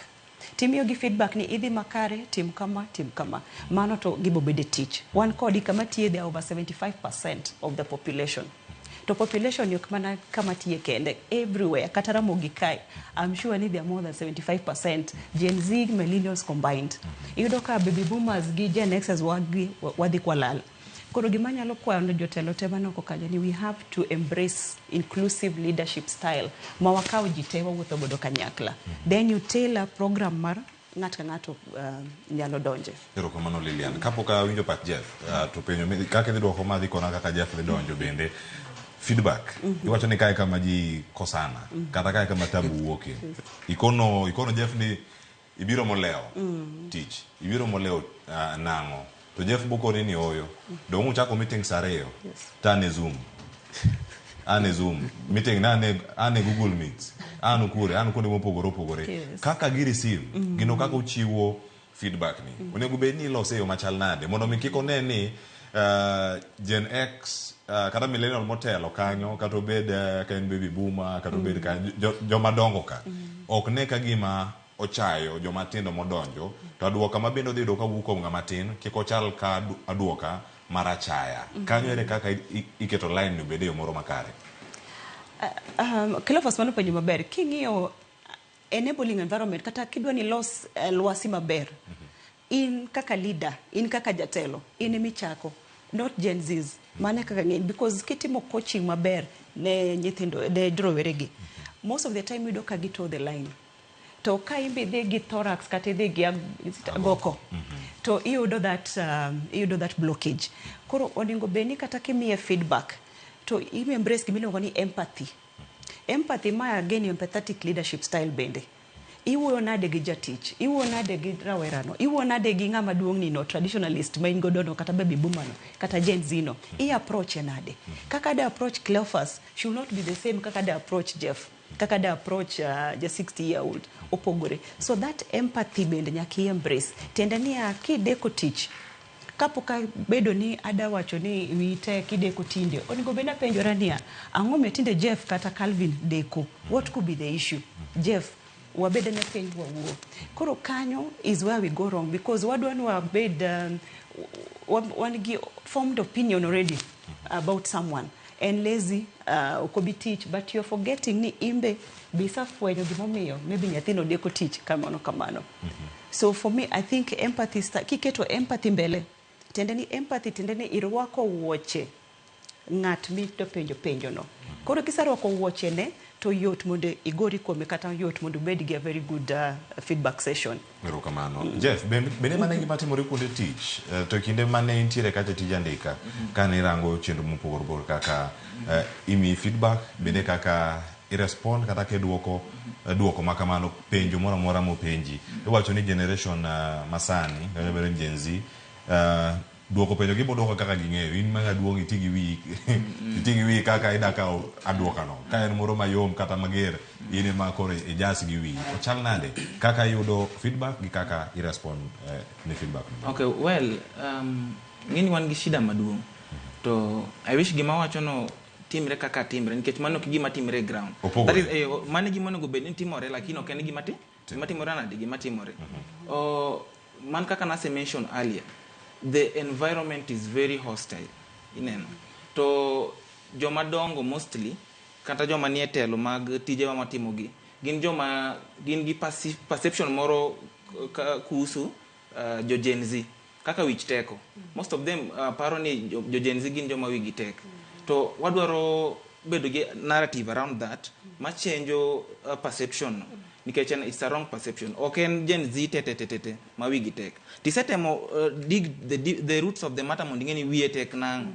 Ka en aduoka marach, oduoki marach nang. To nego bise ngise kaka en uono nego bedni otimang kaka oduoki. Koro en keto environment moro ma in iwuon kaka employer gi an kaka employee, waketo environment ma wate wanyalo thrive maber. Niya ipuonja kaka onego bedni awuoyo to kawuoyo kamano. Hold me accountable then. Lakini kapok ing'isa kaka onego gimoro onego bedni timore, to ka time otherwise, to kendo koro you're on my neck. Iwinjo. Koro perception ni emonego bedni wagolo. Kech en gima obiro, en gima rach sana. Most of the people paro ni nitie ka jo Gen Z onego bedni behave. Mano koro miyo kata Gen Z behave kaka noko onego behave, nikech ji oseng'eyo already niya kamane kaka gijotimorega. Iwinjo. Koro wa clear perception no, mondo wa create an enabling environment for both the employer gi the employee. Mano kaka obedo kamano to wabedo gi productivity, nikech jo Gen Z gin joma ki miyo gi work environment aina magidwaro, to they'll thrive. Gin gi creativity mahali ya juu. To gin joma bende gi adapt, you know. Kantiere gimoro miyo manyien, bed system manyien, kaka kumoro na dhi tiendalo moko to system iluongo ni ERP. To notimnwa training maber. It took only 1 week for the young people mane ni kanyo to learn. But joma dongo yudo ni obiro ni gisimbe ni bwana ka itimo nango. Wan gi ginene wa understand gik moko at a very high speed kata rate. Koro enabling environment is very necessary for us to thrive. Gijo nini jomondiko wago bondo gitimango gimbe gi thrive. Erokamano. Kiwacho ni weche thoth ahinya kutone kanyo, penjo pod ntiere manga duogi ri Jeff. Kevin, kale na poko duoko kama Jeff ochopeno. Okin mabor ahinya gi Gen Z, nikech intie ka millennial to intiere karaka. Ochal nade kaka urito weche mag tije kod mamoko kaka isiwinjo kanyo kaka Jeff bende rite. Kao feedback kiduoko weche bende kama gintiere. Ikruok magi tiegruok kod yot mar mako weche gi duto, kod yot mar loko bende paro. En gimoro miwoni wasebedo ka waneno kata kindewa ka watiyo sana. Ka Jeff ne wuoyo mention word moro ni wich teko. To kae to chako wacho ni onigo ber kwa ng'eyo kama weche gi nochakore. Kendo aneno ni mane kama onigo be ni wachake. To kiparo maber, Lilian, kane Kibaki ne ni e telo, ne nitiere chik moro manogol ni nyithindo ok onego bed ni ichwado e skul. To an ka ng'iyo ndalo man wasomo, in fact nitiere joma wasomo go mang'eny, ang'e ni koro giwuoch. Wan ne igoyi migombo e skul. Nikech iwuok dala ni dhi skul, kichopo yo, tidwa ni bar, udhi kwalo maembe ng'ato ama mapera. To kono ng'ato bro yudi ka in gi uniform, oda chwadi nyaka e skul. Ochopo e skul, owe ni jopuonj be chwadi, jopuonj keto koro ka ang ripoti kuom jonyuol. Jonyuol tema koro ka chwadi. Koro there was no room for indiscipline. Ineno gi Raila. Kaito kichaki biro apa ni the early years mag Uhuru gi Ruto. Apa ni early 2013, 2014 kanyo. Ne nitiere conversation moro manowach ni my dress, my choice. Ng'ato rwakre kako ohero. Ineno gi Raila. Mane momiyo kata sani nitiere nyithindo mawuok e university ka gidhi manyo attachment. Iyudo ni onge kata nanga mar dhi e job. Onge nanga mar dhi e job kendo nyisi ni an ing'e ni an magi longe. An mana gi tights. Kaito idwa na rwak dress, rwak skirt moro ma decent and all that. Koro bedo shida. Another thing en education system one. Ineno jo miluongo ni Gen Z, millennials, jogi nitiere kizungu luongo gi ni digital natives. Digital natives tiende ni jogi ang'o dhi oneno gimoro online kacha to dwa no apply go e life ne. Onene kacha, oneno kaka samoro itiyo maju, joloka tiyo office gi kaka chalo, odwaro office ailano mondo ketne ka. To another thing I have to give it to them. Kendo wache kata sani, creativity. They are super creative. Koro yudo ka en odwa notim gik moko his way, to joma dongo gineno ni ok onego time kamano. Nikech ang'o? Nitiere systems manoseketi mawacho ni onego be ni time kama. Kok itime kama, you can't work for us. Kanye makelo conflict? Kanye makelo conflict. Yes. Gik adek mawacho go mage gik makelo conflict maduong'. Koro yudo ka employers machalo kaka Lilian gini ka ang'o se understand ama samango biro gi feedback to nyiso Odongo ni tim kama Odongo neno ni Lilian agi ukode. You understand? Lilian bende kaka wuon tich dhi wacho ni tich mara kineno no kinya time kaka adwa ni time dhia wamanyi ng'ama chi to kero king'iyo gigi te luasi mar tich dhi chalo nade. Be wadhi bedo gi workers. Yeah? Wadhi bedo gi gimiluongo ni working poverty. Working poverty en scenario ma wan gi graduates modhuro to pod wadhi oko kwa dhi manyo joma nyalo tiyo. Nikech graduates wa ok nyal tiyo. In fact, mane gi mwatimo and mane focus wa maduong' e trainings mwatimo. Yes. Lilian. Cleophas, apa nada manario gima ada siro gima Calvin wacho.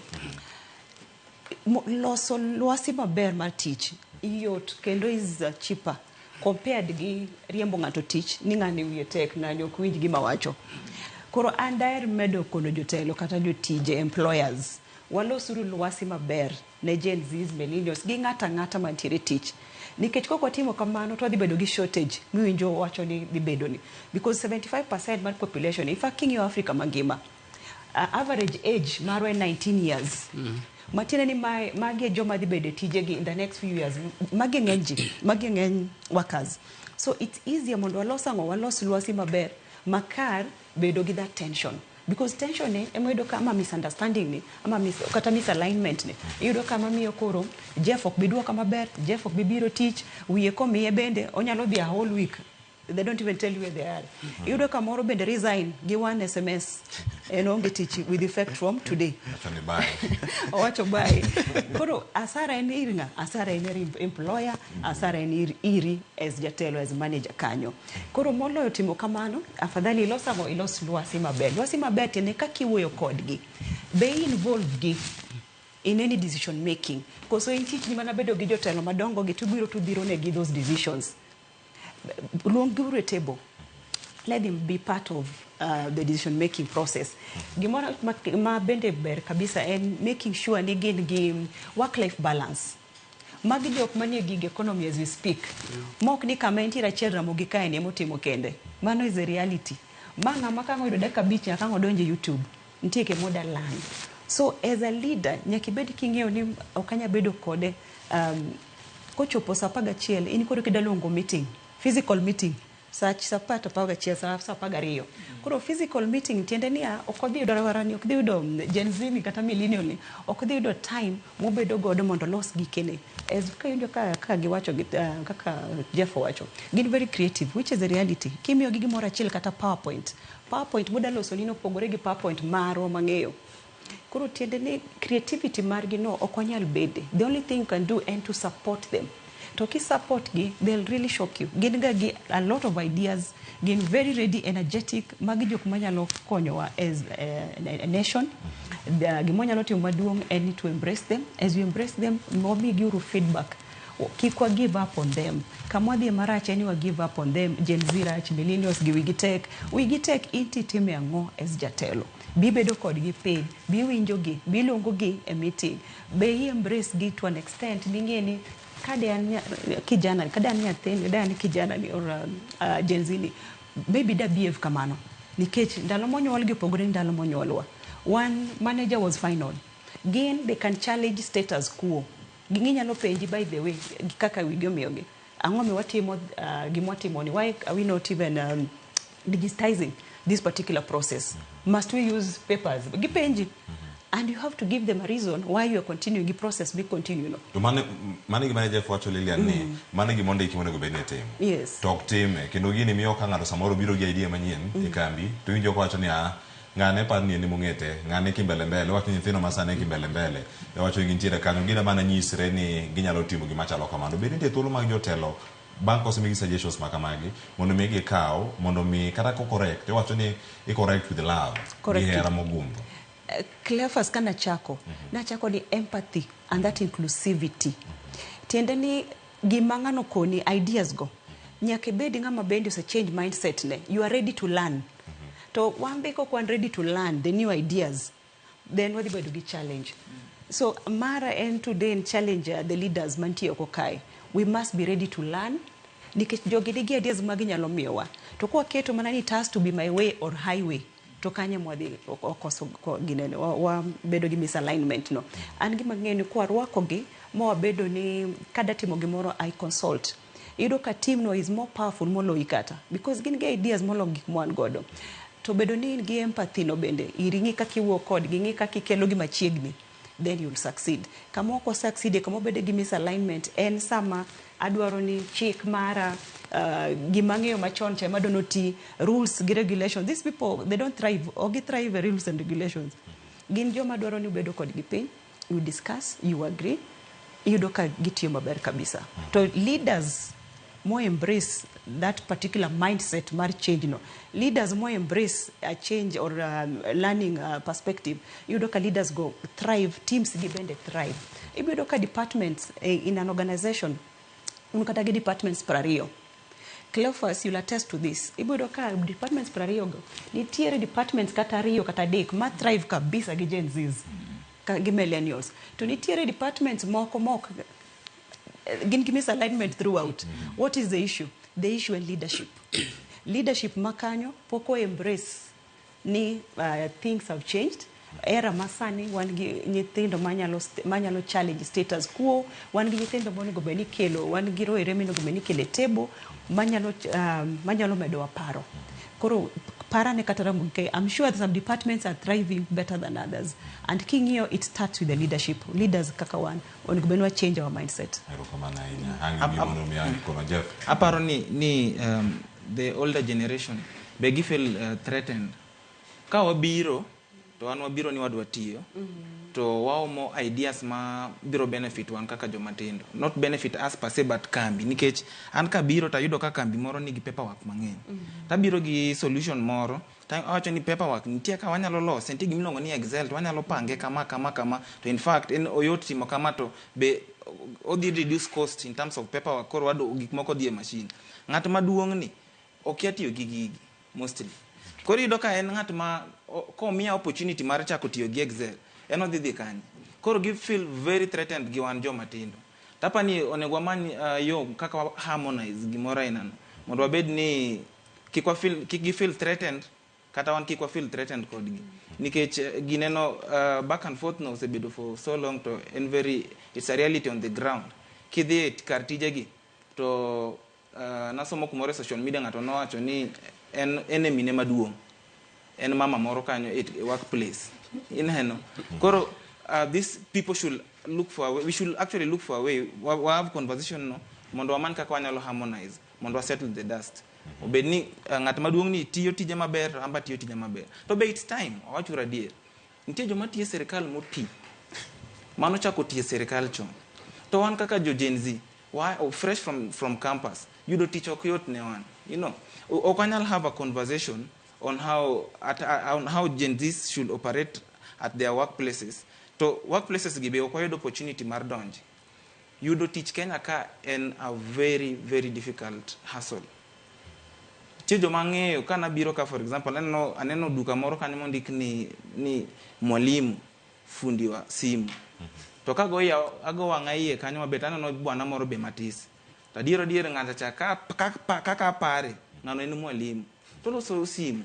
Nikech koro ndiko mar jopuonje ok pok yudo opportunity. An gi friends manotiyo ko school chon sana to pok yudo opportunity mar donje ginene work places gi, pok yudo chance mar donjo ginene kar tije mag serikal kata mag ji binafsi. Koro let's have this conversation to kikwa sideline conversation mar niya jogi wadhi timo nang'o mondo giyud tije. Joma nie tije gi most of them are millennials. Gen Zs poko yudo tije, joma ne otieko campus ni oko ka to gi struggle malicha ahinya mondo giyud tije gi. Koro ka have conversation mar ni gibro operated at workplaces nade, to be have conversation ya wabro miyo gi opportunity gi tije nade. Feel that is very important. Ero kama na nya wadaka yue koro mosangwen mondo mi waduoge tielo machielo mar cheno ma kamae ka waduogo leila ngalangi duoke penjo en experience mirango kae kosen lony mangato osomo inya bedo ne dierero itieko mbalariany wuok tich midari dwaro hoka experience dwaro igni marom nare mondo mi chop karka irango ango lony gime somo igni ma isetieko kai timo tijni kosema gik machal nge Gen Z koro kibiro ni dwaro igni boro mag experience igni boro ne ntiere high school igni boro chien koka nodonjo form 1 ngama kama kuwuok koda donji tije machalo kama gitene ngama nigi lony bende gintiere mbui Jeff bende ngo duogi mondo mi ikonwa Gen Z nyalo ka uthuolo marom nade odiochieng kama gitiye moko rango simu gitich angeni kata sani ka osewuoyi sedhi simu angikonwa kuom seche adi minyalo tiyo mokirango simu ngecho wacho ni mano gima mane pogruok mabiro gi generation machon gi masani to binang konwa ni ere kaka kwanya chopo e middle ground mondo mi oganda oyiere aneyo makare mana kama wantiere karka gisigana machalo be mango duog Kevin kachel koda kaleli ran konwa cracking Gen Z code e teach onego time yo machal nade jatelo manya bedo ni duong wacho ni osebedo tije thuolo malach ere kaka onyalo yudo thuolo mondo duog ne joma tindo gi ka mondo mi gi reason kumoro achiel nyakora mo jogi bedo wakawo oteni kachal koda ka gigo mende kono mbui mago duto te e kinde mabiro sani sa oseromo sa 4 waka uyo masani ka waduogo cheno mar makoro modhi nyime kikidhi bora.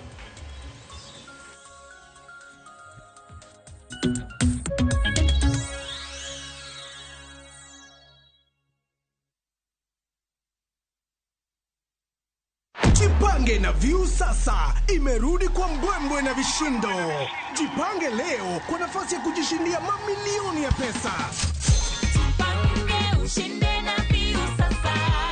Bonyeza bonyeza star 487 star 3 hash, weka 50 bob tu upate content na pointi 50 za kuingia kwenye draw ya 50,000 kila siku, milioni 1 kila wiki na grand prize ya milioni 3. Jibambe na content nyingi zaidi uongeze chances zako za kushinda. Jipange na view sasa. Weka 50 bob tu na huenda ukajishindia 50,000 kila siku, milioni 1 kila wiki na grand prize ya milioni 3.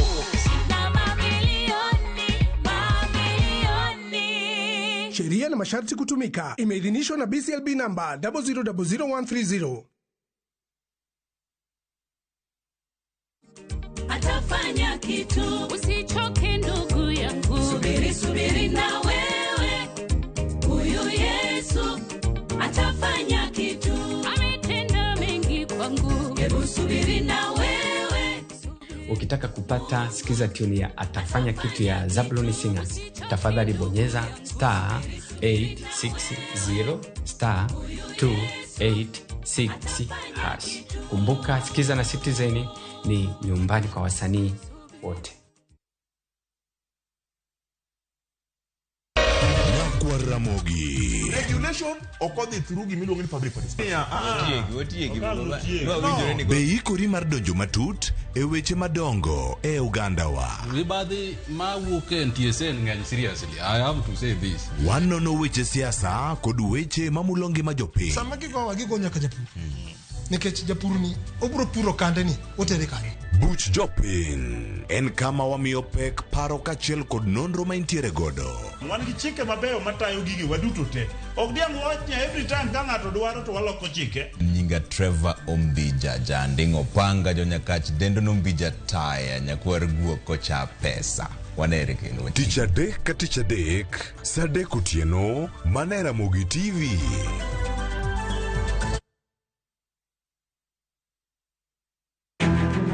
Wakelo ni chenro mar ohala kod lony gi dongruok mopogore opogore. Ohand kinyosi nigi pesa kitimo gima dwarore. Weche makende moa kuom jogo makelo lokruok e ngima dhano. Ohala ber nikech ohala puonji managerial skills. Lek ma in go iriembe mineni gigo chopo. Chakre gi jogo mane ochako ohala manyien. Kalure gi kaka nachako gi kuma achope. Ohala ni en ohala maber. Nyaka jotelo molony e timo ohala. Akwa jodala wate odogi ohala. Ne pek mane gikalie. Pod waonge uhuru mar ohala. Loch mane giyudo kod kinda mane gitimo e manyo gik mabeyo beyo. Ka johala ok nyal chako project ka ionge gi market. Tudri gi Cleophas Oluoch e ohala gi mwandu. Tich ang'wen ka tich ang'wen chakre saa 1:45 otieno.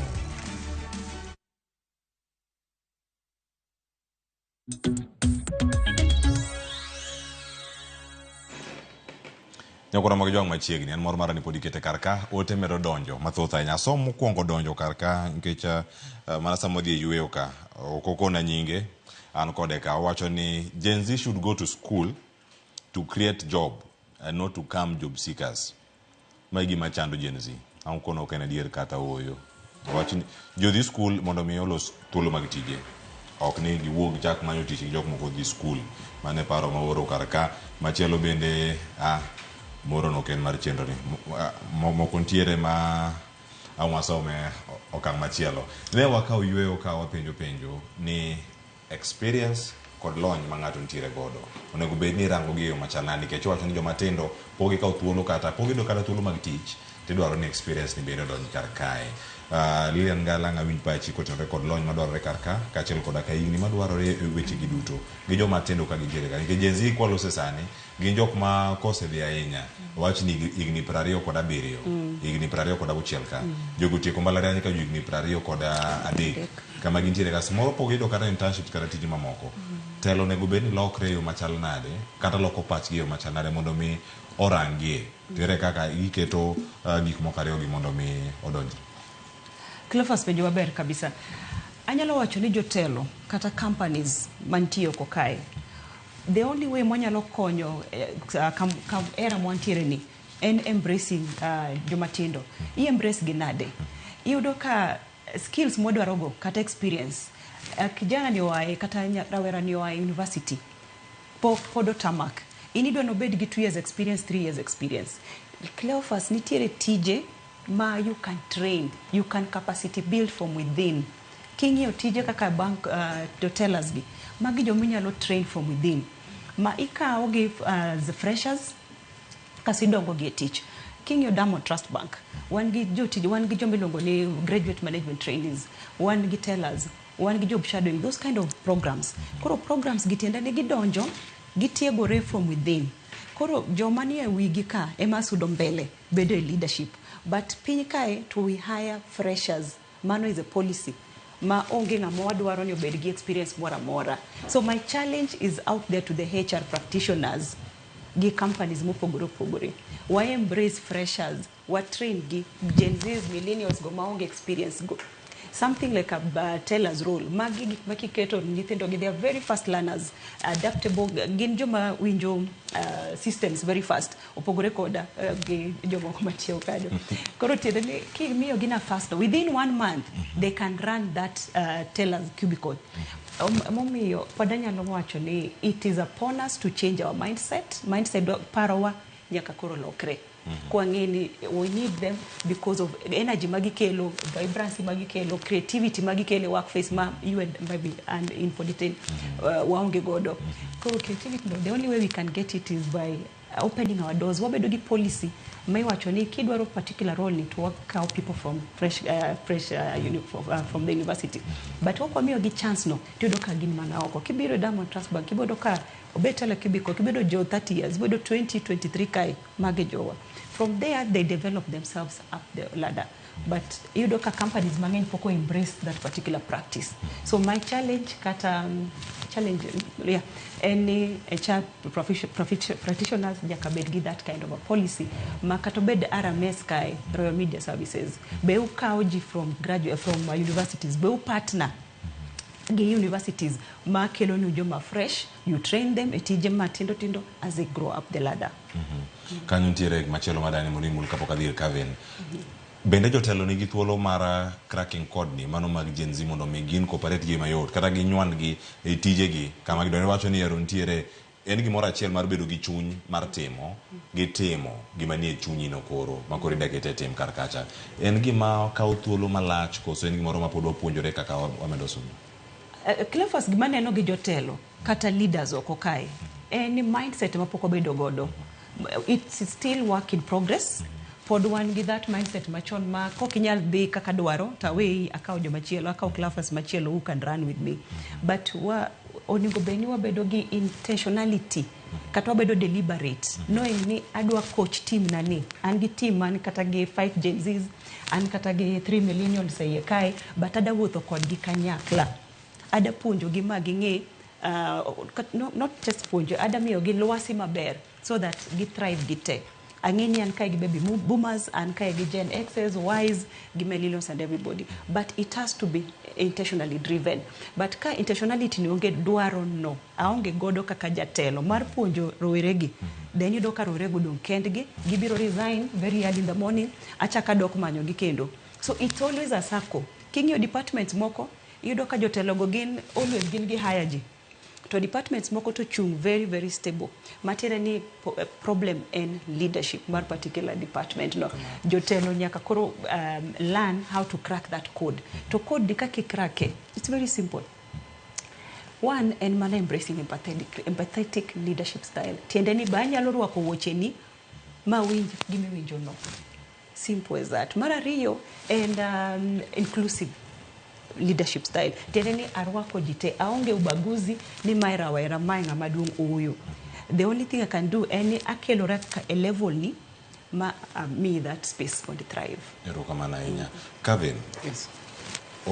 Ojende matindo gibo wido ka giloso giwacho ni waonge thuolo, waonge igni madwarore mondo mi ochak tich. Idwa ni Jeff odhi tich mo or kuom ranyisi kasa nitiere moro molan karka koro ka ibedo ka koni ni dwaro igni adek mar experience mondo mi bedi in ging'eyo ni idwaro timo tich machalo kamano to igni gi pok iyudo madwarore nego beni timeo machal nade mondo mi bridge ne gap ni e kinde ma oganda mathoth manyo tije to thoth gi jogi matindo. Yeah, I don't want to be honest. Wabeda jomoera dieri mondo wanyis jogi the reality on the ground.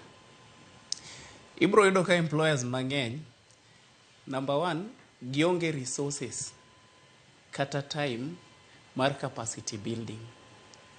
Tiende ni o expect ni mondo samise dhi kacha, understand, in ng'at moro manyalo tiyo nikech en gi project monego be no deliver. To ne Gen Z iyudo ka sama let's say ni akoso tich ama akoso chulo bills ma an go, ing'eni mano is a personal problem, ok en problem mar community, you understand. Koro when it comes to experience, an gima nyalo wacho ni ka in nyathi ma pod ni e school, ka pod in e school, you understand, seche moko yudo ka in e mbalariany ama in e college, to in gi time ma free ma onge gimitimo, time ni itimo kode ang'o? Nekech time ni ma in go ma free ni, ma e time ma employer dhi kwayi, nekech employers be yudo ka kata ka giwacho ni 3 years work experience, ok gindika ni work experience, giwacho ni related work experience. Why is it related? It is related because ni sama ni somo, let's say ni timo accounting e university, sama ni somo be ni volunteer kata kanisa moro midhiega pile pile maonge accountant cha, be nitiere academy moro man bathi kama udake cha, mani wacho ni bwana an atimo accounting, miyauru opportunity mondo anyalo konyo gi books magu, you understand. Koro Gen Z oningo bed ni timo gimiluongo ni capacity building. Not every employer, and this I have to give it to Lilian, ahero tich motimo seriously. Iyudo ka samoro okawo vijende matindo through program manuwacho mar DTB no, aneno ka gitrain, moko kuom gi gin trainees maga, kendo gibiro ginyisa ni no wane training mar DTB, you understand. Koro gima timore en ni there is need for capacity building. It's not a war. Ok en lweny mane kind baby boomers gi millennials gi ok en war. The thing en niya, there is need to face the reality niya, kata in kibiro RMS ka, you know, you had to showcase, you had to show them ni ma en gima nisebedo kitimo even without the platform itself. Koro let us create the platforms. We create platforms gi right from the time mane wan e school. Nitiere nyako moro nusomo kode Moi apano telo ni, okaparo telo ni, iluonge ni Janet Machuko, sipna mateka ahinya. To kidhi e Twitter kucho iyudo ka en very active nyakisi. To nyako ni aparo right from the year 2017-2016 iyudo ka nanyalo luonge, anyise ni Janet, adwa ni mondo biwuo gi joge na trainees gagi on social media digital marketing, ineno. To yie tiyo gi fair ne mowuog Moi to biro, to kose biro to nomiyaga mana request adi, onyisa ni Kevin kwa se train, make sure ni awuok gi pichni maler ka, to pichni gi kose wuogo ka oriego Twitter kata X masani kose dok yes, kose dok to kose keto gi kacha, ingeni kata in kiluwe Twitter kono tiwacho ni nyako ni timo tich maber. Analuwo Lilian LinkedIn, kata kama bede ang'eni Lilian timo tich maber, kata bed ni naonge nikech aneno. Koro yudo ka nyako ni by the time mano graduate eno yudo gigs madongo dongo, weri gi gigs moko ma ng'ato luongi 10,000, eno yudo mag hundreds of thousands, you understand. And as we speak, en brand maduong' ahinya. Koro let us challenge these people. Ni sama in gi free time, what are you doing with that free time? Knowledge mi yude school cha, ere kaka itiyo kode mondo ji one ni in gi knowledge no, itime nade. Mano e gima waluongo ni job seeker visibility. Tiende ni chiro mar tich opong', en congested, to chiro mar tich kata job market opong' nyaka gi nepotism. Ma Lilian ka nigi opportunity odwa mana miyo watne, opong' nyaka gi ka Cleophas nigi opportunity odwa miyo mana osiepne mong'eyo, ok odwa miyo ng'ama chielo, opong' nyaka gi tribalism, jadhot. koro in kaka wuod Luo ere kaka idhi hakikisha niya ji oneni kendo ji omiyi tich kaluwore gi tich maler misebedo kitimo as opposed to gimisomo ama ng'eyo ni ging'eyo ni nidhi e University of Nairobi katieko. Just one thing Lilian aparo ni isendiko proposals kimanyo kata grants mondo organization maybe fund program moro mitimo. Iyudo ka kata organizations sama indiko proposal gibro penji niya to in isebedo kitimo without pesa mwada mini. Koro tiende ni pesa gicha gimi mana ka obiro medo on top of what you have been doing. Mane gima gitimo. Ngama ne gone medi, ngama onge go. Kata matin ma en gone mae. Ang'o ma in gone lweti. E gigi duto matimore Jeff. Gigi ok wawondre ni moko ok dwa omenda. Odre nyadede kaka Janet Machuka nen mbele na giga achiel. Kawuok Eldoret muchop Nairobi, utiyo gi mano fare kata kuda tiyo gi ndege kata kubiro gi nyaka pesa bed kar kacha. Gigi timore joma tin ntiere kar ka gimanyo ka gidaido footing mare kiwuok e familia ma ok onyalo ahinya. Dido ko opportunities moko di bed ni di bai. Kendo wacho ni jogo manigi thuolo mar wuotho mar go pichni mabecho kaka Kevin wacho nikech gitimo American spaces magin go Nairobi ka. Ibodo ni pichni go iketo oko tinyiso tich mabende timo kata kapok yudo tich machielo ma irito. Omenda ntiere kar ka kod gik mamoko maponi ida medo e iye ka. Yot gi pek ma uyudo mondo mi yud thuolo mag tijegi kata mar keto duondu mondo mi owinji. Jeff, ochal nani? Mokongo wa respond to apodo nikech nawinjo ko wacho wach moro kanyo ma important sana. Gik miwacho go ok ni ok timre. To maybe samoro ntie joma have their way out easy. Yot mondo gi sail their way through ginene jobs mantiere gi. Well, let's not run away from the fact niya you do teach Kenya ka no shift from know how to know who. Iwinjo. An gi jok mang'eny musiepega mawacho matimo gik miwacho go te. You know, some of them have their social media handles maran. An gi osiep na moro matimo embotimo gik graphic design, gi videography. Ema sustain. To ng'atni portfolio ne nitie nyaka e social media maber sana. Onge opportunity mano oseyudo osebedo ko any opportunity moneno e social media or ginene applications mage to pok no ka you know opportunities mawuok gagi ng'eny gi joma kawo gi gagi joma ong'ere gi joma ne mabi wacho very clearly donge koro let's not run away from the fact near you do teach you do mana teach nikech ing'eri gi ng'ato. That is what we've seen and what we've experienced the job market kai. Mano is the naked truth, you know. About that is not to say ni wan koro warita tije. Gimomiyo wadhi e university mondo wapuonjre mondo andikre tich. But we ok will niya serikal nonyiso wani ka bang ginene bang somo so there will be jobs for us. Mano we ok will go. The environment is very hostile. Gimocho no mana kaka Cleophas penjaka dwaro funds. Ntie ng'ato karachonyo kanyipiri kuchocha e dala kucho. Onge kata funds o this school botieko onge ginene onge ways monyalo tiyo tim godo gir capacity building ka kilonge no you know.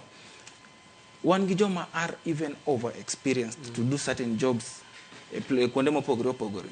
But nikech onge ginene onge opportunity to exploit to onge jobs gi begimbe gi onge e gimomiyo bedo gi pek mar yudo tich you know. Koro yudo tich ok niya nitie gik monego watim mi mention go gigo watimo but still the environment take to be dwaro pesa mana kaka Cleophas wacho no. We need funds to timo gigi funds go be onge. Ker mar Kenya kaduki chien matin no osieko gigi moro miluongo ni Hustler Fund. Mane wacho ni gini en kopo moro mi dhi tikawe gowi tidhi tichako godo handi. Ano miago 500. Na beta piny gi 500. Ba pinjra ni ang'o manyalo chako gi 500. Na end up na chamo kode gimoro. Sani bandha go. You know. What am I trying to say? The environment is very hostile. To regardless of gik miwacho go tetete. Pod gik moko tek. wan gi joma over experienced, wan gi joma osetimo capacity building but still they are going nowhere. Nitie gima luongo ni the paradox of hiring. Paradox of hiring tiende niya, idwaro ni you apply tijni idwaro ja 3 years experience. I'm fresh from the campus. Does it mean does it mean ni okan eligible for this job? Well, to kan kendo issue moro en niya, idwaro ng'at matimo tijno tidwaro ni osetiyo kamoro. Pok en fresh from the campus. Does this mean ok onyal tiyo tijni?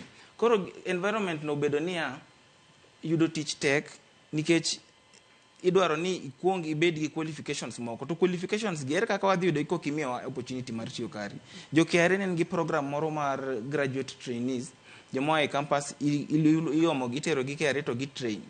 Out of jogi te, pare gitiko ka training to gidhiga back home ba gibed kendo.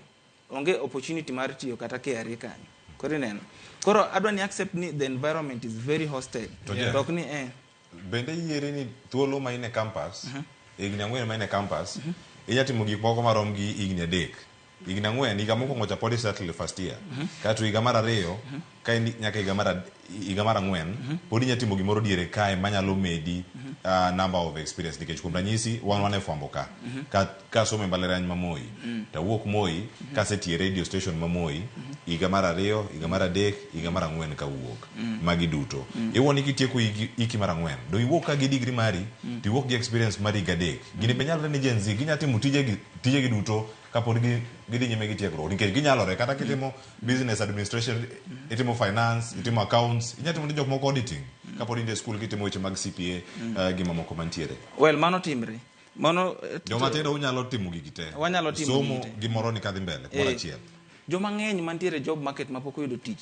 Actually timo gimi wacho no. You know. Na yudo opportunity mar dhi tiyo ginene Tom Mboya University College finance department gi kapod ne asomo. You know. But with that still ka adhi ang'eyo tije ma bedo advertised oko kuchocha. Tidwaro 3 year experience. Adhi golo kur. You know. Yani otek niya kata joma timo gik ma opodo wacho go gimi wacho no. Gine school lakini pod gitemo bag yudo capacity building in Moindri yudo radio station moro kanyi itie. To how long did you work there? Nitiyo thuolo marom nade? Inde anachako higa mokwongo nyaka higa mar 3. Kitiye radio station kan. Nikech en gima idhi kacha in gi kipindi mitimo, kitiyo kipindi doge class, nikech kipindi ok en sama class dhi mbele. Sam modo machielo cha idhi rang weche ma pontiere karka. To mano pod mi thuolo ni mar en experience madwarore oko kae, kitieko, kiwuok oko. Debe ni chak nitiere tabu karka. Tangene ka binangi kono lilangi kono CV ma rowere gi ndiko, indiko gi yo machal nade. Bende gidonga chien ma gipare gima ne gitime campus en tich. Gima ne timo Tom Mboya cha bende pare ga mikere kate CV na tieko gina 3 kata gina 4. Mamoko mantiere. Jeff mana gitieko mondo mi anga miane jotwa mamoko. Opportunities ntie but gitin. Nasomo Multimedia University. Nentiere radio station. Radio station no kidhi samori doka it's packed to capacity. Onge ntie jomano se kaka you are lucky to yudo thuolo kan. How about 5,000 students moko mabed dwaro yudo kanyo. Inyani sani ntiere places moko ma ntiere ba mengi nyalo dhi. But places gi are they accepted and are they given an opportunity mondo gi exploit skills mag gi kuonde go. Koro gima timre kania wan gi ginene platform mimiyowa tin to kendo wan mabedo blame. You know, upon almost through the blame ni bana nitieko campus sawa nitima ngondi during campus be nitimo capacity building sawa natime. How should I get out of this mess now? Erokamano Kavin ang'duoki sani to apenya ne Lilian wach mantiere ka Kavin ang'e dek paro no piny kendo ang'e thuolo maduoke experience Kavin olere karkacha nitie mane ndamero bende gima Jeff ne lero karka to mednwa ka gik ma ng'ato timo kod dhi mbele gi sombe bende okwano kaka experience mantiere karka nikech CV ma debere ndiko marach ma ng'ato nyawacho ni oyo atieko tiegruok mara an gi gina 4 to ina 4 gi ok ne CV mari gi meniko gi mimiyo Lilian kaka HR mono miyo dhi orangane e thuolo machielo mar tich mantie. Peje maber kabisa Cleophas. Mokongo kidwa increase chances mari mar employability. Gimiluongo ni CV ni nyakinga kaka ndike. To momiyo joma chalo Calvin nitiere mondo gi supporti gi tang ni kaka inyalo ndiko CV ma stand out. nikech ka CV ni oko stand out tiyudo bedo gi shortage bedo gi shida ilano.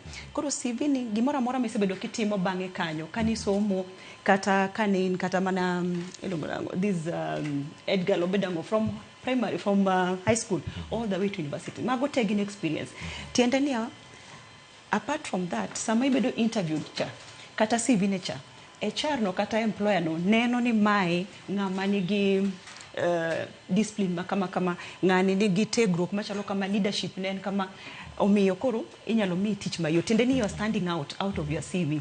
Koro standing out ni bende ido ka a good example en sani wan gi wakaoro were 100 next month September dire kanyo wa partner gi universities ma local from Strathmore all the way to Chuka onge university mwa wea oko. So when we partner with them in kaka rawera mantiere in kaka Gen Z kata millennial mantiere universities go they stand out so that your name can be picked and forwarded to DTB. Koro mane kaka inyalo increase your chances mar bedo employable. Kuro, I agree with that. Awinjo kama gima Jeff wacho, teach to attain kendo wang'eny kech universities yudo kasani gi churn out twice in a year. Unlike before, mane graduates were only being churned out in once a year. Kuro, out of that, job market obedo very constrained. But at the same time, ere gima nyalo timo mondo stand out.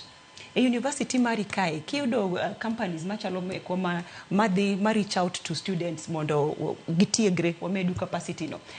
Is your name going to be jingi bedo featured kanyo? Because une joma always une suspension, une nos makers, makata college mari no kata university mari no cannot front your name.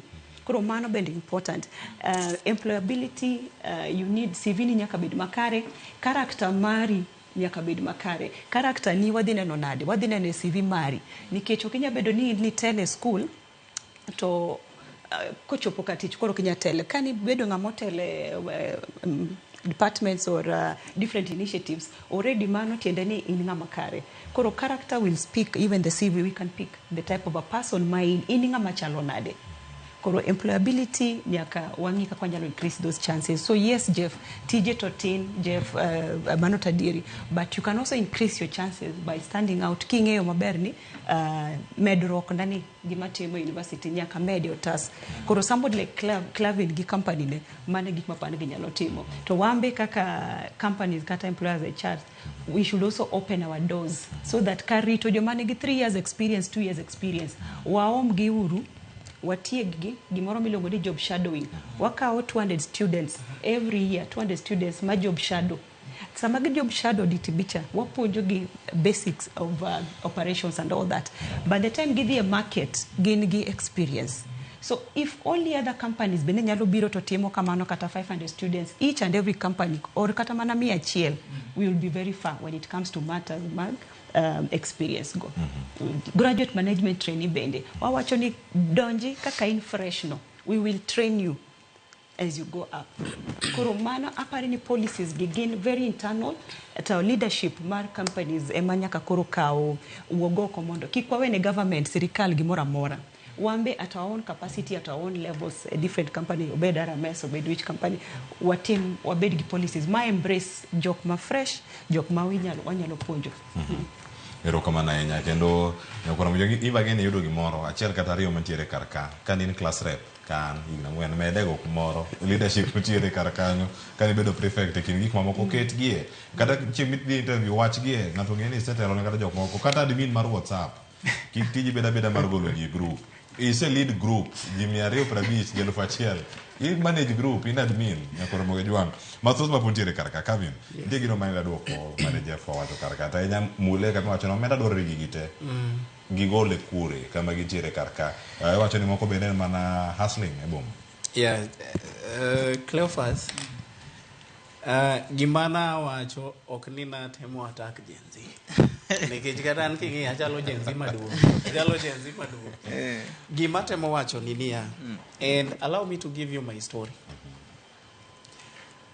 An kane wasomo kuonde mane ndalo mane wadhi e school personally iyudo kan wachiewo gokinyi tidhi timo gimiluongo ni sand harvesting. Winjo gi Railan. He have a sand chakre sombo kuoyo gi dholuo. Isombo kuoyo chakre saa 8 otieno, tiwuok idhi e skul saa 1 okinyi. Ing'eyo? Mano gima natimo. Tiende ni ok awuok e family moro monyalo. Mano gima temo nyisi. To kane magi te osetimore, ka natieko skul, aduoga yudo road accident. Iwinjo? Majaka bedo piny iga gi bathe. To chieng' moro ne nyiso babwa niya, nok babwa, anyiso wadwa niya, wadwa maduong'. An adhi Nairobi, abiro Nairobi. To penja, ibiro timo ang'o to kata tiendi pok ochango. Anyise ni abiro. Gima dhi timo takia, lakini abiro. To kadonjo Nairobi ka, tabedo odowadwa pile pile, aneno TV, tamadho chai, ngima no nojoga. In as much as nitienda ne pod lit, mano kanyal chung kata even for 30 minutes. You understand? Na manyo academy moro bathe kanyo. Adhi anyiso joge ni bwana, an atieko form 4. Miya uru tich. Gimiya tich, nichula siling 3,000. Tatiyo, kaito bang'e aduoga fwenyo ni ok anyal chung kata nyaka lesson room. Atiyo dweche 2 kaito aweyo kaluwore gi health mara. Adoga bede ot.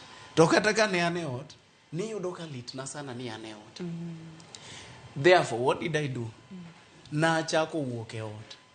Kadhi kuonde ma samoro kata event moro timore, adhi kanyo. To an ji mong'eya te. Bro nyisi ni bwana, ka Kevin obiro event ni, eri tuone chiemo, to kiki tuone microphone. Tiende ni opportunity mar nyisa ji ni an Kevin no. Ne mora seriously. Iwinjo? Koro yene sama osego i picha kiwacho ni in Kevin. Ka ng'ato dhi oneno oko kucho paro ni address crowd no. Kare ni nyiso gi mana nyingi. Ineno gi Raila no.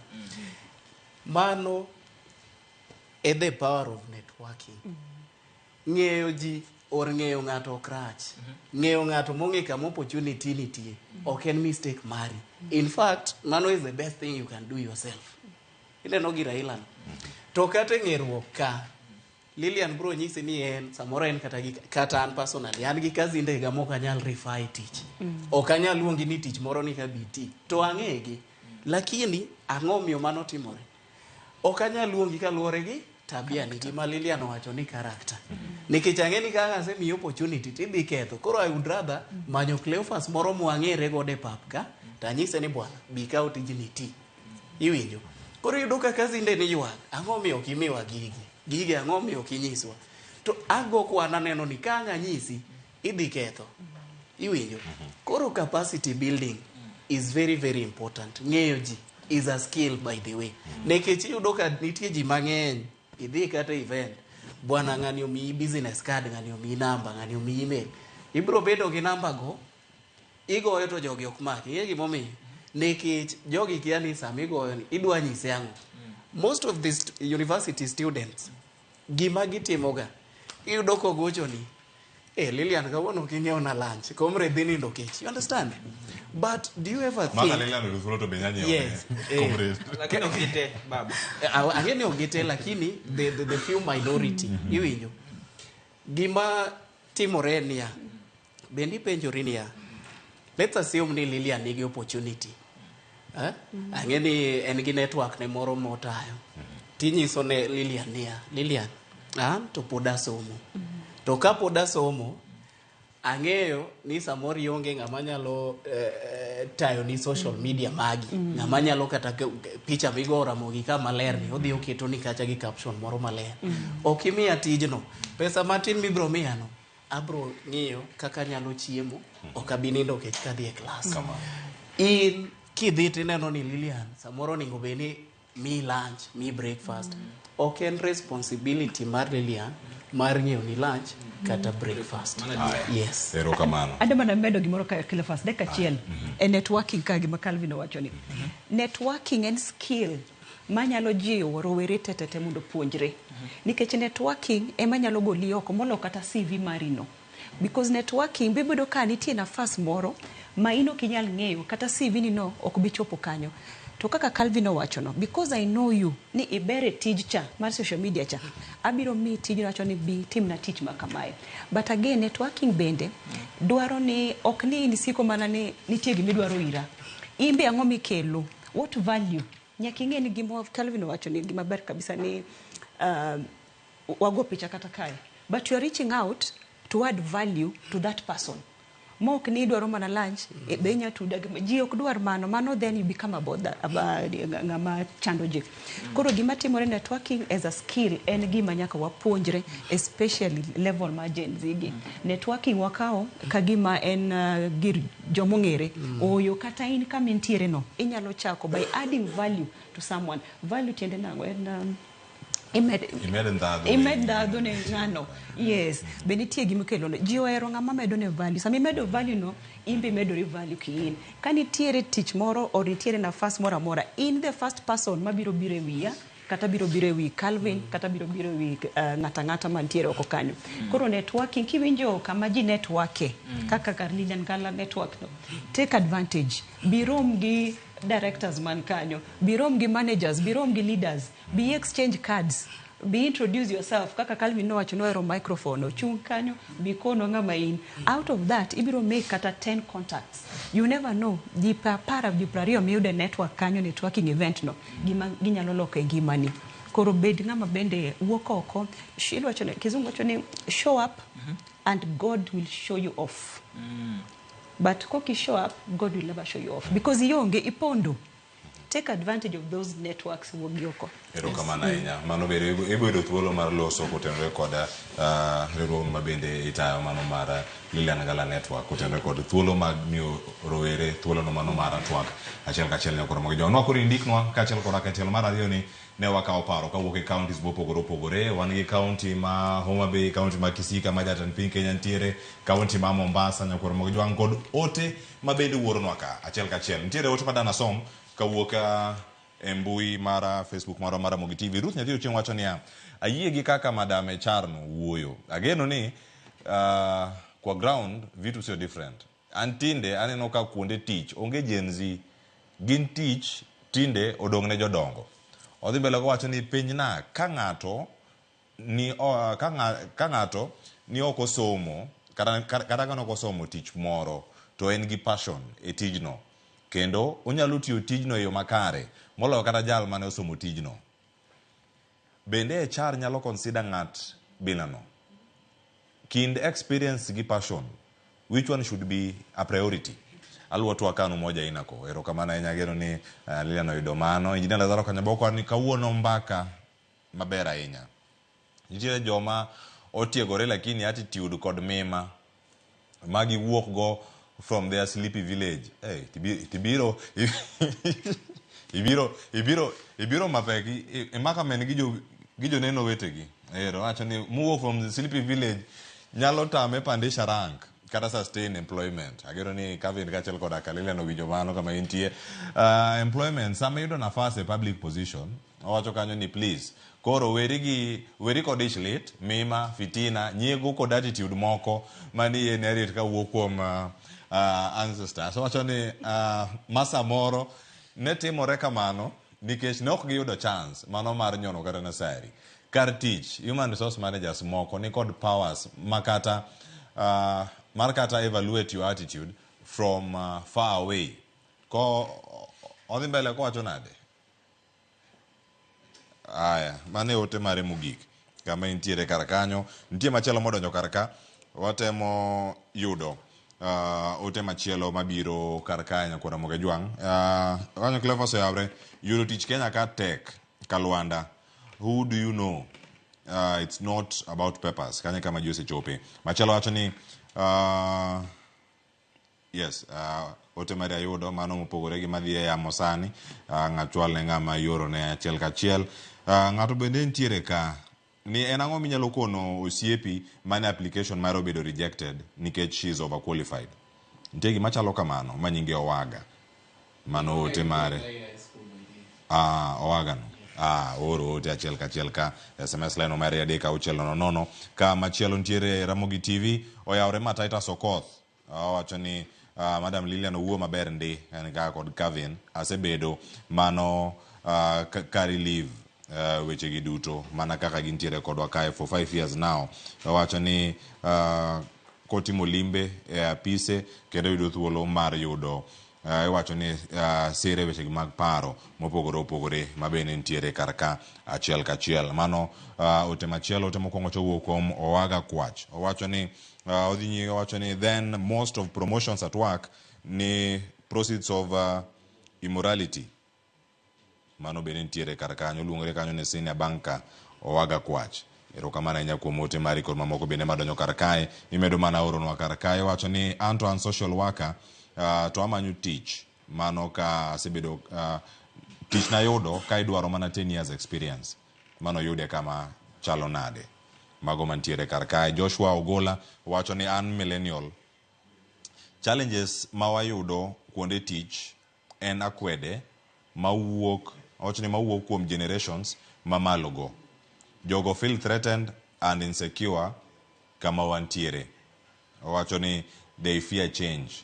They feel security in the status quo. Kata insecurity mani moda wacho. And they have an almost morbid view. Mantiere karkanyo gi ideas mantiere. To them, the greatest pain in life and the pain of a new idea.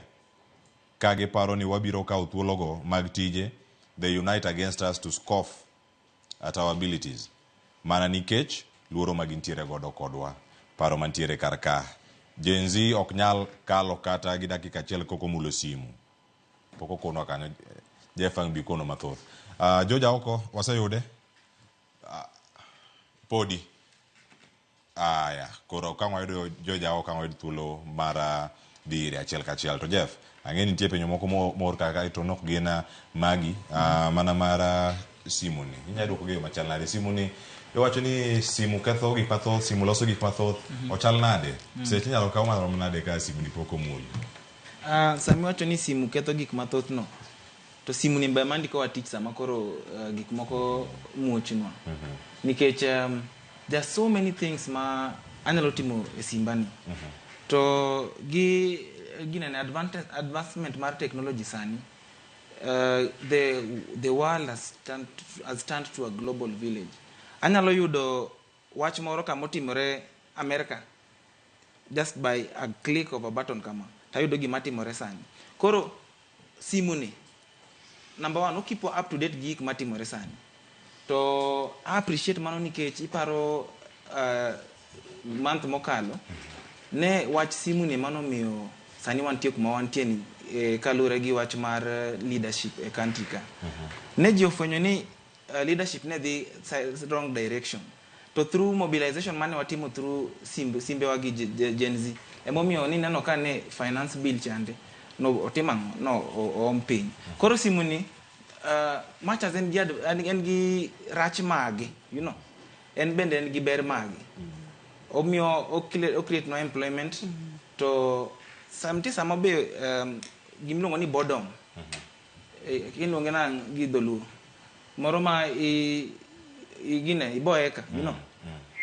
Tiere gik mang'eny manyalo entertain wa from simbe wa kae. Wadil gi generation one and generation ma we are a depressed generation kaka nyalo luongi. Nitie gik mang'eny machando pache ji to the only way masa moro wanyalo get relieved from gimora inano en through simbe wagi.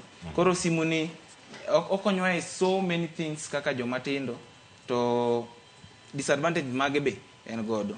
To mano miyo baparo gimoro mabiro wacho kae. Workplaces what mar mental health. Most of rawere matindo gin joma gin depressed, gik mang'eny chando wigi, you know. Ang'o ma joma ni kar tije timo mondo gikony rawere matiso e wachni. Nikech nitie kuonde moko maber mabeyo ma yudo ni ntiere department ma deal gi jogi, nitie counselor ma ka gimoro chando pacha ta nyalo dhi. Apart from man, ang'o ma utimo e kar tije kuonde go ne joma tiso kaka wan ma antie gi paro moro machando pacha tadwa ni share to o affect nyaka productivity mara e tich. Kati sama tiyo to okati maber nikech nitiere gimoro machando wiya. mana pani apos ne joge wagi mondo bi o niswan ke it's a matter of concern. Hero kama na enya Lilian era duoko mogo gombe nyuma ntiere kata kange ni kanga duogo giraun machelo kantiere kaka ikona ni ntiere rowere man Mombasa wawinya ne gima giwacho kako tene kod thuolo mar tich ni mano ema ka okende ka to bang' aduoga yudo weche mogi kuom wenda bende mantie kod studio sane ka giduoko penjo mamoko mantiere kar kae joja oko kantiere kaunti ma Mombasa oyawre Mombasa chiwe machalnade to joma tindo wacho nade ko tene kod thuolo mag tije kata loso lwasi mago mag tich ne jogi matindo kama gintiere konde mopogore opogore joja oko machiegni. Erokamano ahinya awinji maber ko ke kaunti ma Mombasa kuma kaunti ma Mombasa odiochieng' kawuono aneno ka wachio maber adwa mani awuoye bende gi moko kuom jodak ma Mombasa kaka giparo ni onego bene ibero weche ma kor lwasi kata lwasi mar tich mag rowere kata ojende ma thothgi iluongo ni Gen Z. Adwa mani awuoye negi achiel kuom gi kaendi. Tunazungumza na Ramogi TV, karibu sana. Na swala ni tunaangazia ni vipi tunaweza kuboresha mazingira ya kikazi na hasa kwa hawa vijana wa kisasa ama kizazi cha kisasa tunachokiita Gen Z. Labda utaanza tu kwa kujitambulisha na unielezee pengine unahisi mazingira ya kikazi ya vijana hawa tunaweza kuboresha vipi? Labda kuna changamoto, labda kuna mazuri. Anza kwa jina. Mimi naitwa Ismail na mimi ni Nyakoro Mogejuang watimo mos. Picha ma Mombasa okwamo. Beni Mit TV bende neno joma sudo joma kethni wacho ni gima ngima en gimoro ma kethni ka intiere kanyo ka irango ka gintiere achiel kachiel to bedo mayot mano maneno gi wawito joja oko kar kanyo ok wayude achiel kachiel koro ang'ene sigana ma kamano ang' obed kode en sigana ma pod wanyadhigo nyime wabo nene mbui magwa achiel kachiel antiere kaka mada miyo wenda thuolo mano mag duoko pinyo mabende odonjo kar ka tang'ene ang' aduoko mondo ayud weche mogik ochopo dakika 55 tok saa 4 ang' walore Lilian an kuome yudo wote modonjo kar ka gi poti pak mabende ichiwo kuom tich mano ma itimo ne oganda tenya programs mopogore opogore makelo jogo mantie kod tiegruok e thuolo mag tije. Erokono Africa First. Mokwongo adamedo jiwo gima Jeff Owuoyo, mental health ni. Mental health en gima sani ok anyal pando. We can't wish it away. En gima nitiere jite winjo that pressure and especially generation mapiny ni. Koro gima nyalo jiwo employers kata HR practitioners and you abed kwa mainstream mental health. Mainstreaming tiende ni you go beyond HR kende ni HR counselors because ka HR muketo ni counselors you'll miss the point. Unyalo bedo kata gi daktari independent counselor. Make sure ni obedo hospital unigi psychiatric program kata psychiatric cover ma you can offer. So companies temanoko kanyo mental health should be mainstreamed ma onge ng'amowe oko. Before you even get there kama gintiere gi mental health no nyaka bende make sure ni lwasi maber bende wa create ma ng'ato feel free mar koni ni mae gima suffer from then you are able to konyogi as a leader ikonyogi kapo gichope challenges madongo makoro dwaro no bi hospital no koro mano mokonge mental health because as a leader in gi a big part to play mar make sure ni mental health mar jotich is in order. Gimoro matako wacho kendo networking skills ni very important but mano bende nyaka wariwe gi digital skills. Kwa wacho ni simu rach, simu ni bende ber zaidi. Mana kaka itiyo kode. Nikech osiku wacho ni nyaka ing'e digital skills but ibiro ng'eyo digital skills nade ka simu ni bende uwacho no rach. Koro digital skills as a leader nyaka make sure ni team ni o embrace in one embrace mokwongo. We struggle with it as Gen Xers but gino one magi maging'eyo. The only thing you can do any ging'eyo ni sama itiyo kode but itiyo kode yo maratiro yo maber. Kidwa loso kata webinar anyalo bedo kae but ane webinar kamoro an kata UK to ane teach kae sani. So digital skills very important, networking skills very important ma en gima okonyal wish away. Ntie japenjo mopenjo ni chance miyo ng'ato chance ng'ama onge background kata ng'ama onge experience. Ere gima prefer experience kata miyo ng'ato nafas ng'ama onge tegruok no to ng'eyo kendo en gi passion mar dwaro timo. Anyalo wacho gima saneno almost 20 years mar practicing HR. Passion will always overtake kata will always stand out compared ng'ama nigi experience. Nyabado gi experience but character mari, attitude mari ok nikare. Ng'ama nigi passion cha, ng'ama nigi dwaro cha miye nafas no, miye that chance. Gibiro surprise gi gima ginyalo timo. to mane momiyo wan kaka DTB we employ for character not for skills. Skills ibiro train, but passion and attitude gi character is what should be leading us as employers gig HR director. Maukni wasiko wangiyo experience kende. Erokamano inya. Kevin Apodo kachal koda ka Jeff adami thuolo mar wacho weche mag mugi kwatieko chenro bende okinyi makona chako di Kevin. Cleophas angeni weche ng'eny. Kata dini we na uanya kasochi. Angeni mara TV kumara. Mara imuda gina robi. TV kumara uone mudaga. Lakini wawach weche gie. Nikech afil ni jioningo bedni ng'eyo gik ailagi. Nitiere gimoro miluongo ni recognition of prior learning.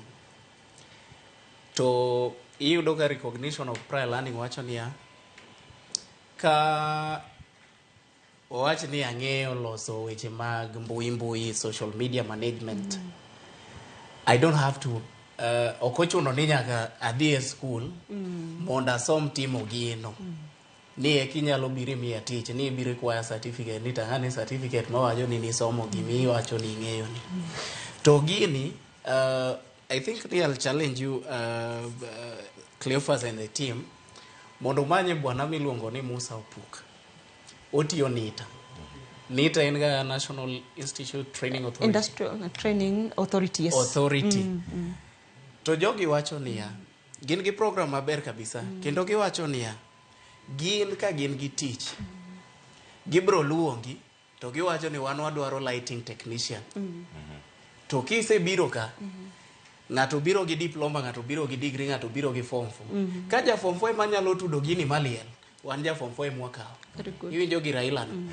Koro unyalo manyo gi, but katieko gima nyalo wacho en ni wameduru mana jiwo jogi nikech kok wajiwo gi to wadhi bedo gi shida a job market. Erokamano Kevin Apodo. Wach mogik Jeff. Erokamano nadwa tiko ka wacho ni number one, let's be nice and good to young people. Sana sana a work environments kunde ma watie. To wach moro bende ma very important ni chudo rach ga kunde ma watie most of the time. Koro imiyo ng'ato pesa maber, compensation maber manyalo mijingo mar tiyo, you know, ibedo mana motivated ka be gintie gimoro ma tangible, you know. Koro mano another thing adwa call out jo kotu mondo ging'e ne wach jotich, kech ji hinyre oko koni to tuolo lingalinga to ka omedo dhi kamano to wabiro wakaw spaces go. Otherwise kwani wabedo gi conversation maber. Thank you for the opportunity. To kila kitu iko sawa. Erokamano ahinya Jeff Odongo kuom bedo kodwa bende sani. Adongi thuolo madakika achiel Lilian wach mari mogik. Erokamano Cleophas. Wach mara mogik en ni manadwa mana wacho gima giwacho bende riure kanyakla mondo generations gite wati mayom wa create lwasi ma embrace generations te, obed Gen Z, obed millennial, obed Gen Y, Gen X, baby boomers gi traditionalists, wa embrace environment manyalo rwako jogi te, because at the end of the day nitiere gima ng'at ka ng'ato kelo e mesa. Erokamano ahinya. Weche thoth ahinya ka gidonjo kar kae. Ote modonjo kaka wuok kuom Walter koneno waka ntiere boma Nairobi. Owacho ka ni ayie kod program kawuono kendo ler ndi antiere kae mosna madame char kanyo, aneno ka ntiere Serena kae. Erokamano ahinya kuom moge jwang' mano Walter. Ka Moses Ogalo wacho ni aluo twake namora ahinya gitwako odiochieng' ma kawuono. Ote ochopne Nyasuba, Kevin kachal koda ka Jeff ka gintiere chenro kama Moses Ogalo. Ikin joma moko bende ndiko no akanya kuom moge jwang' maluo chenro achiel kachal nyaka e mbui. Wagonu erokamano ahinya. Caleb wacho ni ero tich ipodi manyo thuolo mopogore opogore mana kama gintiere kar kada kosekalo 55 tok sa 4 mara okinyi makon mana makelo e giko. Lilian Ngala jalo nyoshi ma jotich erokamano nyoko mdutulo mabedo kodwa ka kachal koda ka Kevin Apodo mabende en jalonye weche mag hiko ji ne tich mopogore opogore. Erokamano kachal koda ka rawera ma Gen Z man go kawuono mabende nigi lony mare. Jeff Odongo erokamano ahinya. Ni mibedo kodano achak chendo nyaka sani poch gi pak kendo erokamano nyana kawuono ka kod nyawadwa Sharon Ongao. Oriti masani bende no chendo mamoko mag Ramogi TV. Nyinga Cleophas Oluoch jakisumo kanyo kwar mokiew nyaka sango.